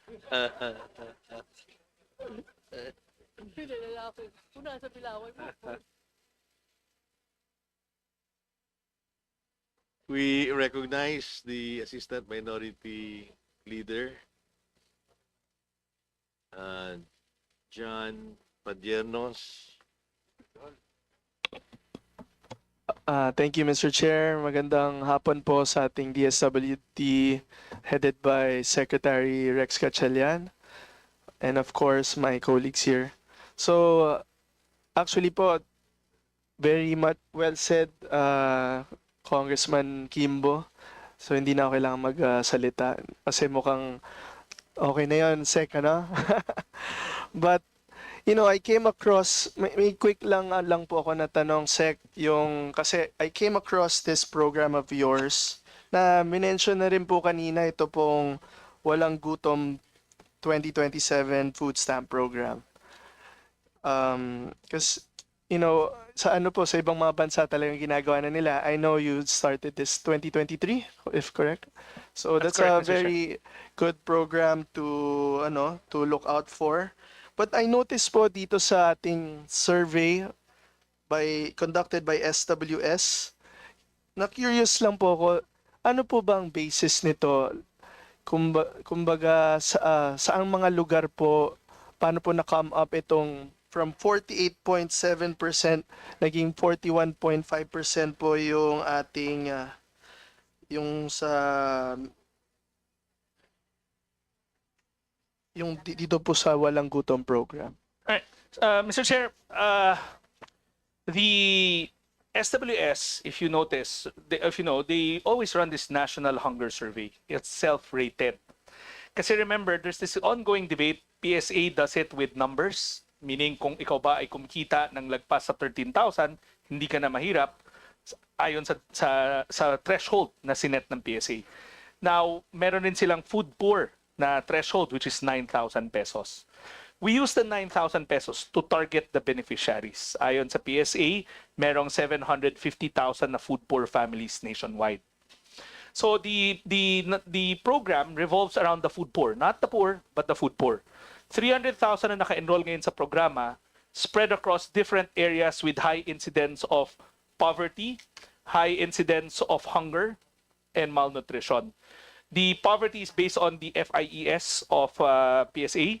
The hunger is based on the other FIES, yung food insecurity ng PSA.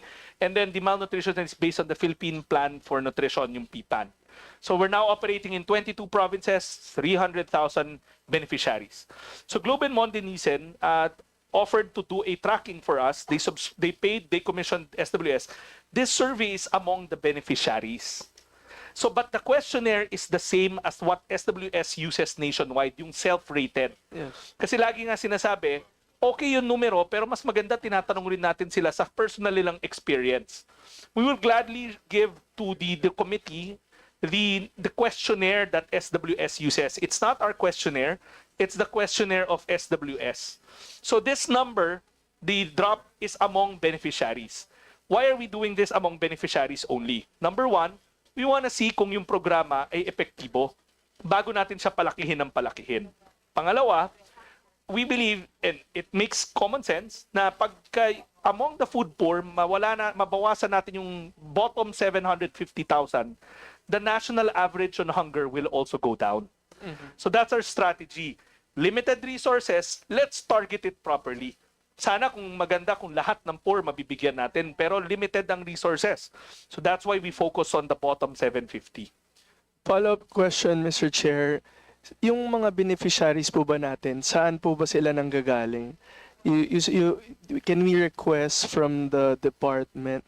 The reason I'm asking is, kasi po, I'm just wondering if doon po sa lalawigan namin, we have in Nueva Ecija, if we have this Walang Gutom program. Yeah. Right now, we don't have one running in Nueva Ecija. Kasi to pick the geography, kung saan siya, the first, remember 750,000 yan. The first 300,000, para malaman namin saang probinsya kami mag-operate, if your province appears in the three that I mentioned. Are you in the province with the highest poverty incidence? Is your province in the highest hunger incidence? Is your province in the most malnourished or stunted area? If your province appears in 3 or 2 of those criteria, you will definitely be in the first geographic expansion.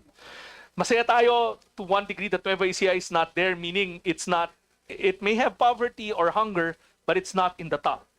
Now, how do we look for the household? We use listahanan. Listahanan kasi is the only database that we have. But admittedly, listahanan is very, very old. It's 2019. Kanina nabanggit ho namin na excitingly, CBMS went online last Friday, a portion of it. So we will now draw from the next, when we scale it up, the next 300,000, we will draw it from CBMS. So the geography I've answered, and how to choose the family, we will use CBMS. Thank you, Mr. Chair. And last question, maybe more of a recollection lang po kasi I came across this parang seminar, and they were talking about how important yung ating mga bata po from the day they were born until the age of 5. Diba? Kasi yun po yung nagiging problema natin, even though we have a good amount of workforce until 2050 compared to our neighboring countries. Ang issue po doon is yung ating food security, and yung 1 to 5, yung especially ages 1 to 5, yung mabigyan natin sila ng magandang nutrition and the like. So, ang tanong ko lang po, if meron po ba tayong specific plan regarding that, or is the department doing a program already in relation, of course, to the Walang Gutom program? Mr. Chairman, this was discussed a while ago. Yan yung tanong ni Congresswoman Garcia. Stunting, a third of our kids are stunted. It's one of the worst in the world. And the President has made it #1 agenda for all the social development agencies. Now, there's always this notion na kulang sa pagkain. Tama naman yon. Pero as I mentioned, in trying to combat stunting, we have to look at nutrition specific, yan yung pagkain or yung inputs that you give, and nutrition sensitive, meaning meron bang sapat na clean water, meron bang access to stable food supply, meron bang child simulation centers or early. It's the environment where the pregnant or the child will grow up in. Tayo, we're looking at that golden window of 0 to 2. Other countries like Indonesia have already ventured into 0 to 5. But tayo, we have to focus first on 0 to 2. So it's not just DSWD alone. It's actually a concert of agencies like DOH, kasi they have to improve the supply side of health facilities also. So we're now working with them, and admittedly, it's a tall order. We have to make sure na hindi lang may kinakain, which is the case is walang gutom, but the overall environment in rearing or childbearing is conducive to solve stunting once and for all. But Mr. Chairman, as mentioned a while ago, the President has made this his top priority. He has given us all marching orders to work together to try to dent the growing number of stunted children. Mr. Chair, last question on that topic. I just wanted to know if we have enough budget to support this program of the President, especially for the ages 0 to 2, and hopefully actually 0 to 5 ang target sana po. I can't say that it's enough, pero I mentioned a while ago a program called Philippine Multisectoral Nutrition Program. It's PMNP. It's an ODA between DOH and DSWD. Yung DSWD side is the nutrition sensitive, wash facilities, child rearing facilities, while DOH does sa specific improving health capacities. Sa site namin, tapos na kami. It's operating in 235 communities. So that dance between specific and sensitive should happen. I'm sure DOH will probably give you what they've done. Pero there are moves to expand that program, to reinvest. Kasi maliit yung loan. So even those things we cannot fully comply with in the 235 poorest or most stunted provinces or communities. Okay, thank you, Mr. Chair. So, quick manifestation lang po, Mr. Chair. So, Mr. Chair, we acknowledge that millions of our fellow Filipinos continue to rely on the programs and services of the DSWD. And as mentioned by many of our colleagues, carries many commendable programs, from feeding programs for children, assistance for families in need, and pension for senior citizens. Not to mention po, yung mga nakita ko po dito sa inyong mga presentation, ito pong Project Lawat Binhi for yung mga small farm reservoirs natin and gardens, yung and disaster response and rehabilitation. And yung pong pag-abot program, actually I came across that a while ago. It's nice to see that na hopefully we can, especially in the NCR in area, yung mga nasa lansangan po. Kasi we still continue to see a lot of, especially kids po, na sana po matulungan natin, and yung mga kalahi and other programs. So these are true lifelines that countless Filipinos continue to depend on and draw strength from. So I cannot overemphasize the big role of this department na marahil isa sa pinaka nararamdaman ng taong bayan. Sabi nga din po ng ating mga fellow representatives, ito po yung departamento na nararamdaman na diretso po kayo sa tao. At dahil sa sila ang agaran at unang tinatakbuhan sa oras ng pangangailangan. So rest assured, this representation fully supports the department and its proposed budget. And as mentioned by Representative Howard Ginto, I do manifest also the increase of the budget dahil ito po talaga yung pwedeng mag-iba ng yung maliit na bagay po, or for some, it's malaking bagay na po. So I commend the whole department for their hard work and dedication in helping serve our Filipino people. Special mention ko lang po, Mr. Chair, ang ating USEC Pinky Romualdez and also ASEC Baldir Bringas for all the support and help in ensuring the timely that we get the timely assistance to our fellow constituents my constituents in Vaisia. So yun lang po, maraming salamat po, Sec Rex, and Mr. Chair, yield the floor. Thank you. We take note of that manifestation. If I can Yes, request Secretary. for a 1-minute suspension, I will come back and do it another round. Yeah. Hearing suspended.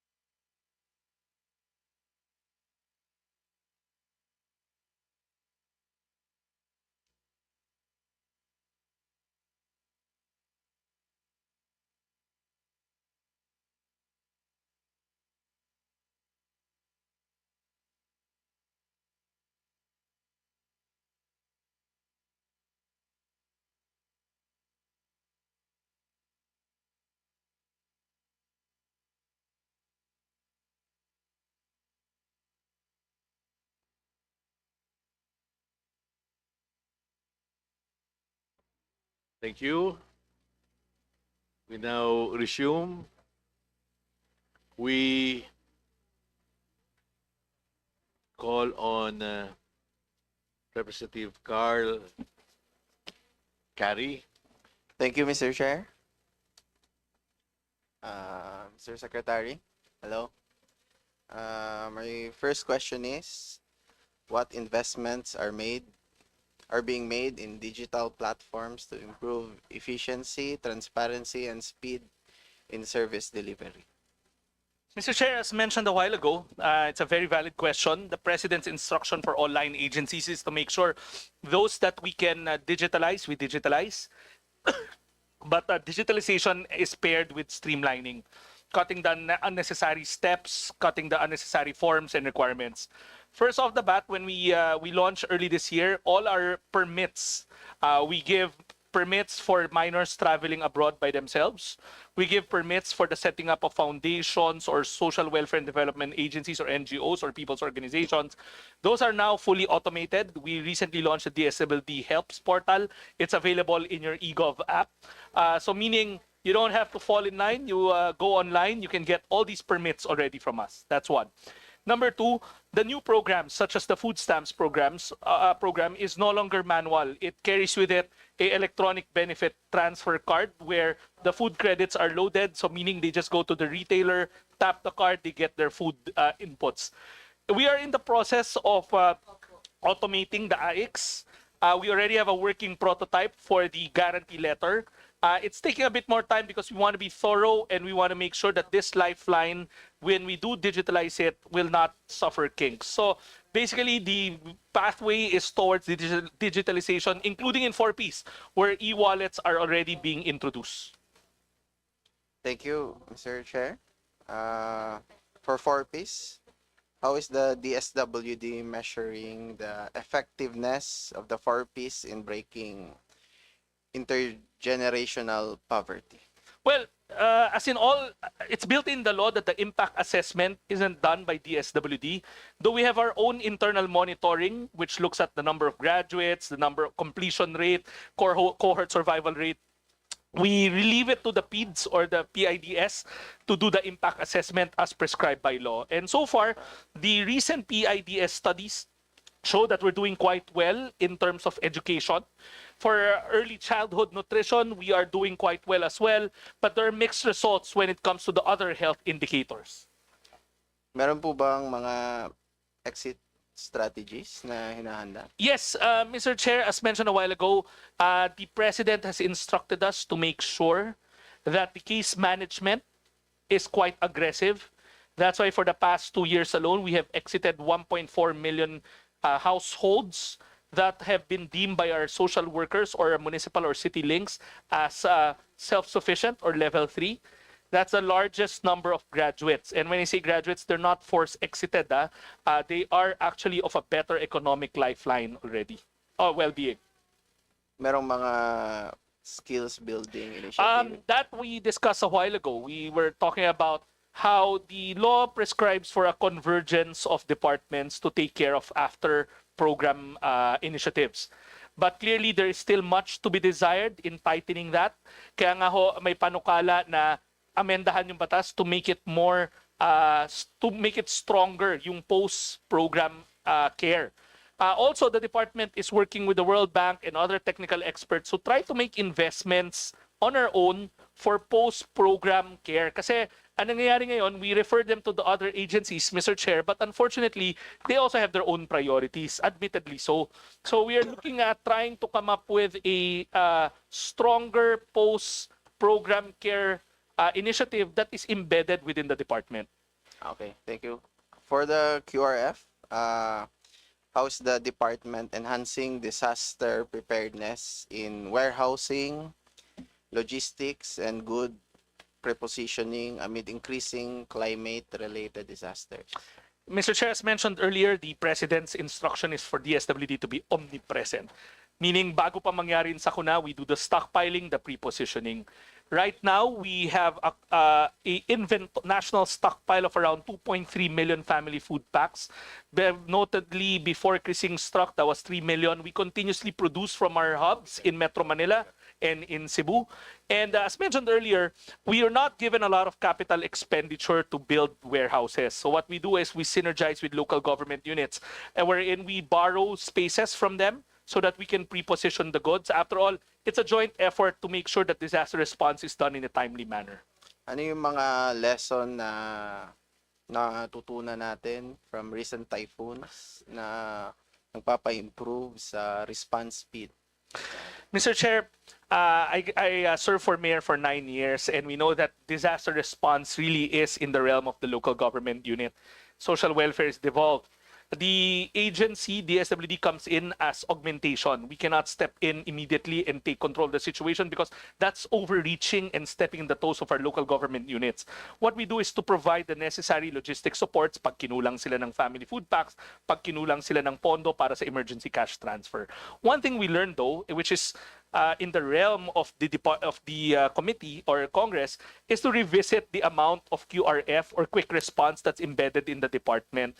As mentioned a while ago kay Congressman Almario and the Good Committee, na right now we have 1.2 billion pesos. But it sounds big, but in reality, that's, when we had Crising, Emong, and Dante, that wasn't enough. Meaning we have to replenish, but it takes time to replenish. So what we were saying, sana pakinggan yung departamento na yung seed money or the initial capital for QRF be increased to 3 billion.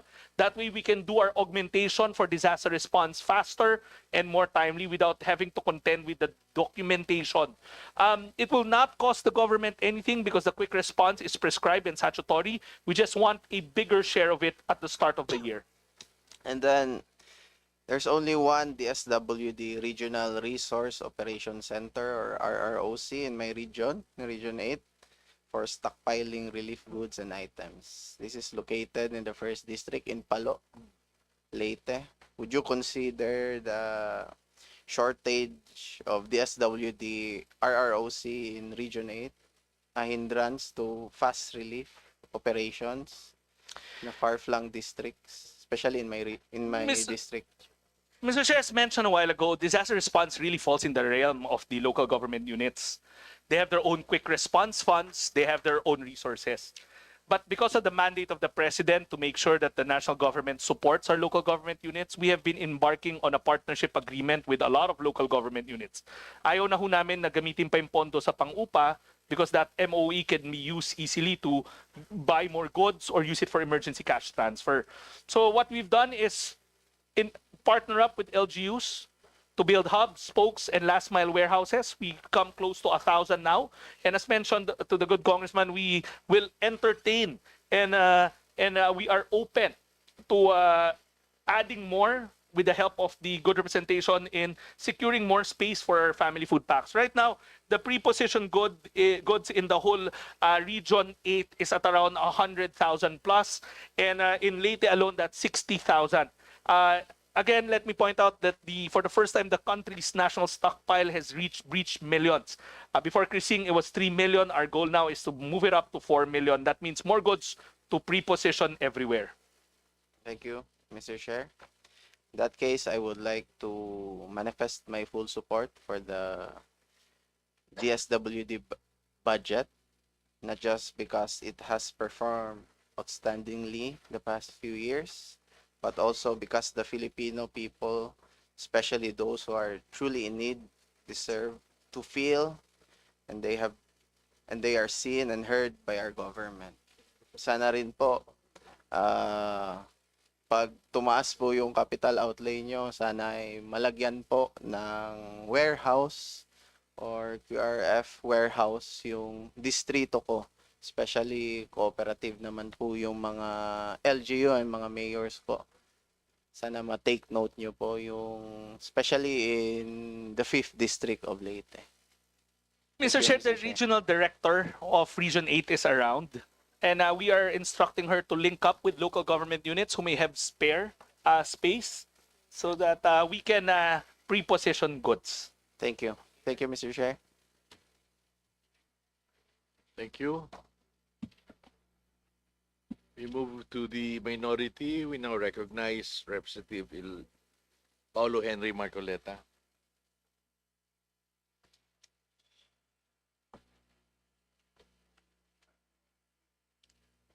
Thank you, Mr. Chair. Magandang hapon po sa ating butihing secretary. I also join Kong Audrey and Kong Miro in saying that our good secretary is my favorite among the Gatchalians. No? Not only that, he's also the best looking and the youngest looking among the brothers.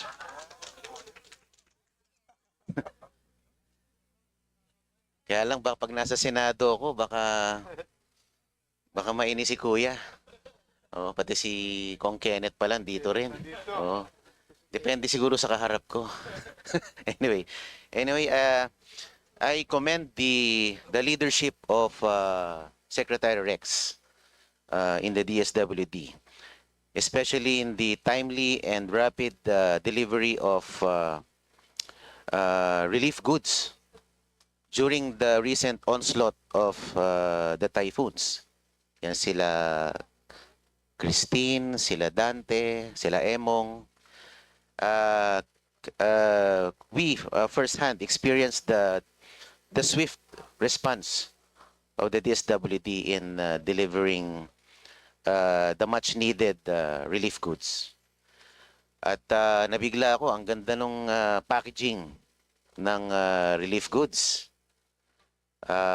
Binuklat ko nga yung isa. Nag-random check ako. Talagang matutuwa yung makakatanggap. This is a far cry from the other administrations. Yung iba kasi, inaamag na yung bigas. Yung iba ano. Pero ito, hindi ka mapapahiya pag pinamigay mo eh. Itong relief goods ng DSWD ngayon. At dahil nga lang nabulunan ang DSWD dahil na-max out yung capacity nila to deliver during the typhoon, we took the liberty of picking up the relief goods from your warehouses. Yun naman ang parang ambag na rin namin para medyo makagaan po sa inyong napakabigat na gampanin nung panahon ng kalamidad. At wala akong masabi sa ating secretary kundi puro pagpupuri. At yun, wala naman ako masabi kundi yun lamang, except for a few shall we say concerns or experiences that I think it is beyond his control. Wala naman siyang kinalaman dito. Let me just cite a few concerns. Nung pong panahon ng kampanya, habang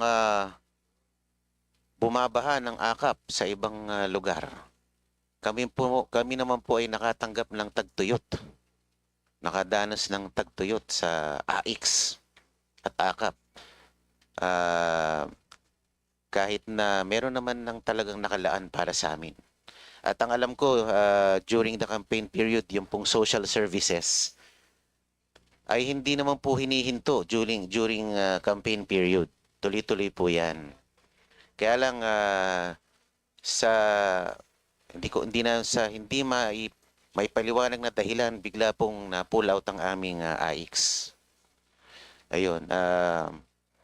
Meron din pong ibang insidente na yun pong isang nominee namin sa Sagip Party List noon. Siya po ay nag-identify ng lugar.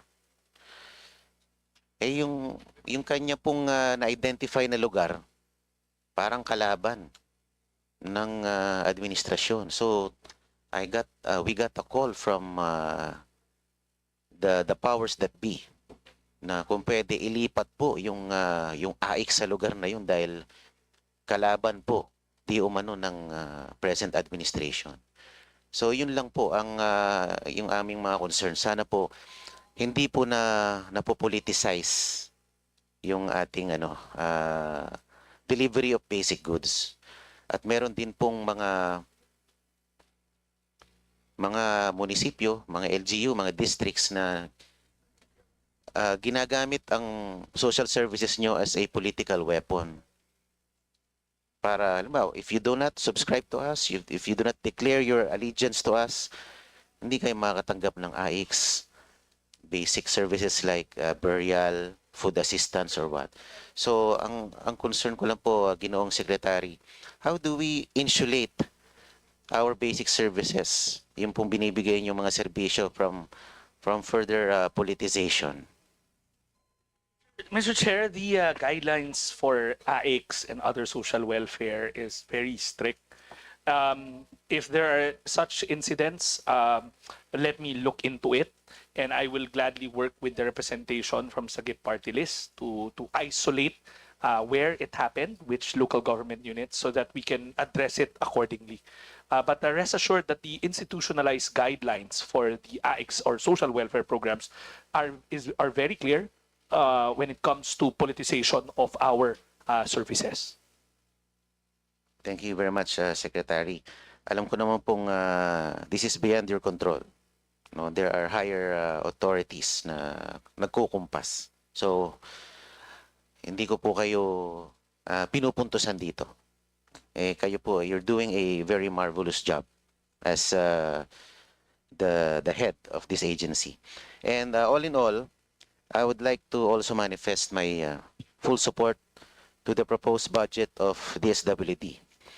We believe that sustained and strengthened investment in the department will ensure that it remains fully equipped to address emergencies, pursue vital programs, and deliver responsive services to the Filipino people. Thank you very much po, Mr. Chair. Thank you, Mr. Chair. Thank you po. Thank you. We recognize Representative Max Rodriguez. Good afternoon, Secretary. I go with my colleagues in praising you for your good work, performance, and for your group also, the DSWD family. Congratulations, Secretary. And I would just like to say that I come from Mindanao. I am presenting a Banting Mindanao party list. And much is our concern on the budget share of Mindanao. As you know, we have been discussing that in previous congresses, and still now we still are into 15% of the whole pie of Mindanao, of the budget for the Philippines. No? So I would like to ask, in view of the rising poverty rates in Mindanao, where 7 of our provinces are along poverty levels, no? What share would you want to give us regarding budget for Mindanao from disability? Mr. Chair, we don't look at Mindanao as just one holistic, monolithic local government unit. We would rather look at it from a perspective all the way sana to barangay or municipal level, whatever data is available. As mentioned a while ago, we are very, very excited in the DSWD because of the onlining of the community-based monitoring system. The CBMS will trigger and show us where poverty is highest, where hunger is highest, where there are concentrations of cultural communities. So in trying to target our programs, we would like to use the CBMS and look at it from a granular level. Wag ho as Mindanao as a whole, because we all know that Mindanao LGUs aren't built equally. There are cities, there are rural areas, there are GDAs, there are not non-GDAs. So mas maganda ho, mas granular yung data all the way to barangay level. Unfortunately, CBMS doesn't run a barangay level breakdown. They run it on a provincial level or a city or municipal level. So rest assured, we will use that scientific targeting as means to come up with programs or as a means to target our programs like 4Ps, Walang Gutom, social pension, and other programs there may be as prescribed by law. Well, be that as it may, it is really important to have a factor on poverty incidence in Mindanao. Because whatever decision you have to consider the data itself. The data speaks for itself. Even here in Congress, you were here before with Professor Miral. The congressional committee that does the research has a 15% share of Mindanao with regards to the Philippine budget. No, so I would like to encourage Secretary to factor in the poverty incidence in Mindanao with respect to the share of Mindanao because, you know, I know that you know about the poverty in Mindanao. It's really going up, no? And especially in BARM, we have 48% poverty line in BARM, BARMM. So we have to factor in, I guess, no, for the next season. I know you'll be there. Okay. So may I continue with my questions first? So, okay.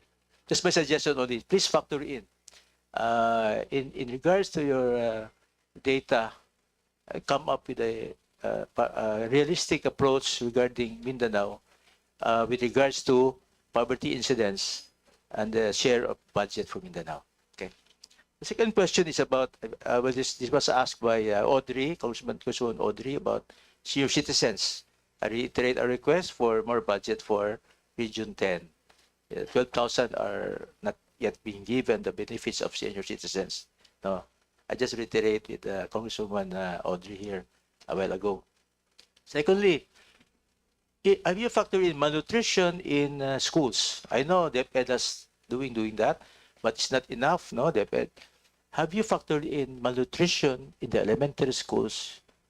So we say in Region 10, no? Where our outstanding director, Ramil Hamon, is here. Director Ramil?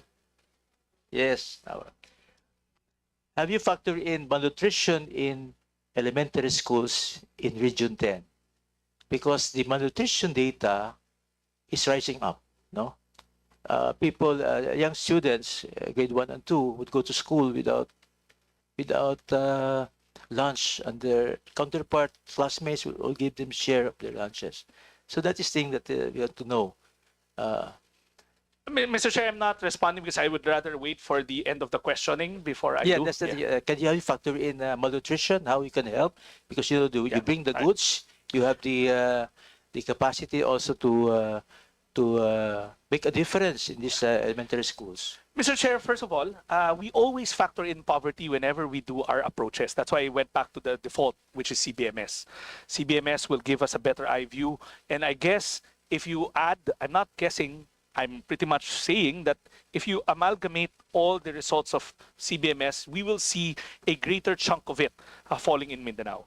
I'll give you a case in point. The Walang Gutom program, which will segue into my second, which is the food stamp program of the President, 50% of the beneficiaries hail from Mindanao. So of the 300,000 running right now in the cohort, 151,000 of them, of these households, are in Mindanao. So there by itself, you can see the weight that we give to Mindanao. It's always been data-driven for the department. Poverty incidents.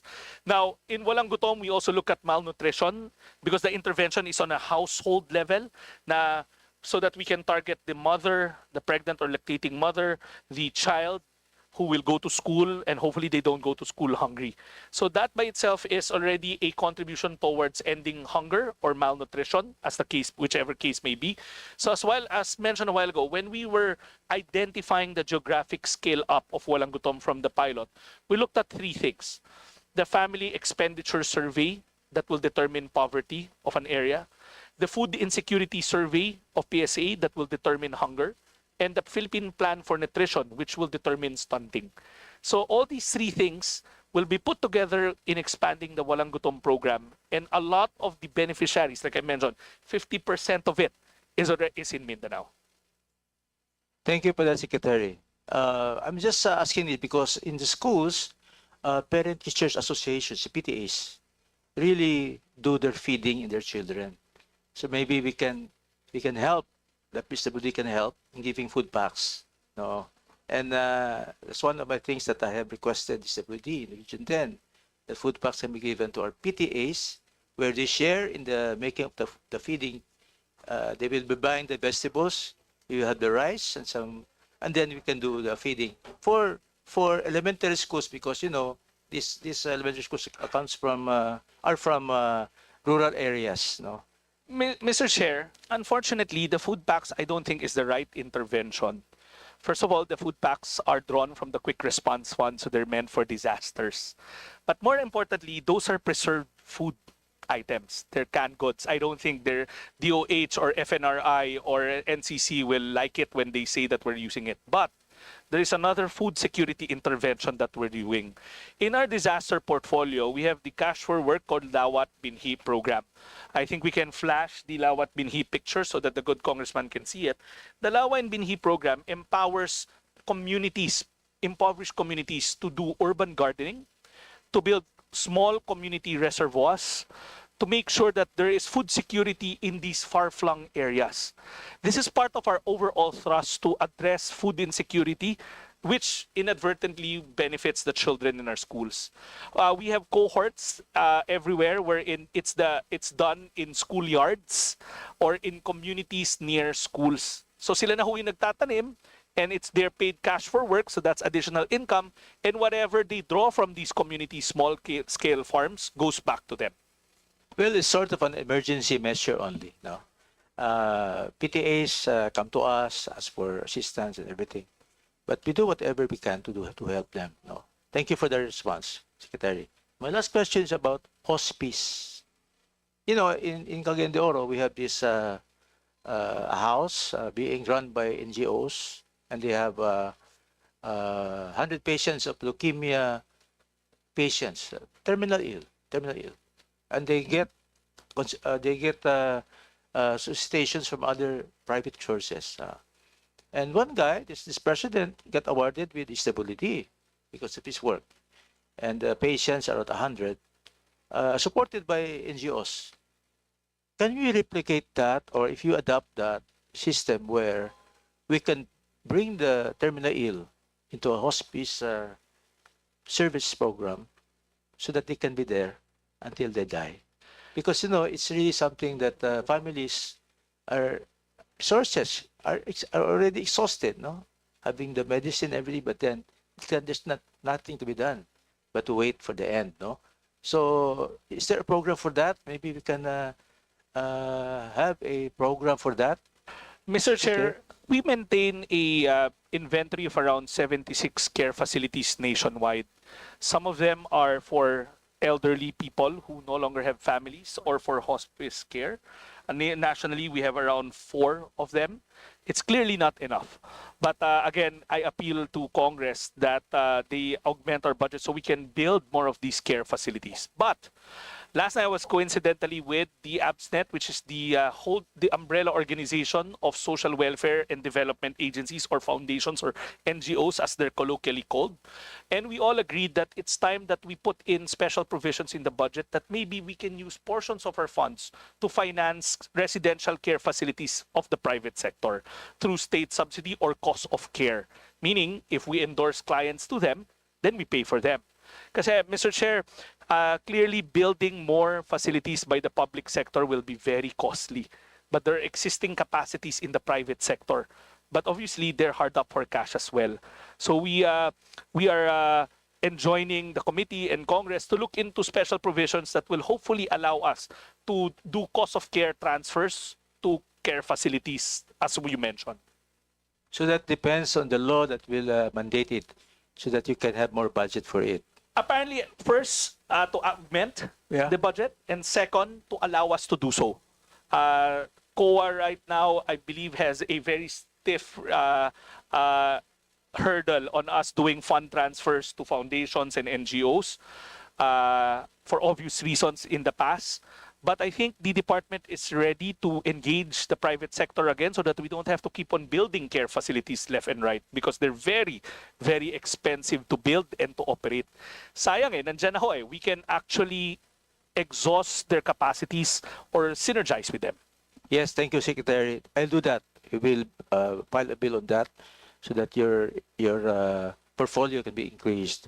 And if you can introduce a special provision this early in the GAA, if that will be allowed, for cost transfers or cost of care transfers from our existing programs for residential care facilities in the private sector. That would be very nice. I would really recommend to this committee to endorse that. Okay. One last, I would just like to mention for the record, where we have this, they call it Leukemia Parents and Patients Organization Incorporated. That's located in Bulwak, again, River City. They have done 100 patients And I just talked to the president now and asking for help for them. Thank you very much, Secretary. And for that, I am now enlightened for what we have to do in Congress, and rest assured of our support, and even recommend for the increase of budget for disability. Thank you very much. Thank you, Mr. Chair. Thank you, thank you. We go back to the minority. We recognize Representative Elijah San Fernando. Thank you, Mr. Chair. Sa DSWD family, magandang hapon po. Isa po kayo sa mga ahensya ng gobyerno na sinusuportahan namin dahil sa mahusay po ninyo na paggampan sa inyong trabaho, lalo na itong mga nagdaan na bagyo at habagat. Pero dahil po pangalan namin kamanggagawa, diyan tanong ko po tungkol sa manggagawa. Una po, top 3 po sa mga ahensya ng gobyerno, ang DSWD, pagdating sa dami ng bilang ng mga job order at contract of service workers. At mula po dito, ayon sa report, may 12,000 job order positions na karamihan po dito mga manggagawa for at least 10 years na nagsisilbi as city and municipal links for 4Ps. At bawat city and municipal links po ng 4Ps humahawak ng 100 hanggang 400 na households. So ang tanong po natin, una, ano po kaya ang masasabi nyo patungkol dito sa napakalaking bilang ng job order and contract of service? At pangalawa, doon ho sa ratio ng city and municipal links to household ratio. Mr. Chair, it's a very good question that we've discussed with Congressman Tino. He had the same sentiments. Parehas ho ang kanilang concern. And sang-ayon ho ako na dapat ibigay natin sa mga manggagawa ng DSWD ang rightfully na dapat para sa kanila. Una po, sa tulong ho ng Department of Budget and Management at sa utos ng ating Pangulo, yung ratio na yan bumaba na ho. Since 2023, ang ratio na lang ho, nadatnan namin yan, nasa 400, 500. Now we're down to 100 to 200. In fact, na ilang pagpupulong na ho, meron ako sa mga 4Ps city links natin nationwide, nagagalak ho sila dyan kasi natututukan na nila yung mga kaso. Pangalawa, ang good news ko, sa tulong ulit ng DBM at sa utos ng ating Pangulo, yung 12,000 na binabanggit nyo ho, 4,000 to 5,000 niyan ang naaprubahan lang last month na maging regular na. And ang pangako sa amin ng DBM na patuloy nilang i-convert ang mga contractual positions into regular positions the moment ma-comply namin yung mga dokumento ng first 5,000. So hopefully when we get back to Congress next year, sana all 12,000 ay regular na. Yan ang pangarap po namin para sa kanila. Ayun, maraming salamat po doon. Kaisa niyo po ako sa pangarap na yan, Secretary. Mr. Chairman, di na ho siya pangarap lang pala, kundi nangyayari na as we speak. Ayun. Salamat po, Mr. Chair. Sunod po, doon naman tayo sa staffing vacancies. Taas po ng staffing vacancy natin, 11.6% sa Office of the Secretary, 20.1% naman sa NACC. Ano po yung mga measures natin to fill in these vacancies more quickly? Tama Mr. Chair, I cannot speak for NACC at the moment because I don't have their data, pero nandito ho yung ASEC nila for admin, si ASEC Luz. Pero para sa DSWD itself, wala hong 11%. The current data is at 7.84%. 7.84. Ito ho ay kumbaga operational in nature, meaning yung iba dyan nag-resign, tapos papalitan na in the process. Kasi meron ho kaming sinusunod na mga guidelines on publication to give everybody the equal opportunity or the equal information to be able to apply for this position. So yung iba naman ho, nagko-comply pa ng mga dokumento, pero rest assured these are operational. Ibig sabihin they're part of day-to-day operations na pag may nag-vacant, we post immediately. Thank you po. Kasalukuyan po naman, may mga pag-uusap among lawmakers pagdating po sa pag-institutionalize ng staff to beneficiary ratio. Ito po yung pinag-uusapan natin kanina. So, suportahan niyo po ba to? Halimbawa po nito, bawat municipal or city municipal link, hindi dapat lumagpas halimbawa sa 200 na households. So, suportahan po ba ng DSWD dito? 101%. Sa katunayan, kasama ho yan sa agreement namin ng DBM. Kaya nga ho, sa punto na to, ang average na lang ho, hindi na lumalagpas ng mga... Anong ratio? 1:200 1 is to ngayon. 200. Pero syempre meron hong mga vacancies, kaya pagka may vacancy, umaakyat sa 300. Pero we are one with you because mas natututukan ho ang mga kaso, lalo na yung case management nila for exit, kapag maliit ho yung ratio. And we are striving to make sure that all vacancies are filled up para ho masigurado natin na mababa at mamanatili nating mababa ang kanilang ratio. In line with that, ano pa po ang tingin nyo na suporta na maaring maibigay ng Kamara, whether in budget provisions or policy reforms, para matulungan po ang inyong ahensya na makapag-recruit, retain at proteksyonan yung welfare ng ating mga social workers na nasa puso ng pag-deliver ng mandato ng DSWD. Baka meron po kayong mga wishlist o kung ano man. Patulong man ho kami. Mr. Chair, every time na bumabalik ho ako dito sa Kongreso, ang apila ko wag lang ho yung 4-piece ang tignan natin, kundi yung buong departamento by itself. Marami sa aming mga kawani, for instance, sa protective services namin, sa promotive services namin, ay hindi pa rin ho regularize. Ang lagi ho namin sinasabi, kung contractual sila, sana sa madaling panahon ma-regularize na because the cost is actually the same. May benepisyo yan nagkakaroon lang ng security of tenure. So yun ho yung isa sa advocacy namin at patuloy kong ipaglalaban yan because nasasayangan ho ako sa institutional knowledge na meron ang department. The longer they stay with the department, the more experienced they become. And it's time that we give to our social workers and our development workers what's due them. Alam ko ho, we give heavy weight to social workers, pero marami rin ho kaming development workers who are equally as dedicated, who have spent years in the department, who know the programs very well. So sana ho, wag lang yung 4-piece ang tignan natin, but maybe you can help us fight for our entire department's manning. Maraming salamat po, Mr. Chair. Makakaasa po, DSWD, na ang kinatawang ito ay makikipaglaban para itaas ang budget at maipaglaban natin yung karapatan ng mga manggagawa sa DSWD. And with that, Mr. Chair, I yield the floor back to our honorable colleagues. Thank you, Mr. Chair. Thank you very much. Thank you. Next, we have Assistant Majority Floor Leader Mark Anthony. Oh, sorry. Deputy Majority Floor Leader Jose Bong Teves Jr.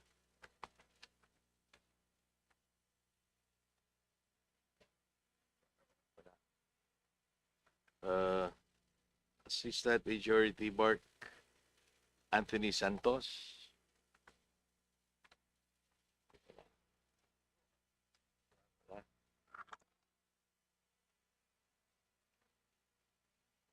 Representative Larnie Roque.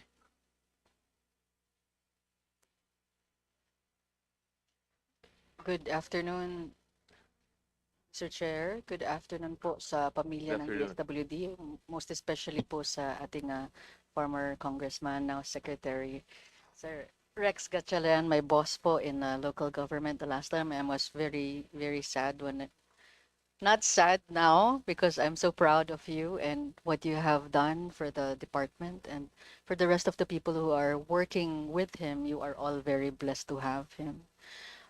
First of all, no, marami na rin pong natanong tungkol sa mga tinanong na po ng mga taga Mindanao, Region 10 ang a lot of my questions. Pero meron po akong napapansin na hanggang ngayon, ako lumaki naman po ako ng Manila pero dahil po sa pangyayaring na kapag-asawa ko ng taga Mindanao, hanggang ngayon may problema pa rin po tayo sa mga homeless na mga tao sa daan. Aside from akala natin matutulungan natin sila by giving them yung limos para lang hindi na sila masagasaan sa daan, meron po ba kayong direct connection or programa na pwede nyong makausap ang sino man within that area? Kung police ba, traffic enforcers ba, sino po ba ang pwedeng magtanggal sa kanila sa kalye para hindi po sila endangered ang life nila, and at the same time, hindi din po sila magiging sanhi ng aksidente na magiging kasalanan patuloy ng makakabangga sa kanila. Ang gusto ko lang po malaman, minsan kasi parang temporary lang ang nabibigay nating tulong sa kanila. Hindi din natin nalalaman bakit sila nandyan sa daan. Minsan bata yan, mga 5 years old, may bit-bit na 1 year old. Meron yan matatanda pero walang kasamang kahit na sino, baka biglang atakihin yan sa daan. Meron naman ding mga medyo alerto na mga bata na medyo aktibo pa pero wala sila sa mga eskwelahan. Sino po ba talaga ang tutulong sa atin para ma-assist talaga sila ng sakto na hindi na sila babalik dyan kasi minsan marami silang mga dahilan. Homeless sila dahil posibleng tinanggal sila ng pamilya nila sa bahay nila, nag-away, nawalan talaga sila ng relasyon. Minsan, ang bata, abuse na pala siya.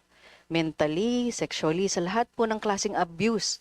Nadaanan niya, ayaw na niyang umuwi. So, saan sila pupunta?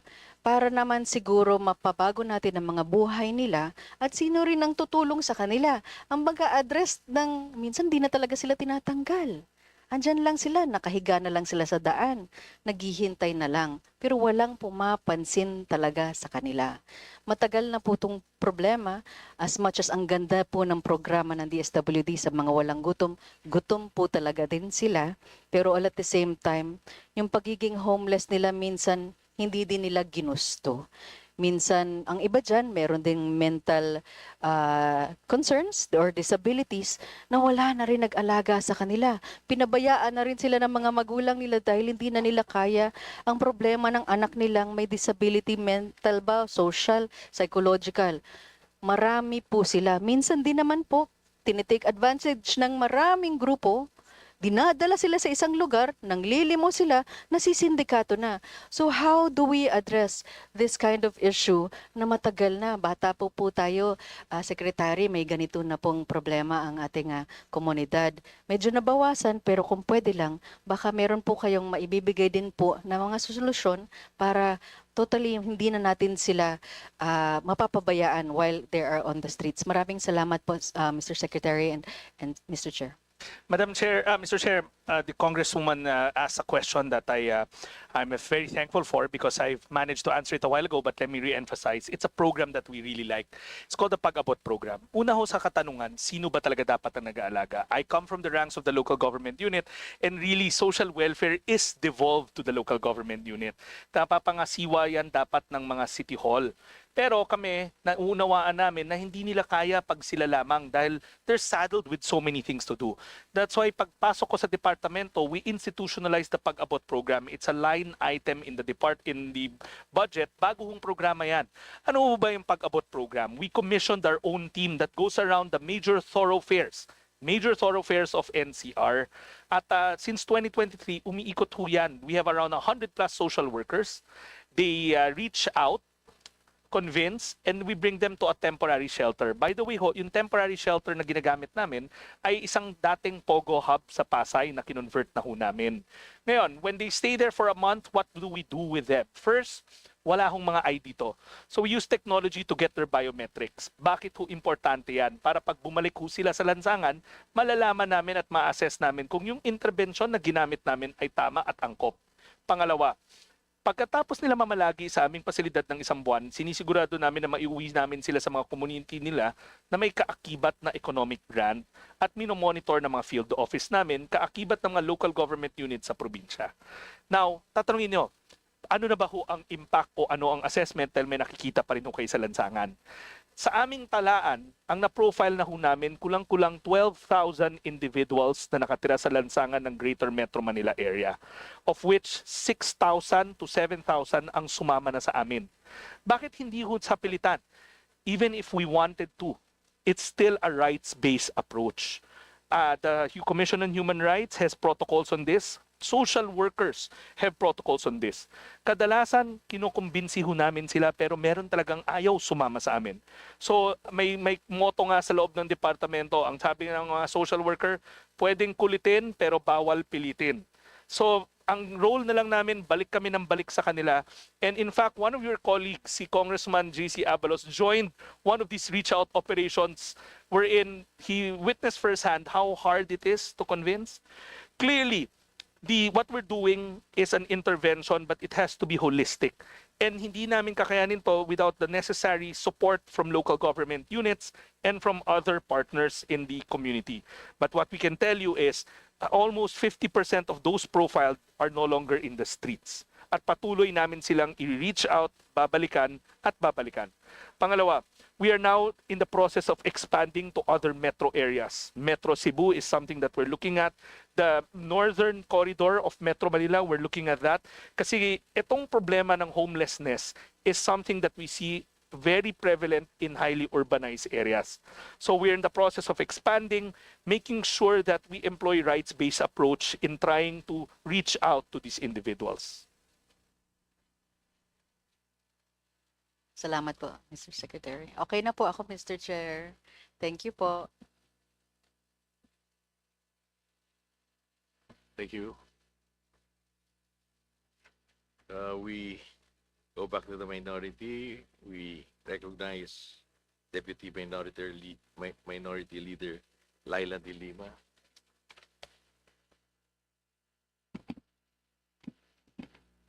Thank you very much, Mr. Chair. Good afternoon to my colleagues and also the DSWD family, especially the Secretary.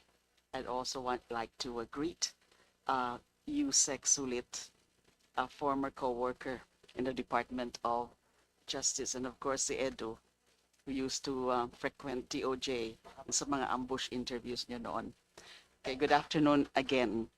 I know may overdose na kayo ng commendation and praises from many of us kasi well-deserved. So may I also add to that? I wish to really commend the Secretary, the entire DSWD dun po sa pag-rescue. You know, the very a quick, decisive, and compassionate response in rescuing 160 children from that church-run facility in the municipality of Mexico, Pampanga.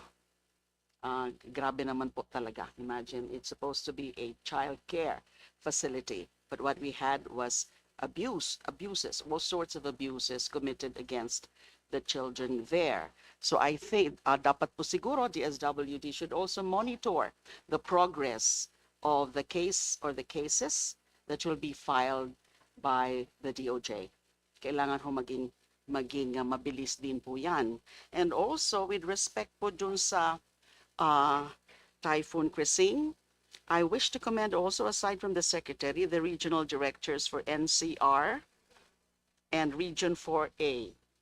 Dahil po dun sa napakabilis na response ninyo, nung meron pong mga umaangal na mga communities in Quezon City and also in Laguna, immediately I communicated to the regional directors, and the next day, the relief goods were brought to them. Action po kaagad. Now, I know that many questions have been asked already about the 4Ps. And I am glad to see that for 2026, ang budget po ng 4Ps is 113 billion. Unlike yung sa 2025 GAA, nabawasan pa. That was really very unfortunate. Now, of all programs of government, bakit ganun? Bakit yung 4Ps pa ang bawasan ng budget? But of course, we also know, Mr. Secretary, that there are problems with respect to the implementation of the 4Ps. And I'm sure that your department is very much aware the challenges lie in the implementation of the 4Ps, because I think everyone would agree, and you know, hindi naman po ako bias as the principal author of the 4Ps institutionalization law, but I do believe that compared with the other ayuda programs of government, 4Ps is the best because it's institutionalized, it has conditions, it has safeguards. But implementation is another matter. Meron pa ring problema. Can you tell us, please, what exactly yung mga na-validate nyo na po at your level sa DSWD na nagiging problema dun sa implementation on the ground of 4Ps? And the next question would be, what do we do to address them para tunay na ma-plug na natin yung mga loopholes and gaps in the implementation of 4Ps? Sir, let's start off with the targeting. Yes. Kasi that is where everybody asks, paano ho ba kinukuha? So, initially, within the department, when we were still running listahan, nandun pa lang ho may problema na eh. Because, for instance, some beneficiaries would appear in listahanan 1 but not in listahanan 2, then reappear in listahanan 3. Yes. There's clearly a error in the saturation drive. Pero as PSA would tell me, there's always a 30% inclusion-exclusion error. All right. Pero syempre, if you're going to put a face to it, that's one person not getting their grant. 30% is a very big number. Yes, So it is. now, with the advent of CBMS, we're quite optimistic that before we roll out CBMS as the targeting tool, which law prescribes, we will do the cross-matching first.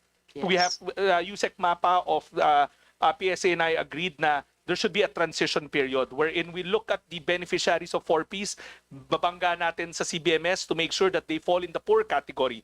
Kung wala sila doon, we shouldn't haphazardly do the disenfranchisement without looking at the other tools that we have like SWD, which is the social welfare indicator survey, that case management tool that we use. We want to make sure na accurate before we disenfranchise anybody. We don't want mass swaths of beneficiaries disappearing from the database. That's one.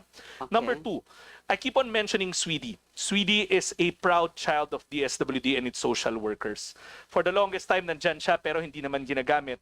But the President, when he instructed to make sure that we clean the list, that became our default. Yan yung kaninang kinikwento ni Congressman Kimbo na it's more humane because it looks at social adequacy and economic independence. So mas human yung dimensions niya. But SWD itself, kailangan na hong repasuhin. Kaya nga ho, meron tayong consultants ngayon from the academe who are working at making SWD more granular para talaga na-detect natin yung changes in their lives. We have made sure that the department does SWD annually para masigurado natin that we track down or we track the progress of the life of our economic well-being of our beneficiaries. Third, the family development sessions. That is the crown jewel of this program. No other conditional cash transfer worldwide can be proud of their own FDS. Wala nga sila nun. In fact, a lot of countries who had conditional cash transfers ahead of us are now looking at our conditional cash transfer because of the FDS. But the FDS, after 17 years, kailangan na rin ho repasuhin. In fact, I've been going around talking to the beneficiaries and they're saying na yes, it's good, but sana it's in tune with the times. We have commissioned Masayang Pamilyang Pilipino, again, from the academe, to look at the curriculum of our FDS to make sure that it's current, it's updated, and it's relevant. We're also looking at arming our city links, making sure that they have the supplies. They're the lifeblood of our program.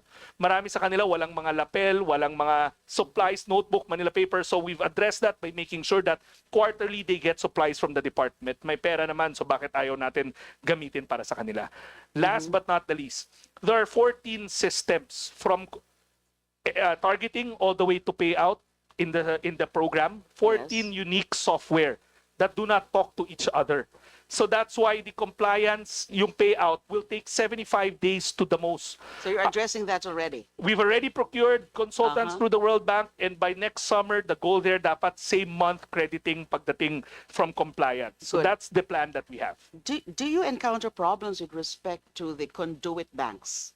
Actually, we're only using land bank as it is. Yes. But we've already, as mentioned a while ago, this is the age of e-wallets. So we've also come up with a program to migrate them to GCash. Lalong-lalo na yung mga sa GDA. Because, Mr. Chair, can you imagine sometimes it takes them almost 8 hours to get to the nearest ATM there is. But yung kapitbahay nila happens to be a GCash merchant. So we're looking at these innovations to make it easier for them to get their grants immediately. Okay, second point. So those are very good initiatives of the part of the DSWD, trying to plug really all those gaps in the implementation of 4Ps. Now let's go po sa Bahay Pag-asa. Ano po ba, well, I understand that COA has flagged the slow pace or low utilization of the Bahay Pag-asa. That's the BPA project. Lost opportunities for better facilities, reintegration, and support to LGUs. Given the COA's findings, how many BPAs or Bahay Pag-asa are fully functional today? And how many meet the standards under the Juvenile Justice Welfare Council? As mentioned a while ago, it's 117 Bahay Pag-asas operating. And the reason why JJWC cannot use that fund is because in the law, it has to be the LGUs build the Bahay Pag-asa, and we Yes. provide the technical assistance for the standards Yes. and the funds to help them maintain and operate the Bahay Pag-asa. Unfortunately, not a lot of our LGUs are capable of building their own Bahay Pag-asa.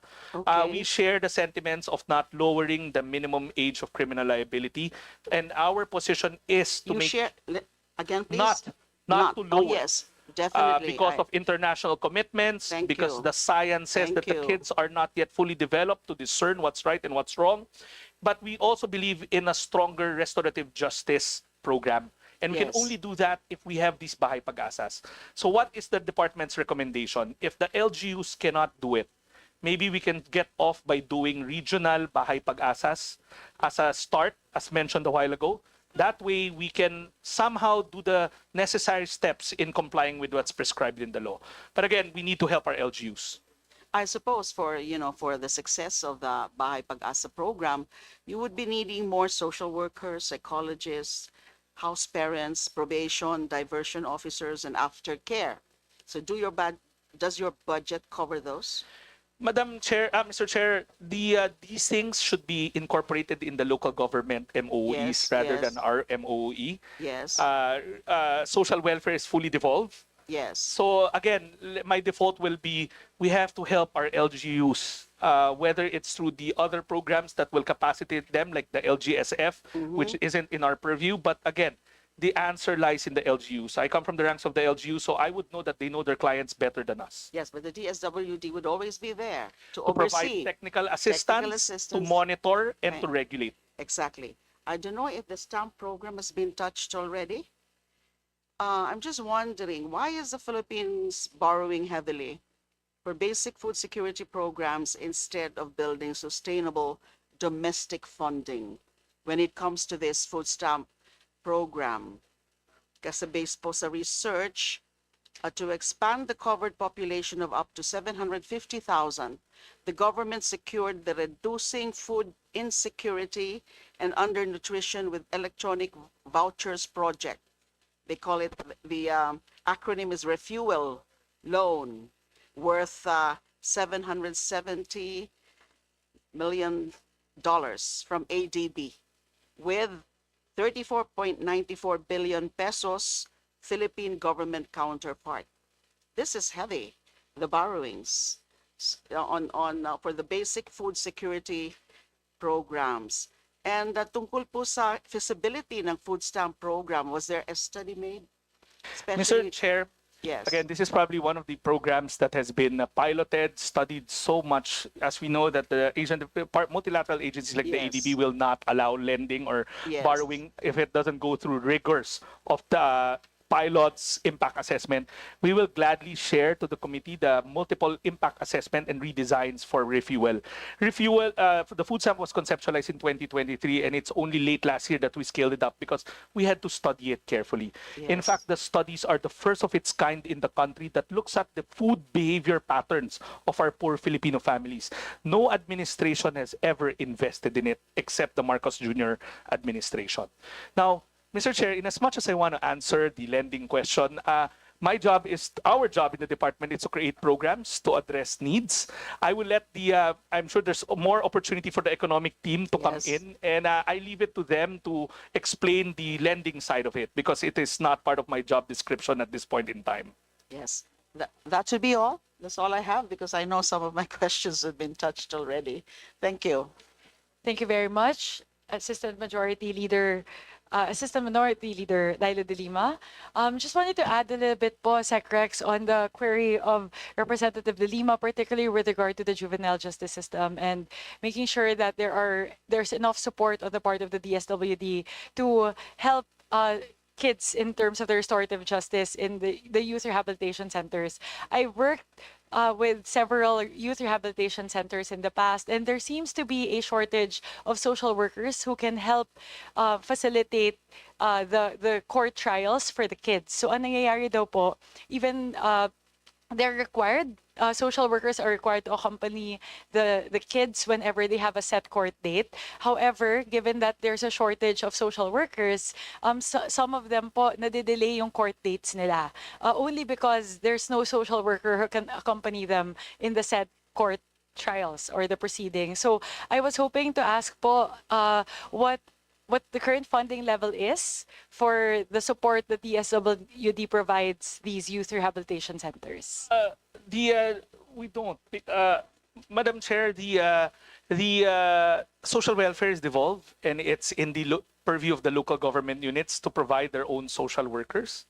But as mentioned a while ago, there are initiatives from the department to arm their social welfare assistants, but obviously in the law, it doesn't provide or recognize social welfare assistants to accompany them. Clearly, there is a shortage of social workers, even in our own department. And that's why we really need to work with CHED to make social work something relevant so that more kids go to do social work as a four-year college degree. Madam Chair, it goes back to what is devolved to the local government units. This is a responsibility of the local government units. Our task in the JJWC, an attached agency, is to provide technical assistance. In some cases, provide MOOE in terms of equipment to augment. But nowhere does it provide that we provide them the social workers. So I was really hoping that we help our local government units gain that capacity by being able to hire more social workers. We'll probably raise it to the ILG as well when we actually finished already with the ILG before, but hopefully they can allocate more within their local government funds. Madam Chair, again, speaking as a former mayor, I was blessed to run a city with a bigger budget. But when you have fourth class, fifth class, sixth class municipalities who barely have enough to pay for their electricity or something else, we have to face the reality that we have to do something with the share of the NTAs. It's the root of everything. We can push our LGUs again and again and again, but if it's like squeezing blood out of stone, kung wala talaga, hindi naman ho sa ayaw nila eh. Hindi sa ayaw nila eh. Wala lang hulaman minsan ho yung bulsa. Me coming from a local government unit. And I will do disjustice to LGUs if I don't say that right now. I don't want more burden on them na, oh, kumuha kayo with an MC. It's not as simple as that. We really have to look at the systemic issue why they cannot bring in more talent into their employment pool. Thank you, Sec Rex. It just it resonated with me when Representative De Lima brought that, because having seen the situation among kids, sometimes they're in the youth rehabilitation centers for over 4 years only because they're not able to secure court dates and there's no social worker who can accompany them in said court hearing. So yun na po, we'll have to look at that. As you mentioned po, it's the whole system that we have to look at, and since it's a devolved function, it's a function devolved to the LGUs, we'll have to, of course, provide the resources to the LGUs as well to be able to hire more social workers. Madam Chair, just as a point of information, I don't want to be coming here and saying na walang sagot sa problema. We brainstormed heavily with the JJWC Executive Director, and one of the things we were looking at would be hopefully proposing regional bahay pag-asas that's nationally ran rather than doing it on an LGU level. It's one of those things that's on the table for us to be able to solve this problem of not having facilities to cater to our CICLs. I totally agree. I was also discussing about it. Madam Chair, Go ahead, Pa. Sec, there are existing RRCYs. There are 15 RRCYs where they bring their clientele to us, but it's still not enough. In fact, konti man sila, but female CICLs, wala nga hong pinagdadalan eh. Kadalasan, I was just in Kawayan, doon sa Region 1 and Region 2, they still bring them to Metro Manila sa RRCY namin here or sa shelter namin or sa Haven namin shelter. So we really have to devolve this regionally, I would say. I agree with your observation as far as local government units are concerned. In our case, we have several, just a few cases. It's maybe less than 5. And I don't think it's practical if you build one bahay pag-asa and manned by a lot of personnel. And it really entails a lot of cost for just a few numbers. That's why we're thinking about it before. Why not merge these children with the existing RRCY, considering that we, in fact, are hosting RCCY in our province? I just Mr. thinking Chair, about it. we're looking for solutions. That's correct. But it's in the law na may mga bahay pag-asa, and we don't want to run across where we put victims and perpetrators in one facility. That's counterintuitive and counterproductive. But again, I leave it to the best judgment of the committee, but we're putting forth the notion of creating regional bahay pag-asas. It's nowhere in the law, but it doesn't preclude Congress from looking into that as a stopgap measure kesa wala ho talagang pinaglalagyan ng mga CICLs plus the accompanying support staff for them.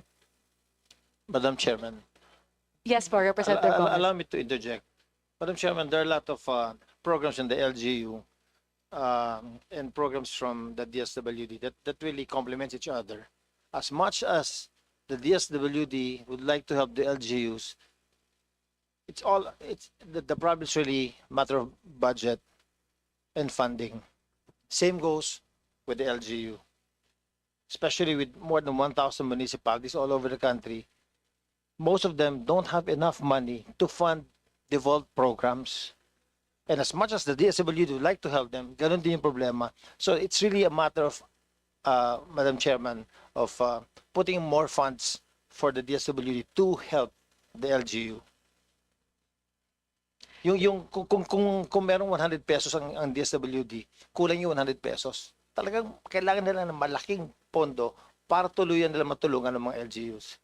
That's speaking from a mayor to another mayor. We understand this problem so much and so well. Thank you, Madam Chairman. Thank you very much, Representative Gomez. Thank you so much, Sec Rex. We'll look into that. That's not currently factored into the NEP, right? Definitely not, and it's not part of the proposals at the moment. But there's that perennial problem actually in terms of how do we operationalize restorative justice for the youth. So we'll look more into that, but we'll be happy to work and collaborate po with the DSWD family to develop and brainstorm a solution for this perennial issue. Thank you very much po. With that, we'll move to our next interpellator from the part of the majority, Vice Chair Christopher Son. Yeah.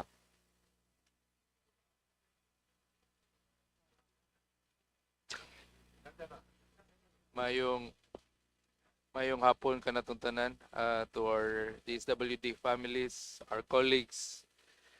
Mayong hapon. Our district in 2nd District of Southern Leyte is 3 to 4 hours away from the regional office in Tacloban, DSWD. Being always hit by typhoons and earthquakes, especially one of the biggest typhoon that hit the Philippines, yung Typhoon Odette, landed in my district. I would like to request sa DSWD na malagyan kami ng satellite office at warehouse so that ma-preposition na talaga yung mga tulong na pwedeng ibigay sa district at sa neighboring district ko rin sa probinsya ng Southern Leyte. Mr. Chair, the regional directors here will get in touch with the representation from Southern Leyte to try to address his concern. Kami naman ho, we're ready to expand our footprint, but we really need help with the space. We have already the land, Madam Chair. So hopefully, matuloy at ma-include sa programa nyo for the NEP or for the coming GAA na masama sana para mas malapit yung tulong sa tao. Well noted, Madam Chair, Mr. Chairman. Hopefully, with the help of the committee, a capital expenditure allocation is put in. Thank you, Madam Chair. Another concerns, just like what happened to the San Juanico Bridge, na may problema na hindi pwedeng makadaan yung malalaking sasakyan. Ganun din ang nangyari sa the other bridge that connects the mainland, Mindanao, and the Panaon Island, which is the nearest port. Nandun yung nearest port going to Mindanao. That consists of 4 towns. Due to the situation sa tulay, the cost of living sa tao doon tumaas. Being the mostly 4th and 5th class municipality sila, hindi kaya ng mga munisipyo at LGUs na matugunan yung problema sa pagtaas ng cost of living. Ano po bang pwedeng programa na mabigay natin sa ating mga constituents? It will fall in the assistance to individuals in crisis situation. That if there's economic hardship in the family, suddenly yung kinikita nila nawala or hindi nasasapat sa kanilang gastusin, the social worker would always classify them as an individual in crisis that's pwedeng ipasok in one of the many items in the AX program. Thank you, Madam Chair. So pwede tayong magawa ng AX program. Ipa-assess natin yung 4 towns, yung mga nangangailangan. Mr. Chair, again, if they come to our nearest DSWD office, they can be assessed for whatever reason, whatever menu item is available for their need. Thank you, Madam Chair.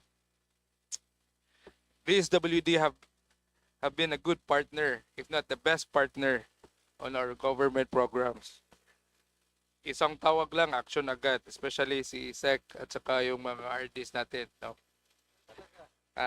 Yung puso ni SEC ay nasa pagtulong talaga sa tao. And mabuhay po ang DSWD. And this representation, support for the approval, and kung pwede, for the increase of your budget. Daghang salamat ug maayong hapon na itong tanan. Thank you, Madam Chair. Thank you. So we move on. We recognize Representative Attorney Cherviel Luistro. Vice Chairman Loreto Amante. Magandang hapon, Mr. Chair. Unang-una po, Mr. Chair, nice ko pong malaman po. Actually, this is like the concern of Congressman Laarni about po doon sa mga pabahay, doon sa mga centers. Actually, this is about naman po sa mga individuals with special needs. Mr. Secretary, meron po ba kayong mga programa para doon po sa mga naulila na mga special child? Kasi may mga instances, syempre, na naunang mawala yung magulang. So, sino pong mag-aalaga sa kanila? Sino pong kukupo po sa kanila? Mga tiyuhin, mga tiyahin. Baka mamaya hindi po makayanan po yung behavior ng naturang mga special child. Baka mamaya maltratuhin. So, nais ko po malaman, Mr. Chair, o Mr. Secretary, kung meron po ba kayong center para po sa mga naulila ng mga special child nating mga kababayan. Mr. Chair, we have around 76, 74 care facilities catering to different sectors. Meron ho. Pero let me just emphasize na ang thrust pa rin ng departamento is to de-institutionalize children. Studies show na hindi healthy for kids, lalo na yung naulila na mawalay sa kanilang families. The most suitable pa rin is to house them with their immediate relatives. Pero I do understand na pagka may pagkakataon talaga na wala ng kukupkop, then the state will come in as the parent of the state to take care of these children. Whether it's DSWD or we refer them to a private care facility. One thing for sure though is we are now accrediting all of them for alternative child care, fostering, and or adoption. Kasi as the law states sa NACC law, finding these children a forever home is the goal at ang isang institusyon, whether it's a shelter, is not a forever home. So in the case of NACC, yung National Authority on Child Care, merong special matching list na inuuna po natin yung mga may special needs na mga bata to find them adoptive parents. Kasi there are multiple avenues, whether domestically or international, na may mga pamilya, lalo abroad, that's looking for taking care of children with special needs. Kaya wherever we house them, we make sure that they're in the pool or that facility is accredited for adoption or foster care. Yan lang. Thank you for that, Mr.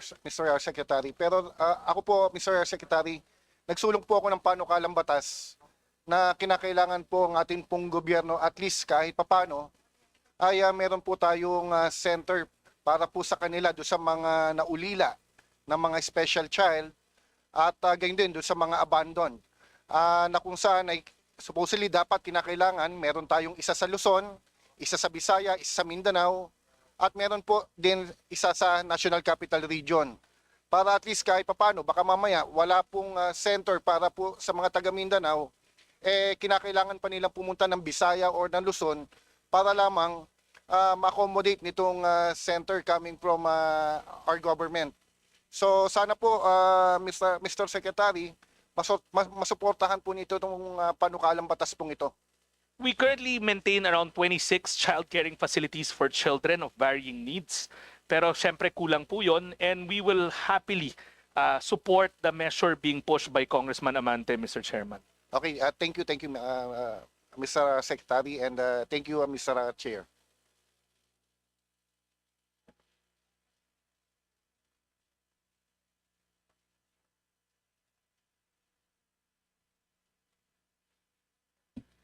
Thank you. We now recognize Deputy Majority Leader Eliza Micaela Gonzalez. Thank you, Mr. Chair. Good afternoon, Sec Rex and the whole family of DSW. Gutom na ba kayo? Well, first of all, I would like to manifest my support on the budget of DSWD. I think all of us here in the House of the People express our support dahil naman po kitang-kita naman po kung ano man po ang kailangan ng aming distrito. Agad-agad naman po ang mga RD. Of course, my RD, si RD Venus, palagi naman po nakasuporta. Weekend man yan, holiday, palagi naman pong one text away, Secrex, right? So just one question, because it was raised by several representatives from the House regarding individuals taking advantage of the programs of the government like AIX, AKAP, 4Ps, right? Meron daw pong mga individuals that taking advantage of these programs. Meron daw po nakikipagkomisyon, nakikihati, which was raised earlier this morning.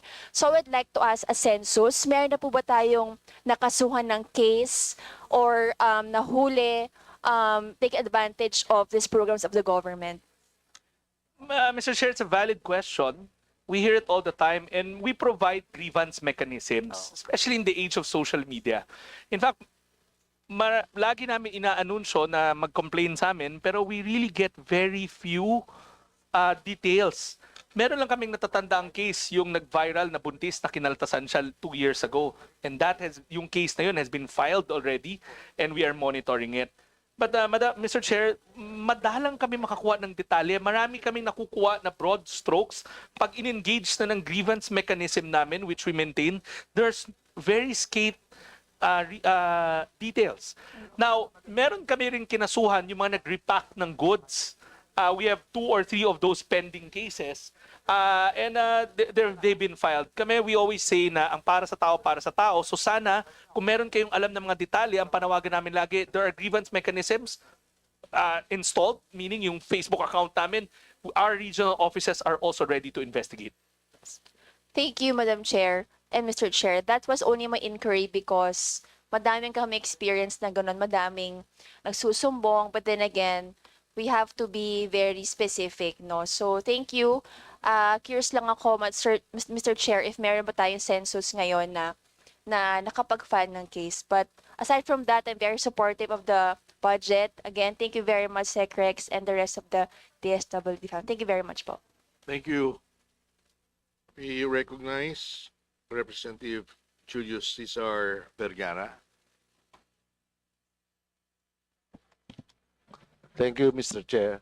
Good afternoon po. Magandang hapon po. At tatlong question lang ho. Yung DSWD po ay totoo po ba na they will no longer conduct enumeration or surveys for the 4Ps? Mr. Chair, that's in the law passed by Congress. Bumalik na ho siya using CBMS, which the good representative knows kasi naging local chief executive rin siya. So the PSA is now tasked to do the saturation and the survey for all government programs that will tap into the CBMS. So, maraming salamat po, Mr. Secretary, sa unang tanong. So, para maintindihan po nung iba, kasi tanong po sila ng tanong kung paano mangyayari. Hindi yung sa inyo pong departamento, hindi alam. Mr. Chair, we assure you that we are working closely with PSA kasi sila na magiging depository ng data for all national government or even local government kung may CBMS sila programs. Last Friday, they gave us portions of it. Kino-cross-match na po namin ngayon. Salamat po. Pangalawa po ay yung food stamp program.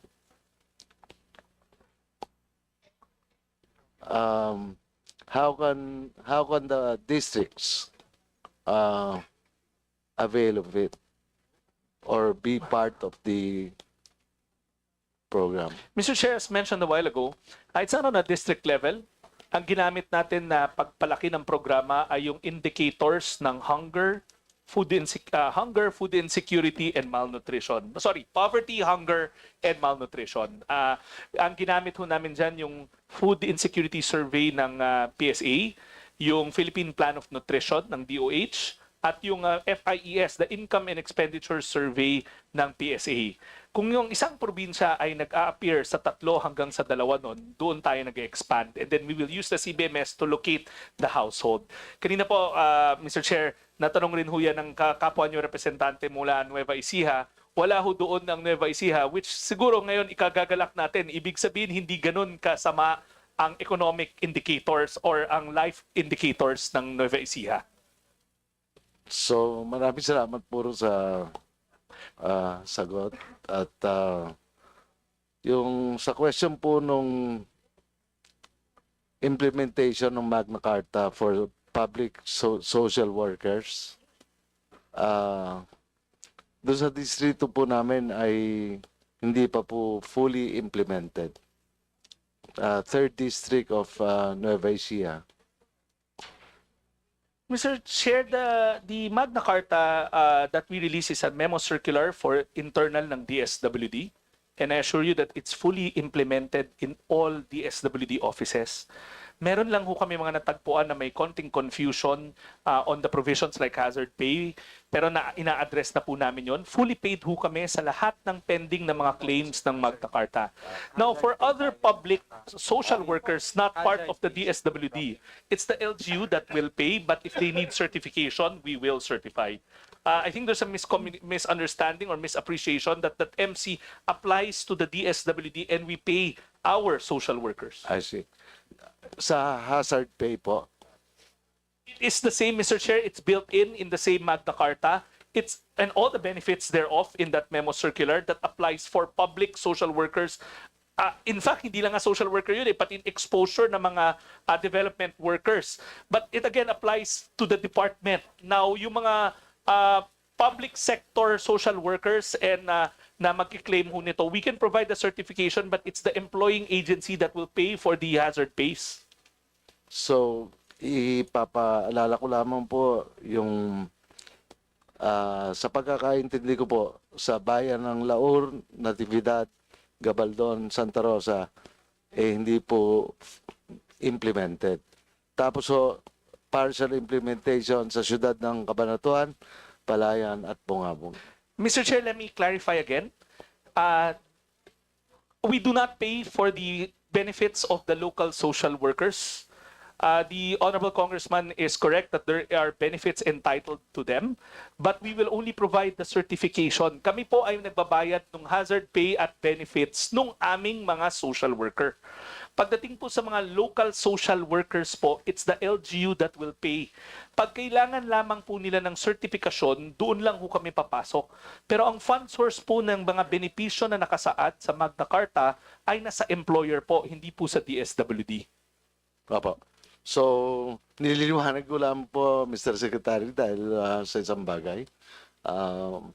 Marami po kasi kumisan magpo-post sa Facebook at magtatanong, pagkatapos sisiraan pa yung LGU, mahirap na po yung nalalaman po nila. Iba ho talaga yung impormasyon ngayon sa mga bata.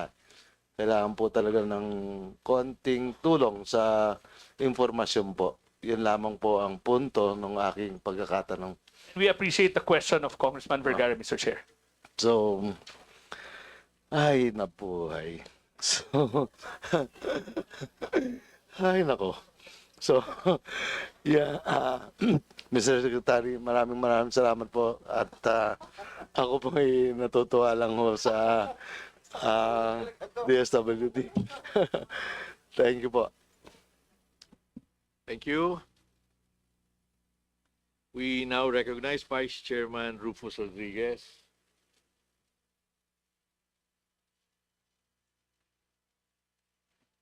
Thank you very much, Presiding Chair. Raman Nava, who has been defending the DSWD since the 15th Congress. Yes. And that was the scaling up of 4Ps. And so many questions. He stood up for 3 days non-stop. Chairman Mika, thank you very much. Let me just therefore acknowledge and welcome the Honorable Secretary of the Department of Social Welfare and Development, the outstanding Secretary. We have here Rex Gatchalian. When I say outstanding, it is in a superlative tone.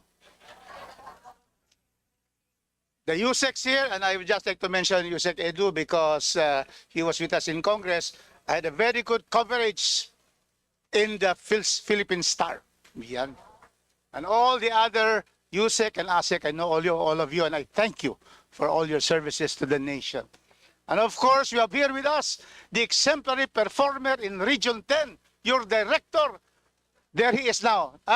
Excuse me, nandun na siya. Pakitindig naman. Ramel Hamen. Ayan. With a request not to transfer him. But he wants to go back. Okay.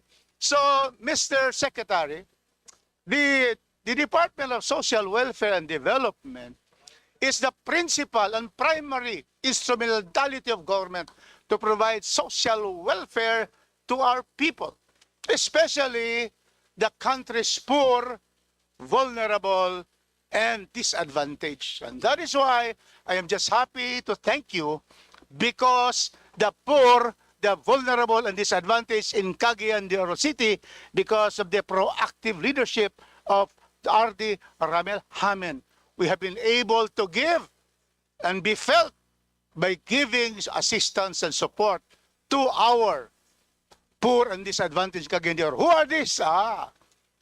Fire victims. Immediately, even before the fire, we already have the DSWD. Because you have increased, because before it was only 50,000 stock in Region 10, now 103,000 packs. So immediately, before the fire, this is already there. Before the floods, andyan na rin DSWD. Shear line, all of this. That is why they are always thankful, because immediately there is assistance given. Government is immediately felt through the DSWD. And that is why we are here to thank you, Secretary. And of course, we thank you because not only that, the food packs, you have always given us a good share of the AIX, Secretary. And also a good allocation on our livelihood program. Yeah, so, and then you've already said that you're going to increase to give already. We have 733 senior citizens already listed, found to be deserving to be included. Thank you. 13,000 lahat yan sa Region 10. So therefore today, Mr. Chairman and Madam Chair, we are here because we are really concerned about the budget of DSWD. There is an increase, all right, but if you will look at the protective services of individuals and families in difficult situation, there is a big reduction. Can you confirm that? This is really a big reduction, which will mean that we have less support and assistance to those in need. Can you confirm that, Secretary? That is correct, Mr. Chair. In fact, if the good congressman would want to see the table I put up a while ago, we'll pull it up again. Mr. Chairman, this is a table that's not yet there. This table, not this table, yung isa, yung una. The gap. Ibang table, hindi ito. Mr. Chair, we have a table that will show the gap. Basically, the table will show you that around 7 million families or individuals are endangered of being displaced because of the reduction in the protective services. So, is the table there already? 7,000? Yes. 7 million. 7 7 million. million. Because now, if you can see, 2025, you have served 6.6 million. That's very good. But then, with the budget given to you for 2026, you will only be serving about 3,000. So now, we are going to miss out 7,000. 7 million. 7 million 7 in million total. will be missed out. And so, therefore, Secretary, how much do you need to be able to give what is due to the 7 million Filipinos, poor, disadvantaged, vulnerable? Mr. Chair, we humbly submit this table for the consideration of the Appropriations Committee. Kasi dito ho nyo makikita na sana ibalik lang kami sa original level. Now, if AKAP is no longer considered because there is no line item for it, as earlier discussed, consolidating it in AIX would not be a problem. We will make sure that we cater to the needs. So we are more than ready to consolidate everything to AIX, yung amount na nawala ho. So how much is that? Because we'll talk of figures here. 70 minus 20. 50. So, because we have here the chair herself, Mika Swansing, the chair, is present to make sure Mr. that you'll be heard. Chairman, we would humbly seek the augmentation of this line item by another 50 million on top of what we have. 20 plus 50B. Yeah. Plus 50B. 50B. Because the math there is we're losing the AKAP, which is 26 billion, correct? Yes. And then we're missing around 15 to 16 billion in the side of AIX. So if you put that together, that's close to 50 billion. Oh, that's 42. So Mr. Chairman, 42, pero sana kung kaya 50. Pero 42 is what we're missing. I am also, that's quite a big sum. But the good news is the President has said the 280 billion for flood control will not be given. According to him, it will be given to education, health, and social welfare. You see? So therefore, there's a chance, but the chairperson is here. So we always, make sure that the chairperson will be able to be the one. But 50 billion is really necessary to continue with your services. Yes, thank you very much. So, Madam Chair, 50 billion lang naman yon. So, now let's go. We need a home for girls. This is the request of our RD. Do we place in Manolo Fortich, the area of Congressman Arnie, and also Governor Roque? And it's only 48 million for the home for girls because the one Cagayan is already dilapidated. What can you say about that, Secretary? If we will be given the capital expenditure, we will always welcome that notion, Mr. Chair. There's an increase in capital outlay from 2025 to 2026. Mr. Chair, that is for another line item for service delivery. It's not, we didn't get anything for centers. So it should be lodged in centers. But Okay. we will welcome that, Mr. Chair. I got it. Now, also the Region 10 Regional Data Center, only 52 million. Data center.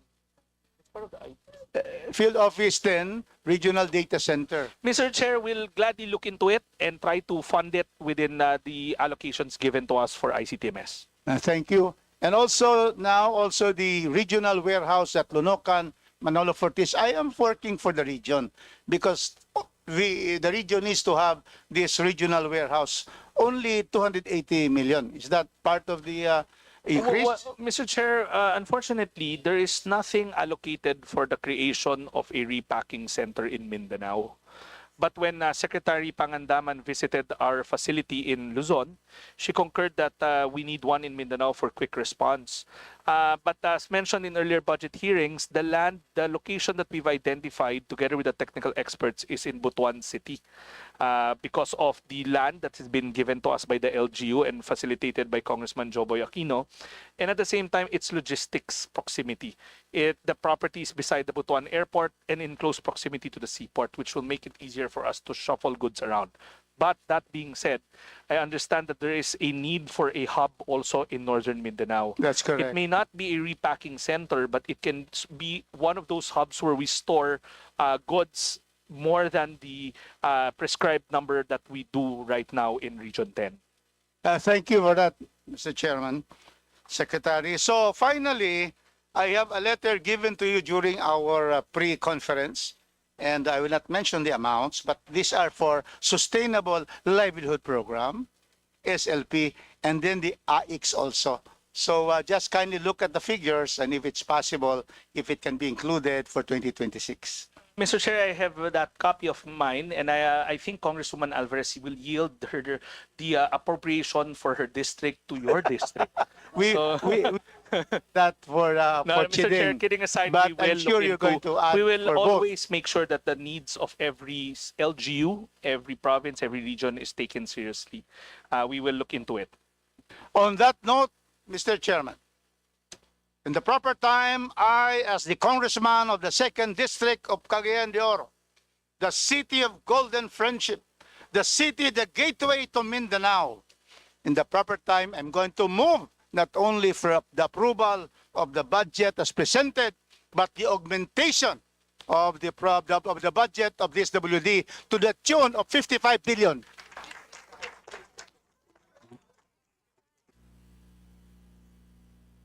Fi- 50 kasi yung ano para sa ito sa mga iba, tsaka yung mga buildings pa. 5 billion yon capital outlay. Thank you. Thank you. We take note of that recommendation from Rufus.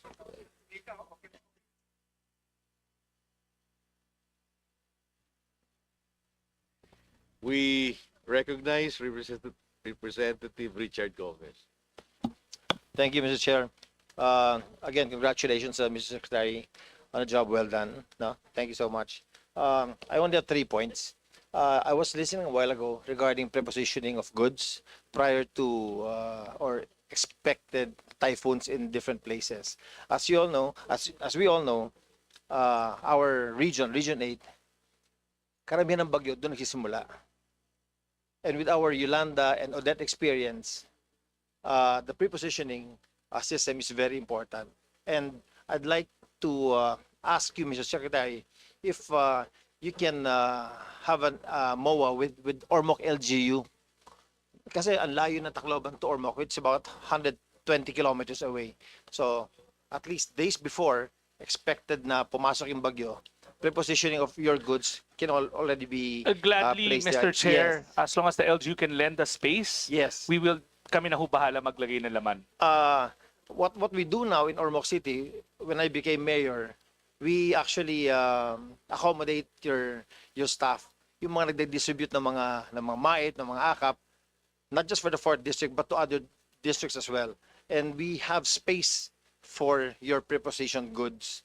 So if you can come up with a MOA with the mayor, Yes. who's a friend of yours, we would gladly have that in Ormoc Mr. City. Chair, we would gladly do that. In Yes. fact, the Undersecretary for Disaster Response is behind me. Yes. She will immediately get in touch with the good mayor so that we can check out the space immediately. That way we will not have the Yolanda experience, no? So thank you so much for that. Second, Mr. Secretary, Madam Chairman, I'd like to thank you for accommodating us, for doing benchmarking regarding your schools, regarding your fantastic school, no?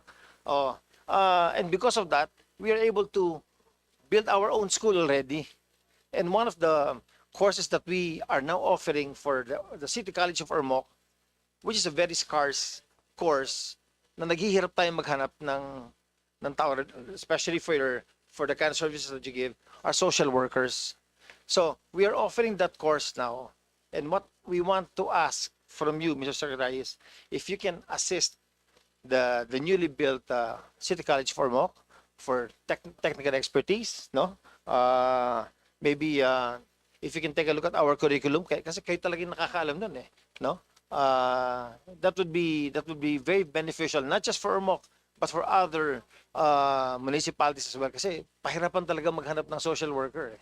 That's why we're offering that. Gladly, Mr. Chair. Again, the Undersecretary in charge of standards and capacity building is behind me. Yes. She will get in touch with your school administrator to make sure that we review those things so that we're aligned. Yes. A symbiotic relationship is something that we look towards. Thank you so much. It's actually the LG of Ormoc who's running the school. So thank you so much for that. And then, Mr. Secretary, I'm going to hand you a document kasi merong complaint na dumating sa akin. Kinorso sa office ko, but I think the best department to take a look at this is your department, because this is regarding a Kalahi Seeds program, yung kalsada na pinapagawa ninyo. I don't know if it still exists, but it is a Kalahi Seeds program. Gladly, Mr. Chair, if I can get hold of that folder, we will look into it and revert back to the good congressman for the results of the investigation. Yes, just a short story about this. Meron kayong 140 meters na kalsada na pinagawa, pero dineclare po ito ng Mayor ng Merida na ang ginamit niyang funding is a local government fund, na 20% development fund, no? So, in short, may double funding, but please take a look at this. It's not under my menu to do this, but sa inyo. I won't preempt, Yes. but Mr. Chair, I just want to put on record also na merong counterparting ang LGU sa Correct. Kalahi. Yes. We will make sure that it's whatever documents are given to us will be validated, and we will revert back to the good congressman on our finding. Thank you.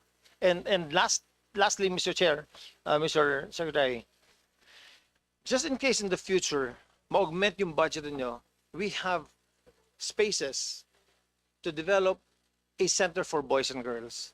Right now, we already hold that. But, with the increase in population, pati yung mga boys namin, saka yung mga juvenile delinquents namin, dumadami rin. So, just in case you have extra funding for that, we have the extra space for that program.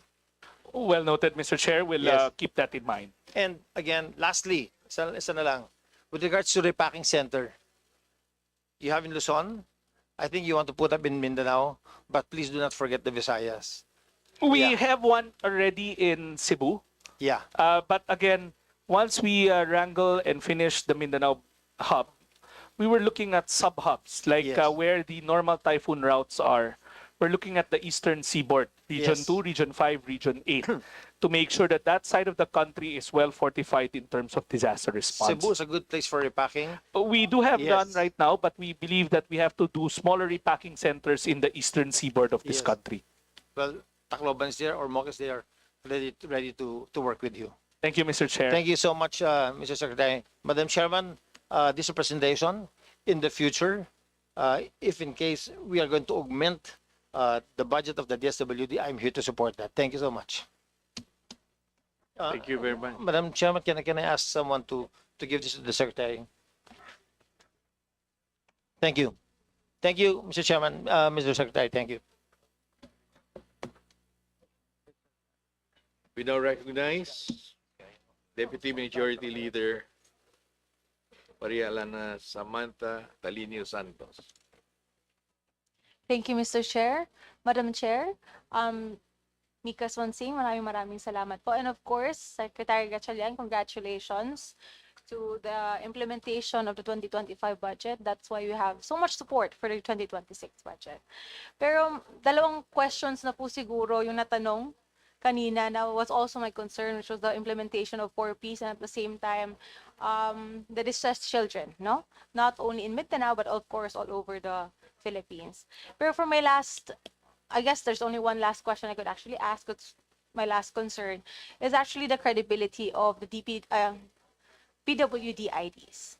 In reality, there's instances na the unseen disabilities, such as psychosocial, learning disabilities, there are some establishments that do not actually acknowledge it, the PWDs. Why?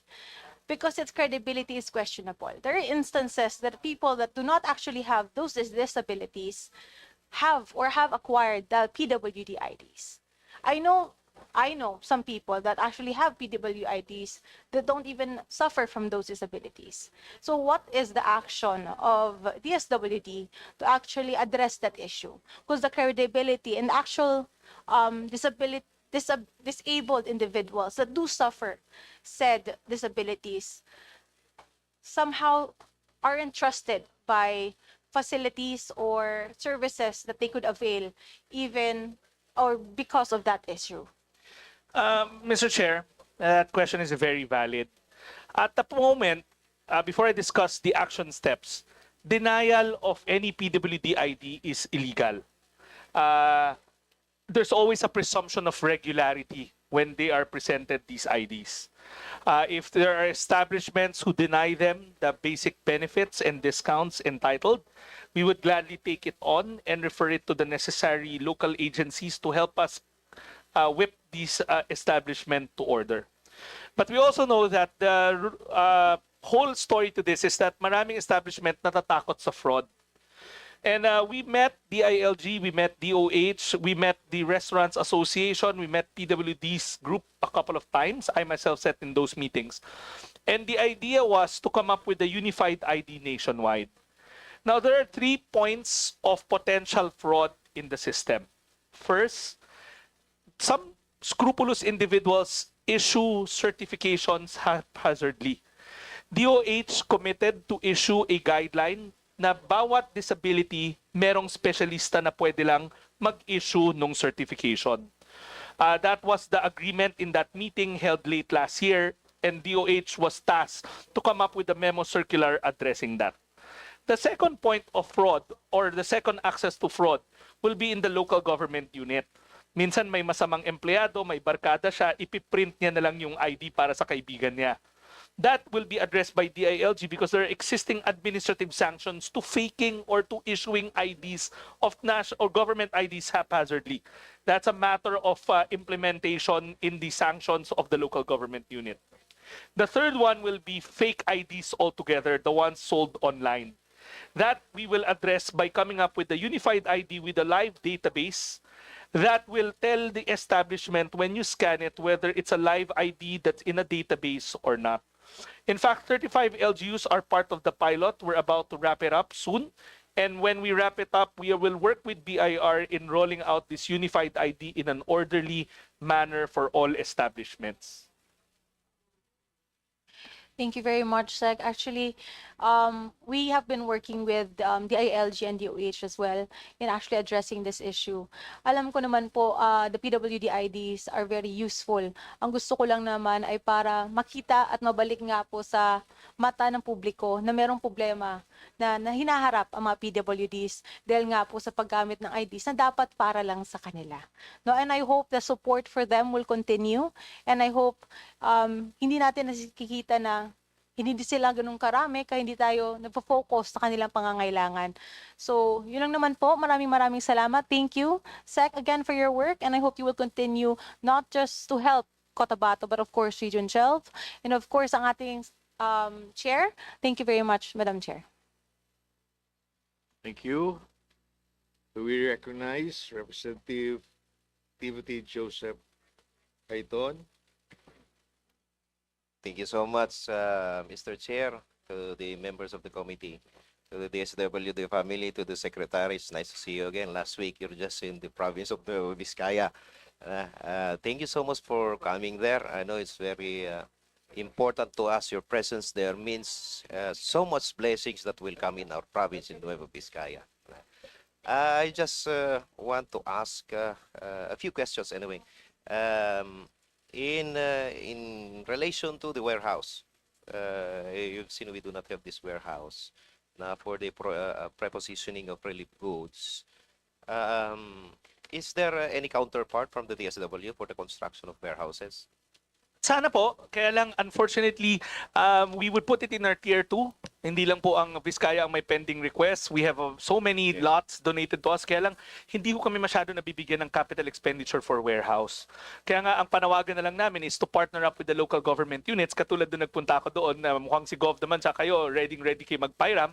And the moment that you give us that space, pupunuin ho namin. For instance, right after we visited Nueva Vizcaya, we flew to Aurora the day after. And right then and there, at that time, it was Vice Gov who I spoke with, together with the mayors. They offered additional space. So within the week, we were able to raise the inventory in Aurora from 10,000 to 30,000 family food packs. Okay, so we take note of that. Anyway, there's a recommendation by Congressman Rufus na to allocate additional funding for maybe for that capital outlay later on.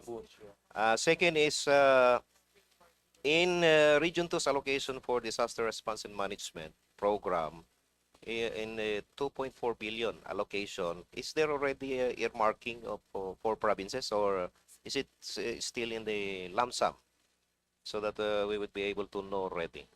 Mr. Chair, I'm not very sure. We don't have one singular line item for disaster for 2.4 billion. Okay. Ang meron ho dyan will be the quick response. Yes, the quick response. The quick response is 1.250, but it's demand or need driven. Ibig sabihin, wag naman sana magamit, pero pag tinamaan ho kayo, the department stands ready. Doon ho namin kinukuha yung family food packs na pambili.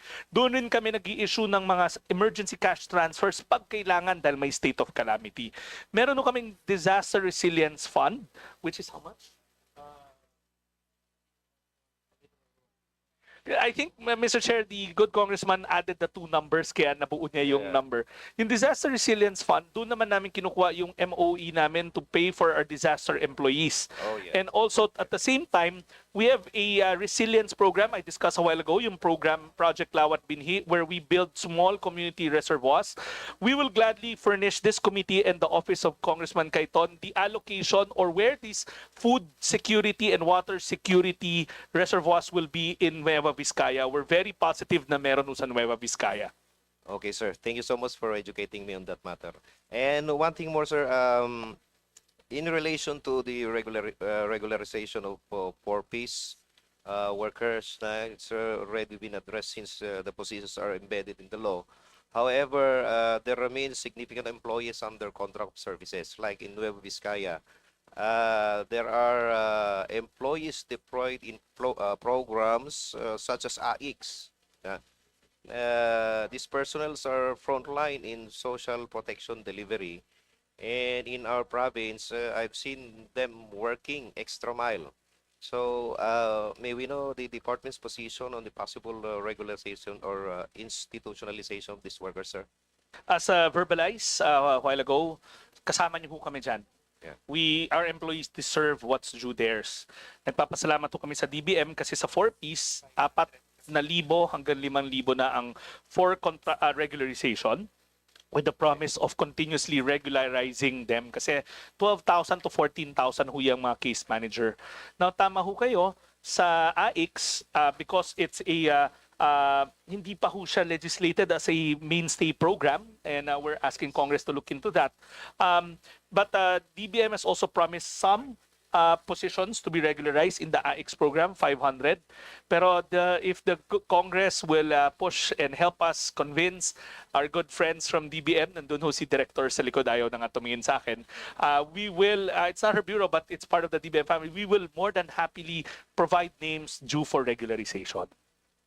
Okay, sir. So for sure, there will be a legislative measure of that matter. So once again, thank you so much, Sir Secretary, for visiting once again, and rest assured the Congressman of Nueva Vizcaya will support all the DSWD program, including the appropriation or budget, especially if there will be an increase. Maraming salamat po. Thank you, Mr. Chair. Thank you very much. We recognize Deputy Speaker Raymond Mendoza.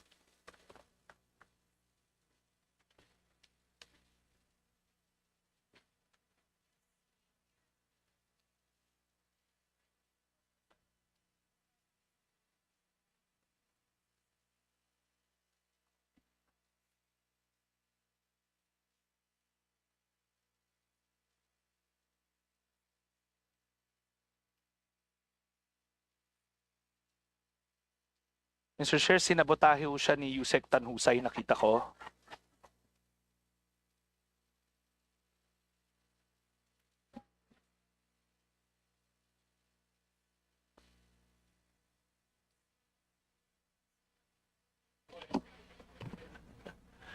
Maayong hapon, Secretary and the officials. I'd like to confirm na sabotahe ni Yusek Tanhusay. And I hope he does justice to his work there, being the former TUCP spokesperson so many years ago. That being said, sir, bilis lang because everyone is actually listening and then natanong na naman ang dapat tanungin, no? Kompleto naman. First and foremost, I'm so happy with the DSWD. The 4Ps is my baby, considering that I was the chairman and the principal author at the time was passed. And number one, we strongly support the 4Ps program, the TUCP, for its continuance, and dapat no abolition to that effect. If ever there is some kailangan i-amend, then dapat i-amend. I heard that you were talking about the 7 years. There's limitation. When I was the chairman at the time, we don't have these facts and figures in front of us. We're actually groping in the dark. But ilang years na ba yung 4P, sir? 17 years. Hindi 17 years. 17 When it was passed by, when it was passed, 13. when it became institutionalized, it was, I think, 2019. 2019, correct. Yeah. Of course, it was long time. It started with GMA yata. If I remember it right, 800,000 lang start. Now, it has ballooned to something na maganda naman. It was, so, if ever, yung amendment at 7 years, then so be it. We will support that amendment because at that time, we thought that kailangan lang ang daming report when I was sharing it again na abuses, di ba? So, wala naman yan. What's the poverty incidence ngayon, Mr. Secretary, please? 15.5%. The latest data given to us by PSA, 15.5% of our population are classified as poor. Thank you. 15 na ngayon. Good. Kaya ba natin in 2028 as promised by President na single digit? We're part of the group that's working towards that direction. I don't think it's a choice. The President gave his instructions, so we cannot say no. We have to do what he wants. Madalang salita, it may or may not happen. But of course, dapat from 15, it should go down close to that level. Then we'll be happy by 2028, Mr. Secretary, correct? Mr. Chair, when the President started, it was at 18. Now it's at 15, and it's also reflective in the number of our 4Ps beneficiaries. Thank you, sir. Ito yung food poverty threshold, which is 9,000 pesos, correct? From According PSA. to the PSA. Yes, the 2023 PSA data. Alam mo, Secretary, we're always for minimum wage increase. Muntik ng increase na problema lang sa BICAM last time in 19th Congress. Anyway, we try again. With 9,000 pesos, it's about 300 pesos a day, di ba? And then if you have 695 with the latest increase minimum wage, so 695 less 300, it's 395 pesos. So my question is about 300 pesos a day. So my question is, yung 395, kaltasan pa yan sa SSS, PhilHealth, Pag-ibig, water, electricity, rent, etc., etc., etc. That's why I know this is not the proper agency, but I hope we can solicit or get a support from you. We need your help in coming up with your agency task to eradicate. We cannot, well, kung di kaya ma-eradicate, at least to bring it down to the level of single digit. But then again, it's very difficult to talk about bringing down the single digit considering that the poverty wages, it's only NCR is actually above, are you aware of this, Mr. Secretary, that it's only NCR is actually above poverty threshold. And the rest of the country, sa minimum wages are actually below poverty threshold. Example lang, Barn is 10,008 something. And then yung poverty threshold is 12,000. So kulang 2,000 pesos. In Thank you for the province of Cotabato for your help, Mr. Secretary. That being said, so sa Cotabato, for example, 430. So you have a nominal wage of 11,000, but the poverty threshold is 12,000. Again, the question, sir, is simply lang, how can we do this na considering tayo are now supporting actually below poverty threshold levels, Mr. Secretary? Mr. Chair, I will not dare question the wisdom of our Deputy Speaker, who is a labor expert. If I can just inject to the discussion and put it on the table, I believe that Secretary Balisacan in the DBCC macroeconomic hearing in the Senate said that he will revisit all these thresholds because, like as pointed out by Congressman, by Deputy Speaker, how a lot of the prescribed minimum wage is not suffice to be able to meet the daily requirements prescribed for a family to call themselves not poor. So I subscribe to what he is saying. He clearly ran his numbers, and I think the DBCC has also taken cognizance of this. Thank you. Just to be clear, I know you're not the proper agency for this, but we really need your support on this, Mr. Secretary. In the last hike, we passed it in Congress, we passed it in the Senate. Nakaproblema lang sa BICAM. And those who oppose it are actually the person that you're talking about, yung economic managers. Very frustrating, and at the same time, ay wala tayong magawa if they have the ear of the president. That being said, sir, I hope I can elicit support from you on how are we going to come up this seemingly problem na sabi nyo, we eradicate poverty, but in the first place, minimum wages in this country is actually below poverty threshold. In the meantime, kami sa TUCP with more of a statement na we'll work with you trying to find out na kung pwede, how are we going to get there. Problema talaga to us as we filed it. Salamat lang kami, yung isang committee chairman sa Senado na palitan, ayaw eh. So dito, we're working with the speaker and we can find common ground with that, Mr. Secretary. Yun lang, Mr. Secretary, I am happy that you're a bit supported. Please, go ahead, sir. Well noted, Mr. Chair.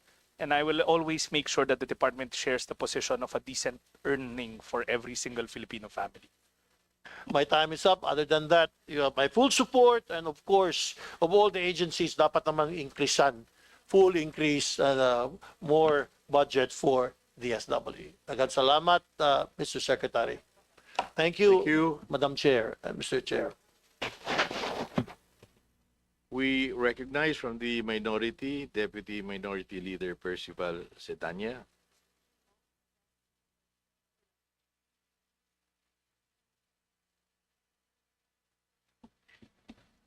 Good afternoon, Mr. Chair, and good afternoon to the DSWD family and to Secretary. Pasensya na po, I know this is a long day for you, pero rest assured that you have the support of the House in the important endeavors that you're doing for social development.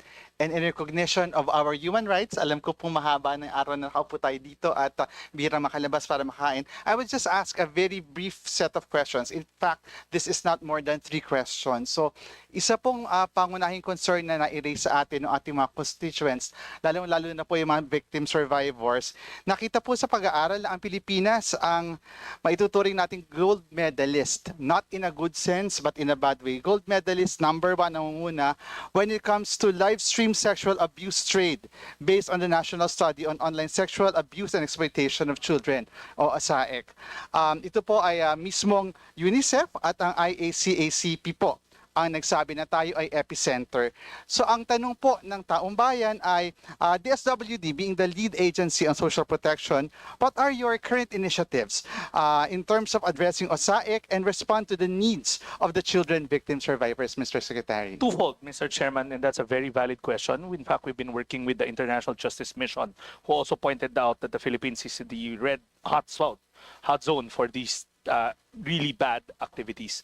One, the president is on the verge or has made it his priority to make sure that this scourge is eradicated from the country. The first attack would always be proactive. There's this prevailing culture in our country that's called no touch, no foul.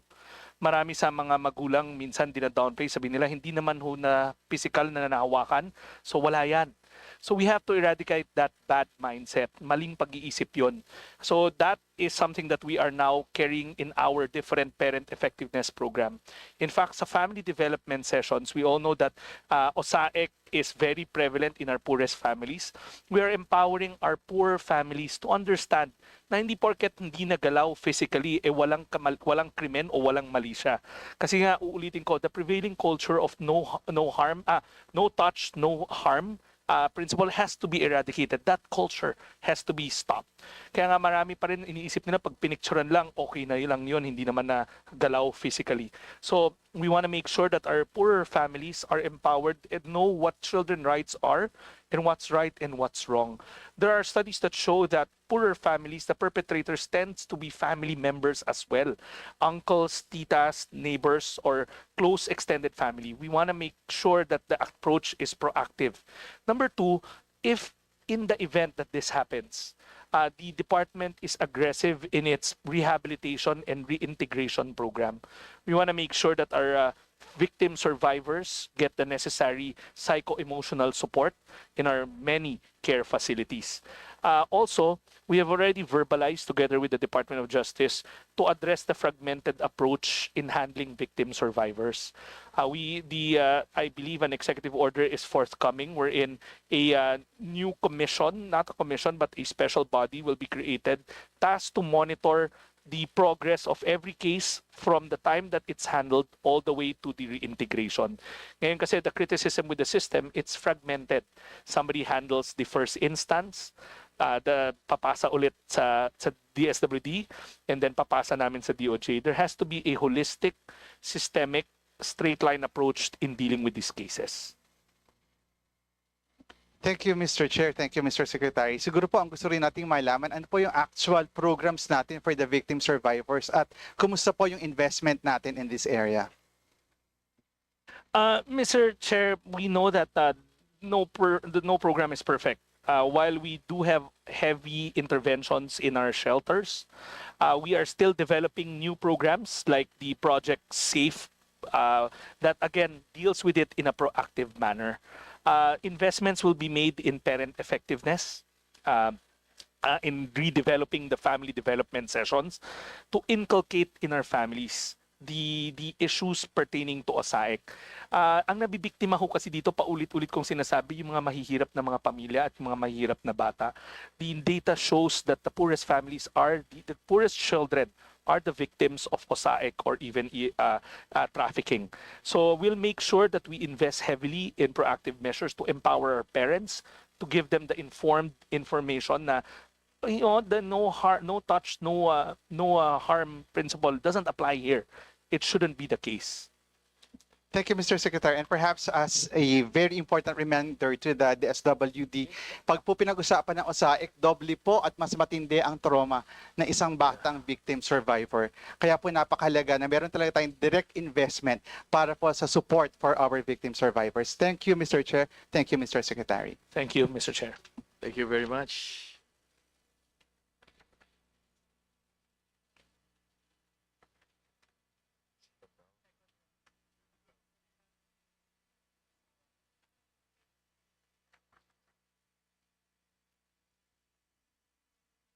We recognize Vice Chair Sheila Garcia.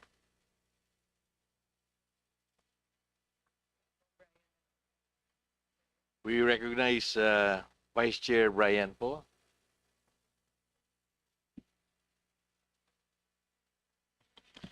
Thank you, Mr. Chair. Actually, this is the first time I've actually ever registered for round 2.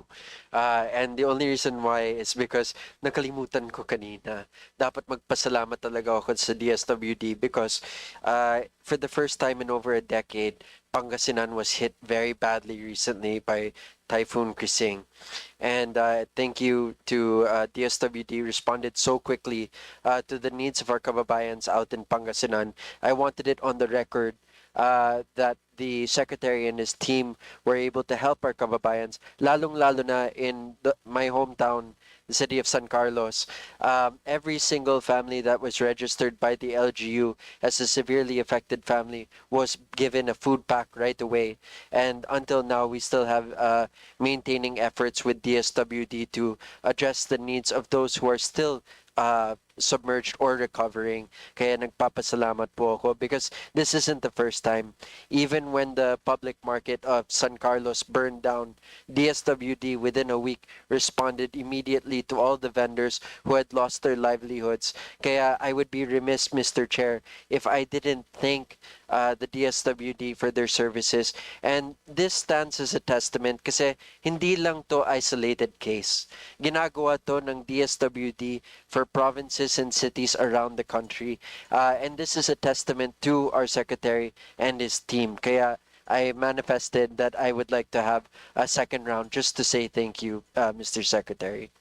Thank you, Mr. Chairman, for the kind words. I'm sure the people behind me, all the implementers, are happy to hear that the good congressman pointed out positive observations in disaster response. Maraming salamat, Mr. Chair. No more?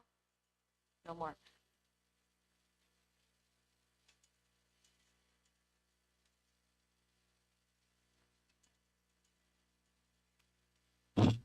I wasn't going to say anything. I just wanted to echo Congressman Poe's thanks to the DSWD for the excellent work in helping so many of our kababayans. And I'm also here to thank all of you, and especially Secretary Gatchalian, for all that he has done for the 1st District of Batangas. I'm sure that any agency under the leadership of Secretary Gatchalian will make very wise use of taxpayers' money, and we are very blessed that Secretary Gatchalian has taken it upon himself to lead DSWD. Thank you very much.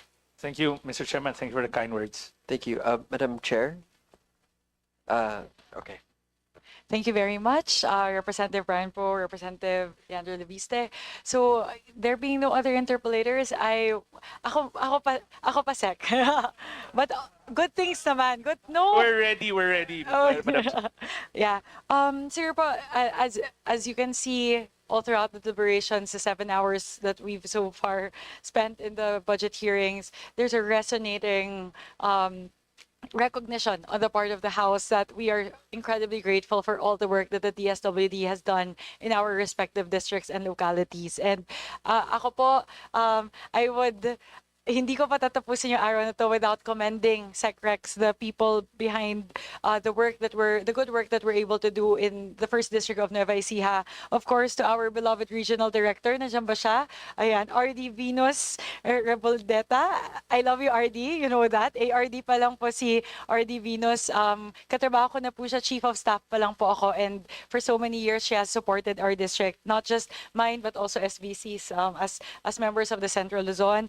Of course, to our provincial team leader, kay Ma'am Aurelia Senayo, and to our team leader in the 1st District of Nueva Ecija, kay Sir Ever Giovanni Perpose. Thank you very much po, and to all of the good people in DSWD for fighting the good fight, doing the hard work, ensuring that the social services reach the most geographically isolated and disadvantaged areas and those who need our help most. So thank you po, RD Venus, and to the whole team. And SecRex, you know this, I'm so grateful to SecRex. Sobrang bilib po talaga ako sa kanya kasi may malasakit po yung secretary ninyo sa inyong lahat, even to all the field staff. When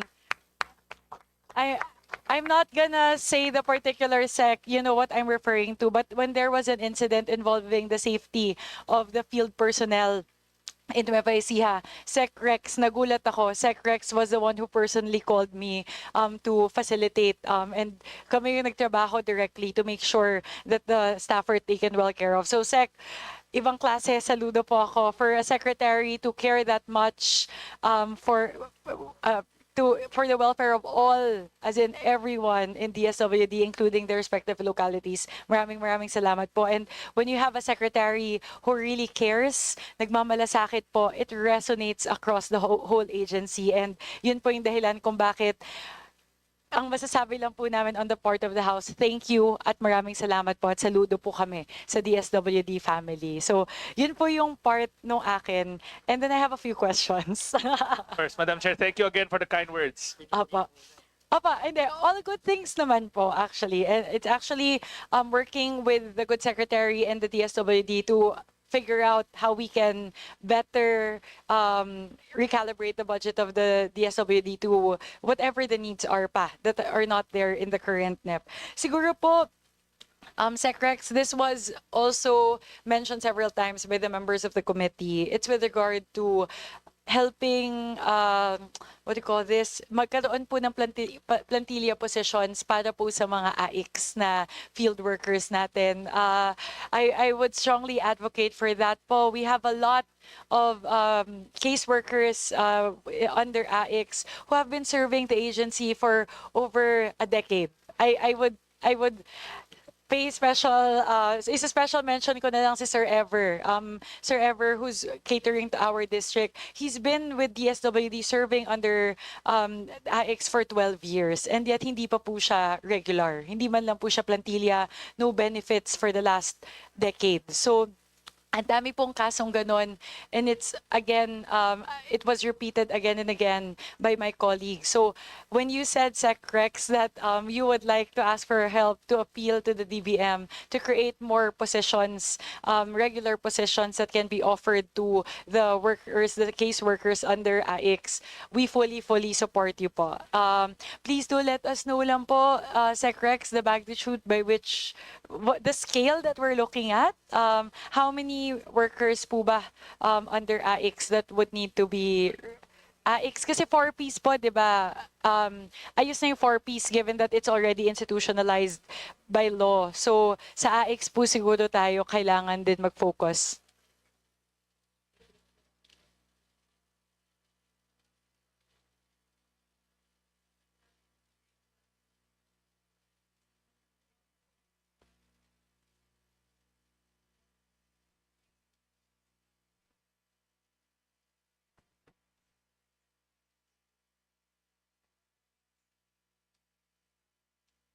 Madam Chair, our HR person is getting the exact details. Ayaw ko magkamali kasi the golden opportunity na ho to. But suffice to say though, for the time being, DBM has approved the conversion of 584 positions to plantilla. So, but let me give you the divisor of how many contract of service or contractual employees we actually have working the lines para sa protective services sa CIU namin, sa Crisis Intervention Unit. Thank you very much po, Secrex.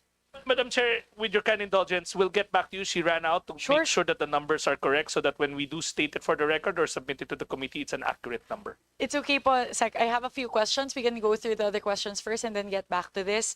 But definitely the 584 positions are not sufficient. I think that's not even sufficient for Luzon alone. You still have Visayas and Mindanao. So yes, this is really a golden opportunity for us to be able to address this gap. So sige ba, if ready na, or I'll move to the next one po. So we have around 5,000 working the lines for our crisis intervention unit, of which only 500 plus, as I mentioned, are now due for regularization.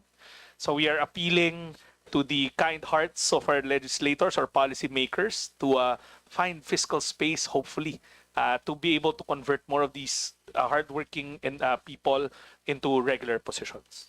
May I ask po, Secrex, the 584 positions that have been converted, that's part of the unfilled positions within DSWD? No, these are that was new added? conversions. Okay. It came together with the 4-piece na conversion of almost 5,000 positions. Okay. If I may solicit the response, or not response, insights of a representative from DBM. Sorry, Director, kanina daw iniiwasan mo na ng tingin si Secrex. Sorry, I'll kind of shine the spotlight as well. Just so we have an indicative amount as to how much we're talking about if we're able to create the additional positions for the roughly 5,000 employees under the CIU.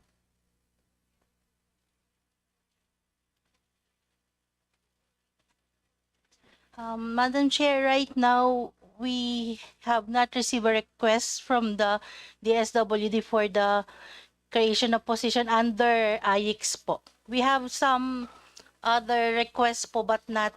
Madam Chair, I don't want to be arguing with our very friendly director who's handling us, but it was dated February 7, 2025. The request was transmitted to DBM. I don't want to put director on the spot, but Madam, maybe she's not, kasi iba yung portfolio ata ng director natin doon sa plantilla, but we have transmitted it as early as February 7, 2025.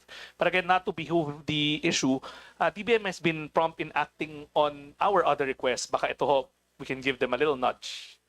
Thank you. Of course, I agree with you. Our very lovely director, Director Benjilith Zuniga. So we'll just, if we may throw that question to the DBM, perhaps if not now, if you could please provide us that information, perhaps within the week, kaya po kaya just a high level estimate of how the amount we're looking at, if we are able to, kung kasi po 5,000 ngayon, meron ng 584 na na-convert, so siguro yung remaining na lang po na roughly 4,400 plus na positions, hindi man natin magawa lahat in 1 year, at least we're able to do it in a staggered manner po.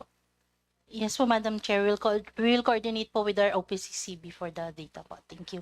I thank you very much po, Director Bench. Actually po, I also know there are several measures that have been filed here in the House to institutionalize AIC. So similar to 4Ps before, it's easier for us to be able to regularize the positions once na-institutionalize na po yung AIC. So maybe we can try both routes and see, diba, how we can best address that gap at the moment. Definitely, Madam Chair, and we'll also be providing you the rough estimate from our end. I believe our HR has that number. Perfect. Ready na po ba to Not disclose? now, but we have around 30 to 31 items we committed to submit to the good committee. We were keeping track of it. This will be item number 32. Okay, perfect. Thank you very much po, Sec Rex. Thank you very much po, Director Zuniga from the DBM.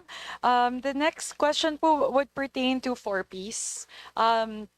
That slide po that you showed, Sec Rex, there was once the exit, the staggering, maybe please flash it again po. Yung may 1 million, 1.8 million na mag-exit mandatory graduation exit in 2026. There you go. Sec Rex, here po, just wanted to ask, kasi for 2026, there's that big figure of 1.9 million out of the 4 million beneficiaries of 4Ps who will be doing the mandatory exit. If I understand that correctly, tama po ba? Ganun yung interpretation natin. Madam Chair, let me just point out that this slide was done before the latest updating. The current inventory of the 4Ps now stands at 3 million. So tama ho kayo, 1.899 out of the 3 million. So it's pretty much force exiting almost the entire program. So just to understand po, Sec Rex, because right now there's 113 billion lodged under 4Ps for FY 2026. Has that considered this mandatory exit? But Madam Chair, it has, but we don't envision the program to go below, hopefully, the poverty incidents. Kasi we did a rough table estimate. At 15 point something poverty incidents, the number of 4Ps beneficiaries should be at around 3.4 to 3.5 household. So even if this exits, and hopefully the new CBMS when it comes in, nasaan yung data kanina? The new, kasi yung CBMS partial binibigay, mari-replenish naman ho. So meaning there are already earmarked poor. We just don't know if they're new poor or they're part of the number. So there's 1.7 poor tagged already based on the new CBMS. We are now in the process of cross-referencing it. But Madam Chair, if I may just share, the President's SONA stated in not so many words that the exit of the program should be based on the economic well-being of an individual, of a family. Sayang naman yung pinundar natin kung hindi pa tapos yung progreso, pipilitin natin sila lumabas because of the 7-year cap. As mentioned a while ago by Congressman Mendoza, he was the one chairing that committee, wala naman ho yung 7-year cap sa initial program. So the amendments being pushed now, and it's, I believe, certified urgent or will be certified urgent by the OP, will be to remove that 7-year cap kasi it's going to waste whatever investments we've made.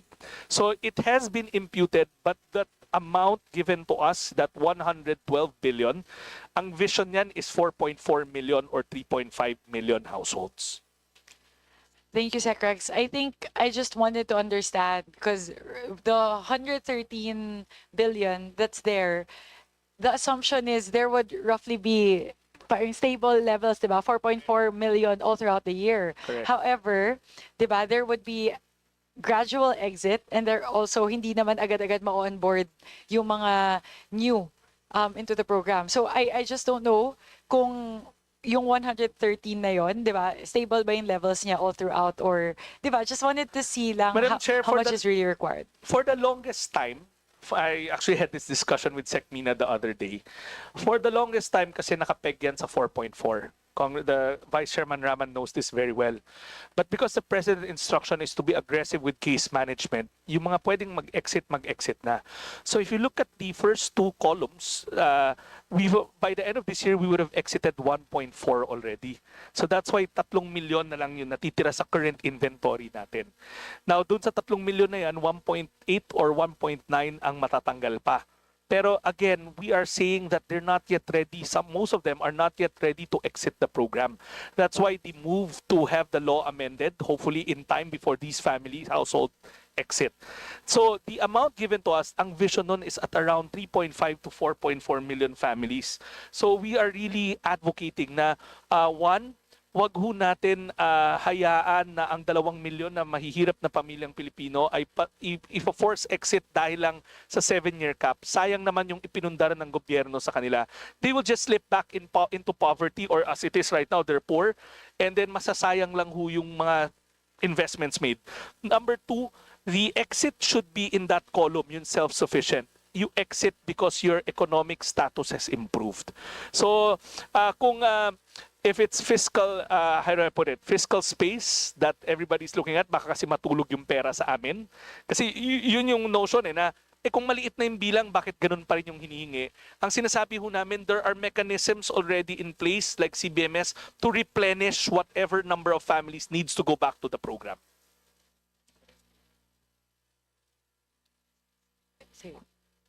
So just wanted to clarify po, so itong 113 billion na to assumes that there's that either those that are slated to mandatorily exit would not be exiting given their current financial situation, and likewise those that can exit will be replaced right away.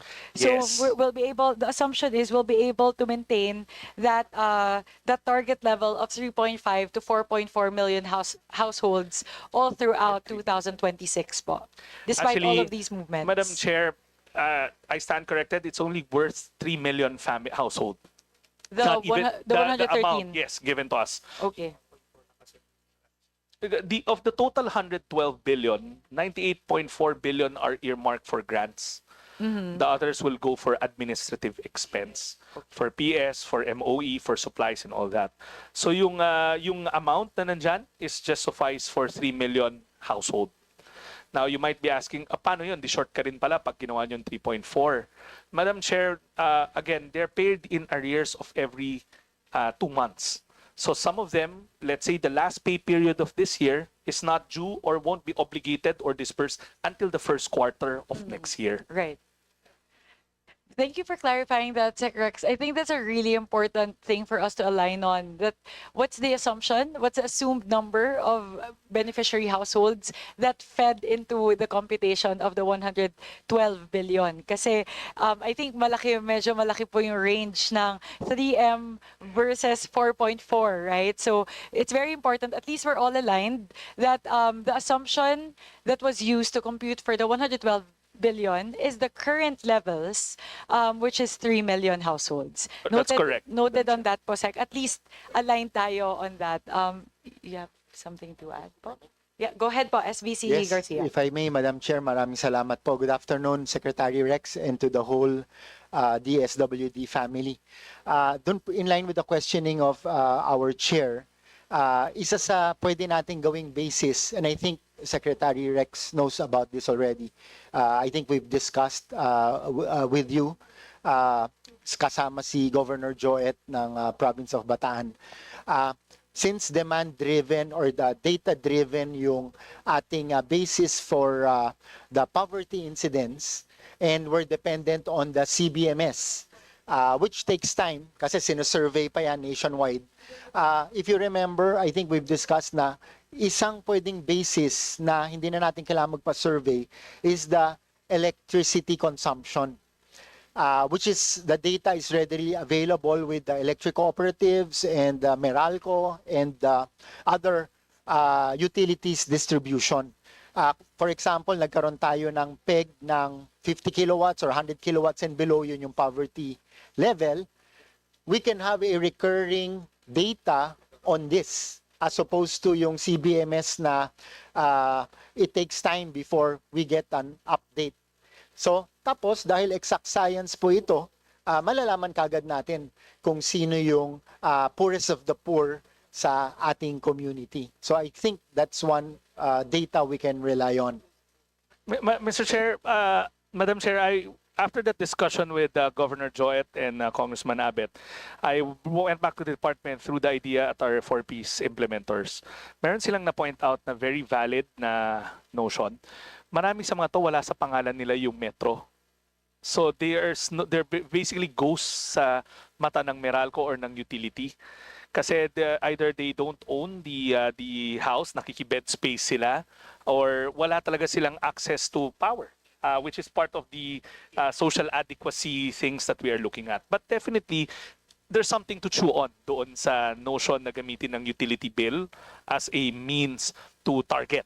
Yeah. But Madam Chair, I would like to state for the record that Bataan is one of those most sophisticated CBMS run. Nung hindi pa uso CBMS, Bataan nagpapatakbo ng CBMS. And I'm a firm believer, and I'm sure si Kong Abet will also agree na the CBMS talaga gives you kasi a granular picture that goes beyond just poverty, pati yung food insecurity nila. There are telltale signs there that will give you a better idea kung ano yung pamilya. Kasi maring mababa yung kinukonsumo niya, pero you need other dimensions to look at. Like kumakain, meron ba silang access to running water?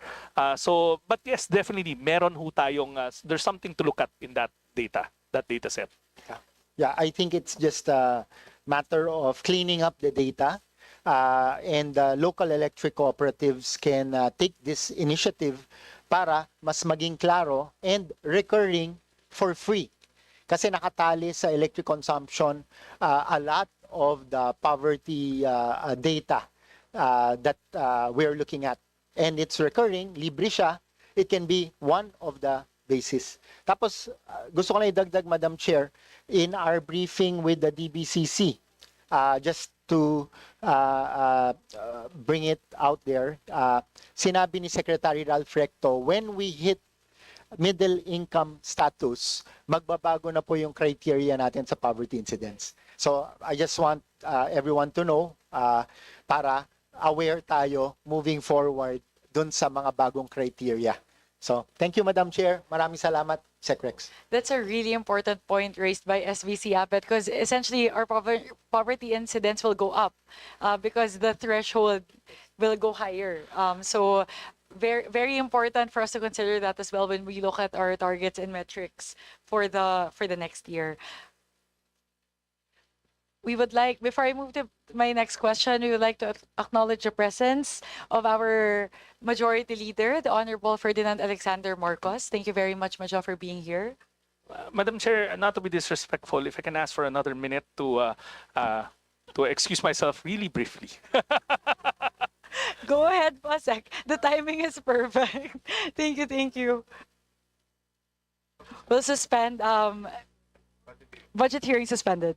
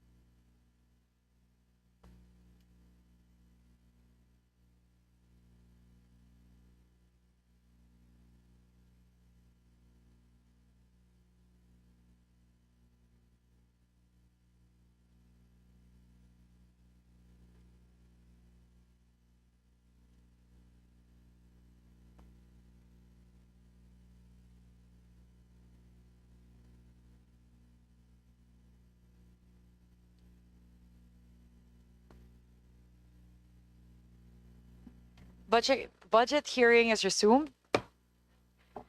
So my next question po, Sec, actually it's not a question, it's more like an alignment lang. It was mentioned as well several times with regard to the social pension for senior citizens. So I know that Sec Rex is aware because we've been working with him on this. It's in the House, we've actually passed the Universal Social Pension during the 19th Congress. And we are, hopefully po, that will be refiled again for the 20th Congress. And if that is operationalized, at least that will address the concern with regard to the social pension for senior citizens po. We are fully supportive of that concept of a universal social pension. Leave it to the policy experts, but we will always support that. Thank you very much, Sec Rex. Kasi ngayon talagang, even though we augment it and we increase it, it's really not sufficient to cover all of the senior citizens. And Madam Chair, and I'm sure everybody has gone back to the districts, mahirap ho ipaliwanag minsan sa mga senior natin ba't hindi sila kasama. It's very hard to explain kasi may pension ka, may nag-aalaga pa sa'yo, hindi ka indigent. So it's a bit difficult for our implementers to actually be able to explain it. Yes, I agree. And you know naman po, Sec Rex, the sentiment of the seniors when they share it with us. So that's the reason why we're really pushing for the universal social pension. So it takes out that whole idea of subjectivity in the identification process of who will be part of the social pension. So yun lang po, I just wanted to highlight that because that's something that we've been pushing for here in the House since last Congress.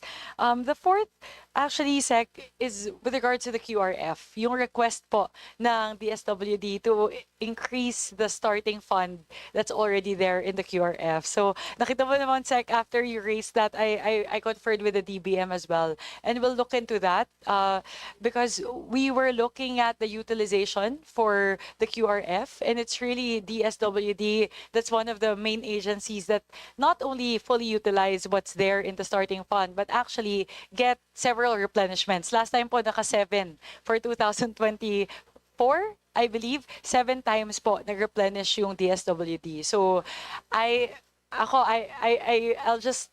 won't commit just yet, but that's something that we will seriously look into only because of what you raised po, that upon the utilization of 50%, there's that mandatory reimbursement, and that actually kind of delays the process for the rest of the disbursements po, right? Ay baliktad, 1.2 ngayon, tama? It's 1.2 and yes. then half of that. Madam Chair, it's not mandatory, it's a call of responsibility. We really need those funds to be able to act fast. I will state this for the record, and hindi dahil nagsisip-sip ako kay Director ng DBM, kay Bench. Mabilis naman ho sila umakto, pero syempre meron pa rin hong period where we will collate the documents and all that. While all of this is happening, padating yung bagyo. Case in point, last year, we had 7 successive na bagyo.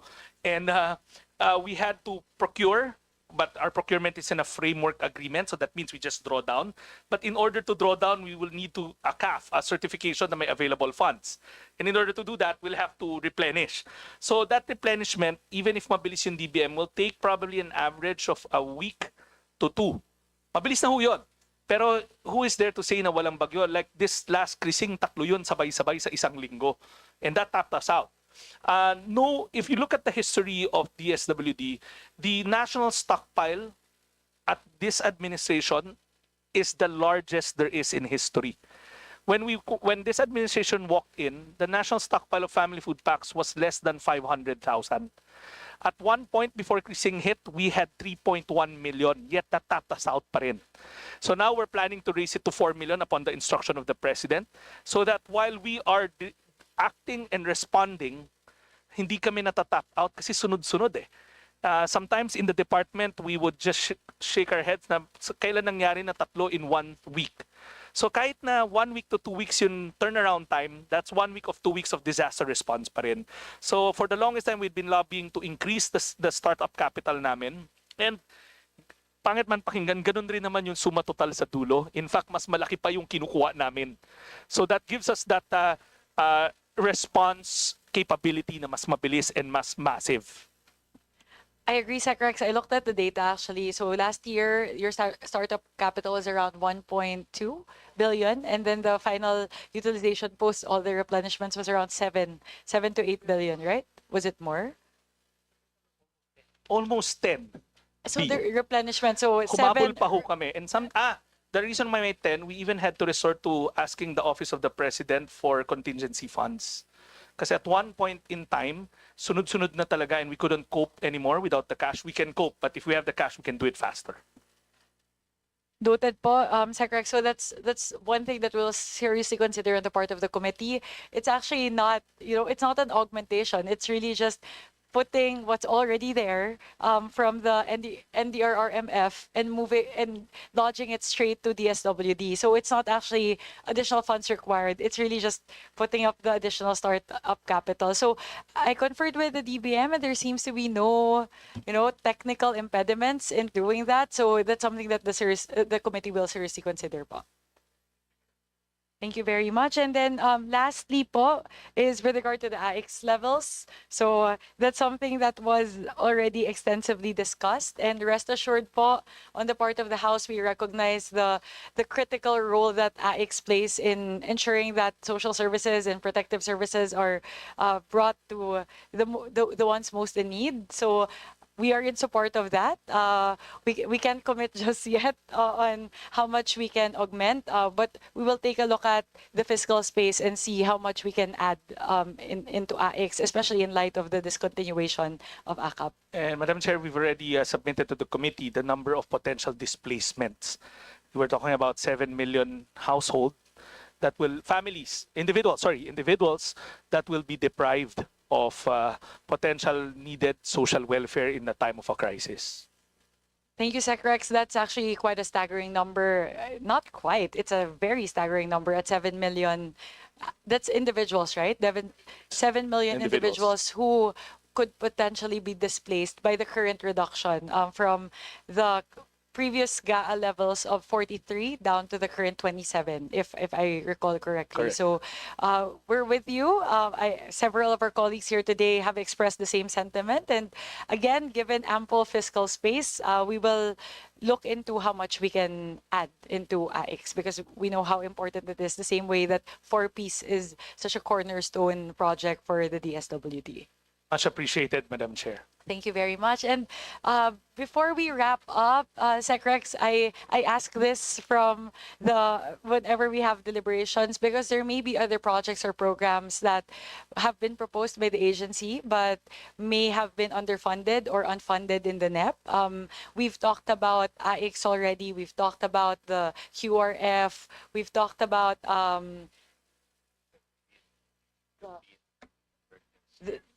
the other programs po. So I just wanted to see po, if we're able to find ample fiscal space, which other priority programs of the department would you like us to look into for additional funding? Madam Chair, again, as explained to us by Sec Mina, this is a zero-sum game. I don't want to be depriving other department. What is our gain is somebody's loss. But if tatanungin nyo lang ho kami, the President has been lauded for quick response in times of disasters. Time and time again, Pulse Asia, SWS, independent survey firms have said one of the strongest suit of this department of the President is disaster response.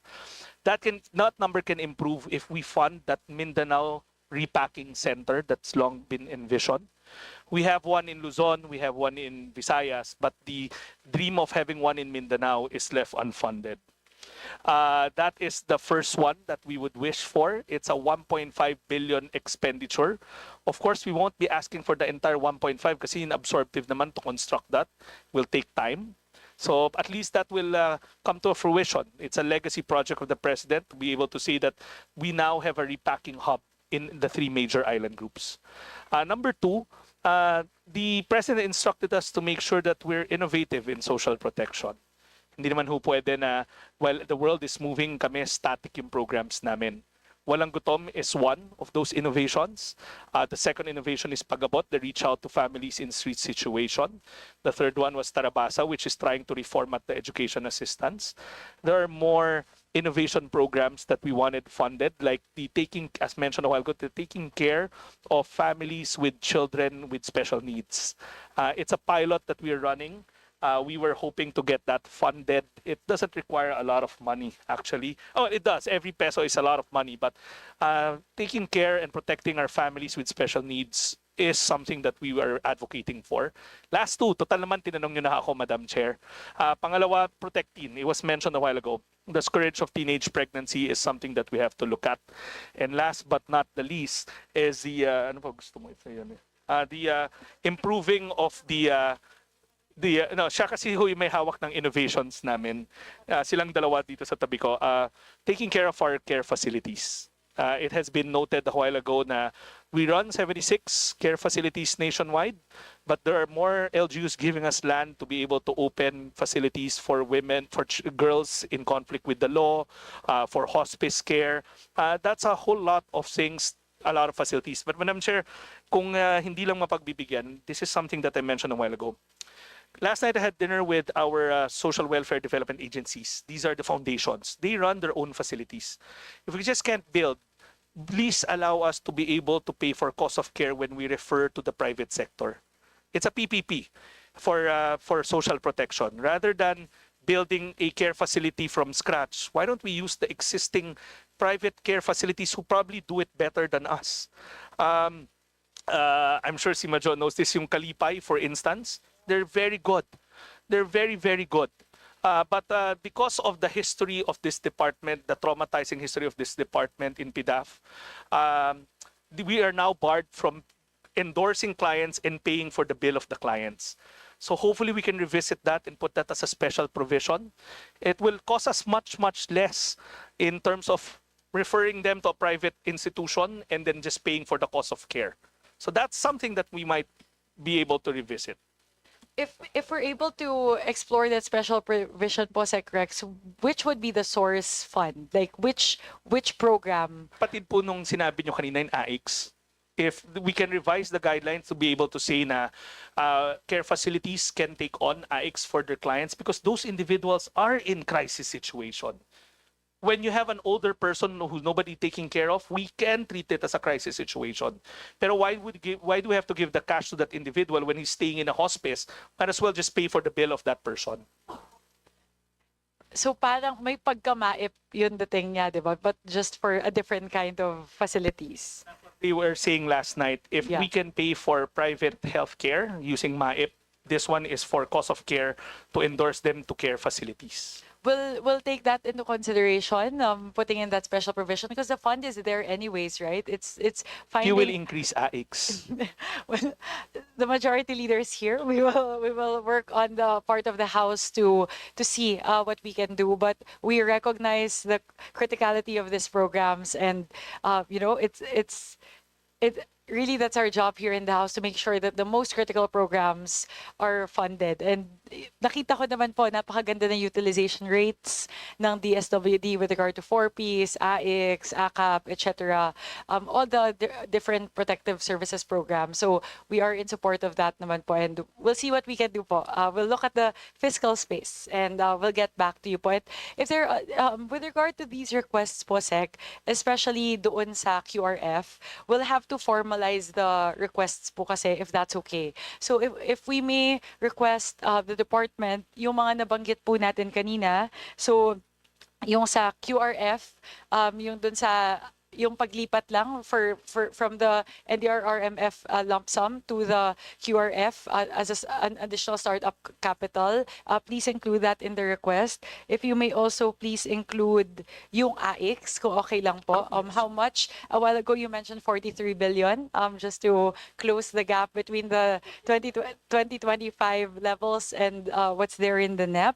And then AIX, QRF, and then the special provision po for the care facilities for us to be able to tap AIX to pay for the expenses there, and the Mindanao Repacking Center po of 1.5 siguro, given that not the whole 1.5 can be and should be funded for 2026.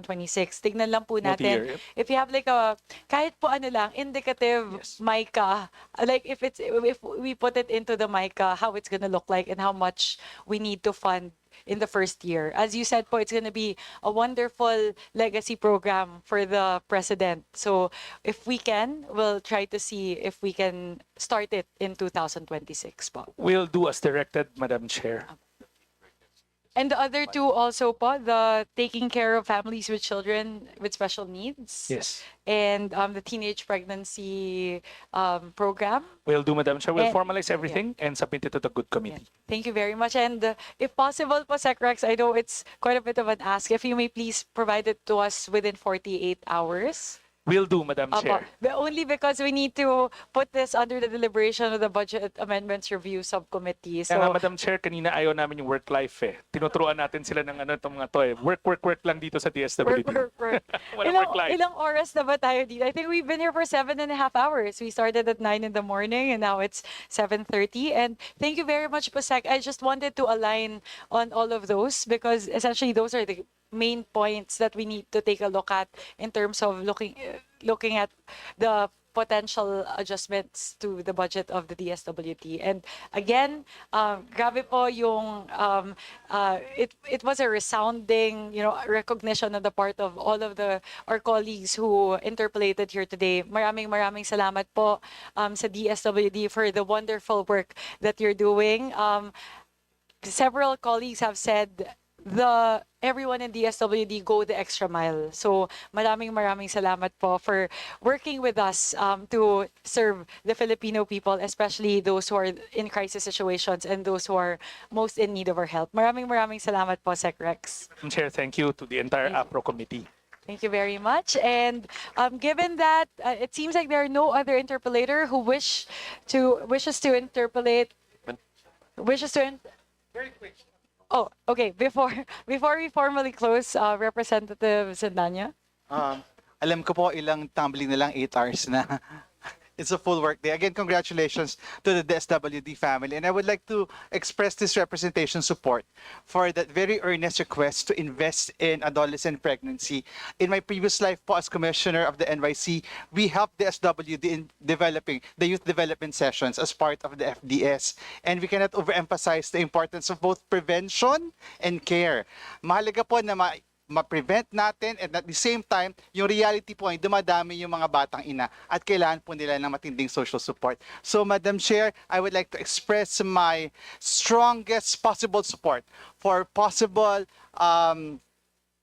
financial budget intervention in this particular area. Thank you, Madam Chair.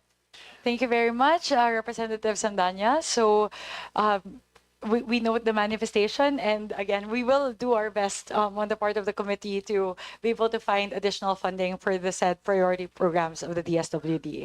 And Madam Chair. kakayanin. Oh. Kakayanin. Ano naman eh, we'll work on it. We'll see what we can do. Hindi pa ako makakommit, but we'll definitely collaborate on these priority programs po, Sec. Thank you very much. Given that there are no other interpolator who wishes...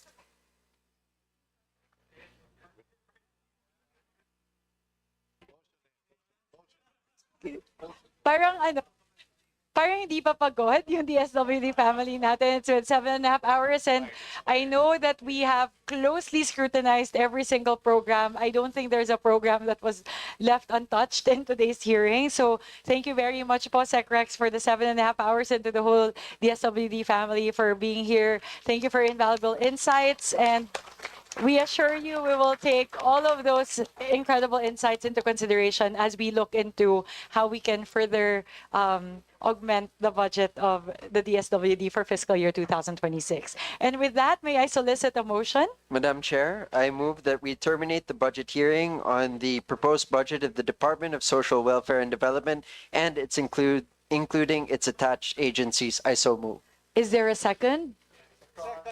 Second, Madam Chair. There is a motion to terminate the budget hearing on the proposed budget of the Department of Social Welfare and Development, including its attached agencies. The motion has been duly seconded, and with that, the motion is carried. The budget hearing of the Department of Social Welfare and Development, including its attached agencies, is Madam Chair, if we can just point out to include supervised agencies. Baka pabalikin ho sila. Sumenyas ho sila. We have 2 supervised agencies. Yes, we'll amend the motion. So, Madam including Chair, the I supervised. move that we terminate the budget of the budget hearing on the proposed budget of the Department of Social Welfare and Development. It's including its attached agencies and supervised agencies. I so move, Madam Akala ko Chair. mag-o-object si Sec Rex sa ruling. Parang nagulat ako. Ako eh. Aba. It has been moved and seconded. The motion is carried. The budget hearing of the Department of Social Welfare and Development, including its attached agencies and supervised agencies, is hereby terminated. Maraming salamat po. One more motion, please, I from the move to body. suspend the. Oh, sorry. Madam Chair, may I move that we suspend the hearing and resume tomorrow, September 11, 2025 at 9 a.m. I so move, Madam Chair. Any second? Second, Madam Chair. It has been moved and seconded. The motion is carried. The hearing is hereby suspended and will resume tomorrow, September 11, 2025 at 9 o'clock in the morning.